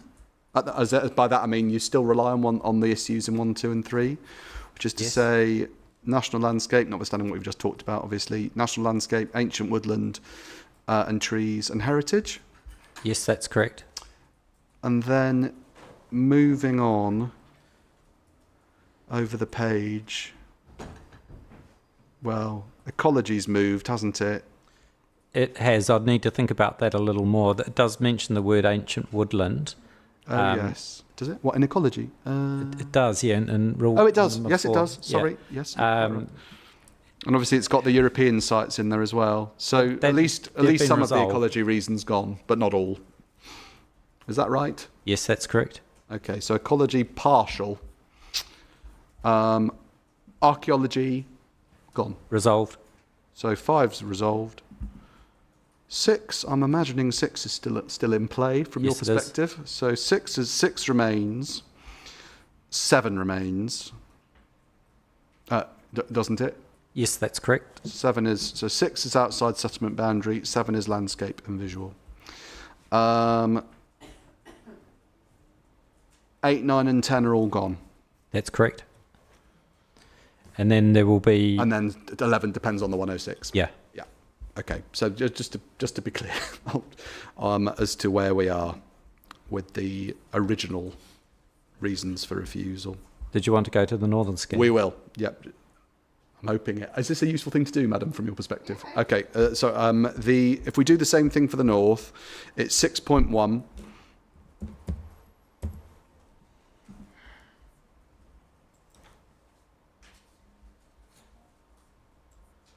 I'm not sure there's been as much change in the north, to be honest.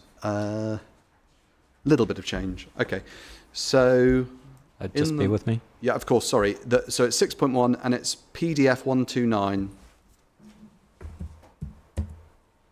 I'm there. Thank you. Just let the inspector get there too.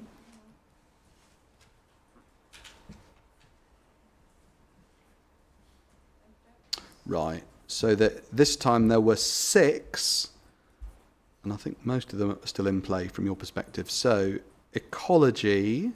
Been resolved. Been resolved. So 1 is gone. 2, 3 and 4 all remain, I think, which is to say, from your perspective, which is heritage, development in the countryside, and landscape and visual impact. Yes. So 1 goes, 2, 3 and 4 remain, 5 goes. 5's removed. 5's resolved. 5's resolved. And 6, it's the same thing, which is to say... hopefully that is... hoping to resolve... Okay. Okay. Right, so. Thank you. Thank you very much. Right then. Now, shall we? I could do half an hour on the local plan if you'd like, or we can stop.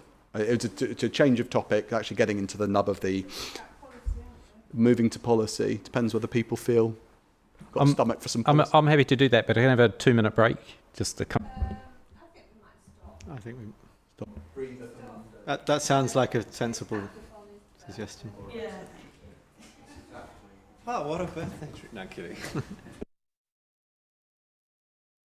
We're doing. I mean, that was that. Well, how are we I'm doing? just That's the saying, question. I think We are. White We've Sox still are got. doing We'll quite still have a well. full day of it on Monday. Maybe squeak into Tuesday. But if we do, Yeah. that's accounted for in the programme. Yeah, Yeah, it is, yes. It's just- this is a historic moment, isn't it? We're ahead of the program. Well, no, we're on track. it's just All right, maybe that's a historic moment that we're on. just to note, it's a doing bit of a short day on Monday. Sort of Yeah, we have. Now, yes, just don't forget, we're starting at 11 on Monday. Okay? Great. So everybody can travel on the day. Thank you. That's very helpful. I know you do the time anyway, but Yeah. some of us. Yeah, okay, so is there anything else that anyone wants to... There's one thing Mr. Bashforth and I talked about this morning, which was just about communication over. You'll remind me, Sean. Statements of common ground. I think we understood that we need to update the drawings at the back of it. Yes. Was there anything else there? I think that's all I recalled, but I think that was it, wasn't it? I think that was everything, wasn't Yeah. it? So yes. And there was just a question whether you wanted that communication, you were happy with that, for that communication to go on while Mr. Dygan was being cross-examined. But it is weekend. I mean, he's not going to be doing it over the weekend, is he? Well, great. Then We'll get on and do it. It's just Mr. Dygan was trying to email me. I didn't want to reply. So I'm Oh, I see. We're happy for if Mr. Dargan's actually got the stamina and the time, we're happy for him If he to wants be to, communicating. but, I mean, otherwise leave it till next week. No, that's fine. Ma'am, I just wanted to make, so there's the plan reference numbers, and we know we need to update those. We do, yeah. I thought yesterday I'd heard you mention 3 or 4 items that you wanted to... Well, there was We- those two plans, wasn't there? And actually, that is a point. The one that one of them, the Stones Farm proximity plan, is already an inquiry document, 100 documents. Can't remember which one. And the other one was the sites which haven't yet got planning permission, but from what we heard from Ms. Bonney, the solar farm, I think one of the solar farms has actually been approved. Vigo Lane, perhaps? The decision notice has gone out on pit stock today. Oh, has it? Yeah. Right, okay, So both and I don't know which other ones, purple ones there are, but I think they need really, if they're commitments, and then of course we did actually say, well, you know, if they're commitments, they need to be taken into account. And you were going to find that out as well. So, I think I agreed with Helen that the development specifications, they've been put in with the plans, but they're not really part of the plans. They should be separate, I think. So I've suggested that they go as the next, they can go together, north and south. But I think development specifications should go in their own CD box. All right. Is that okay? So, I mean, whether you want to do any of that over the weekend or whether you just want to leave it. It could wait, Mr. Dargan, until you've finished. Don't worry about it. It's quite administrative. If Quad have a go at it first and I review it, that could be quite straightforward. Want to have a break, maybe? Yeah, exactly. It doesn't all have to be planning. It doesn't, yeah. I'll update it while watching Country File on Sunday. Thank you. Well, whatever you want, but, you know, okay. Thanks very much. So I will look forward to seeing you and we'll adjourn till Monday. Thank you.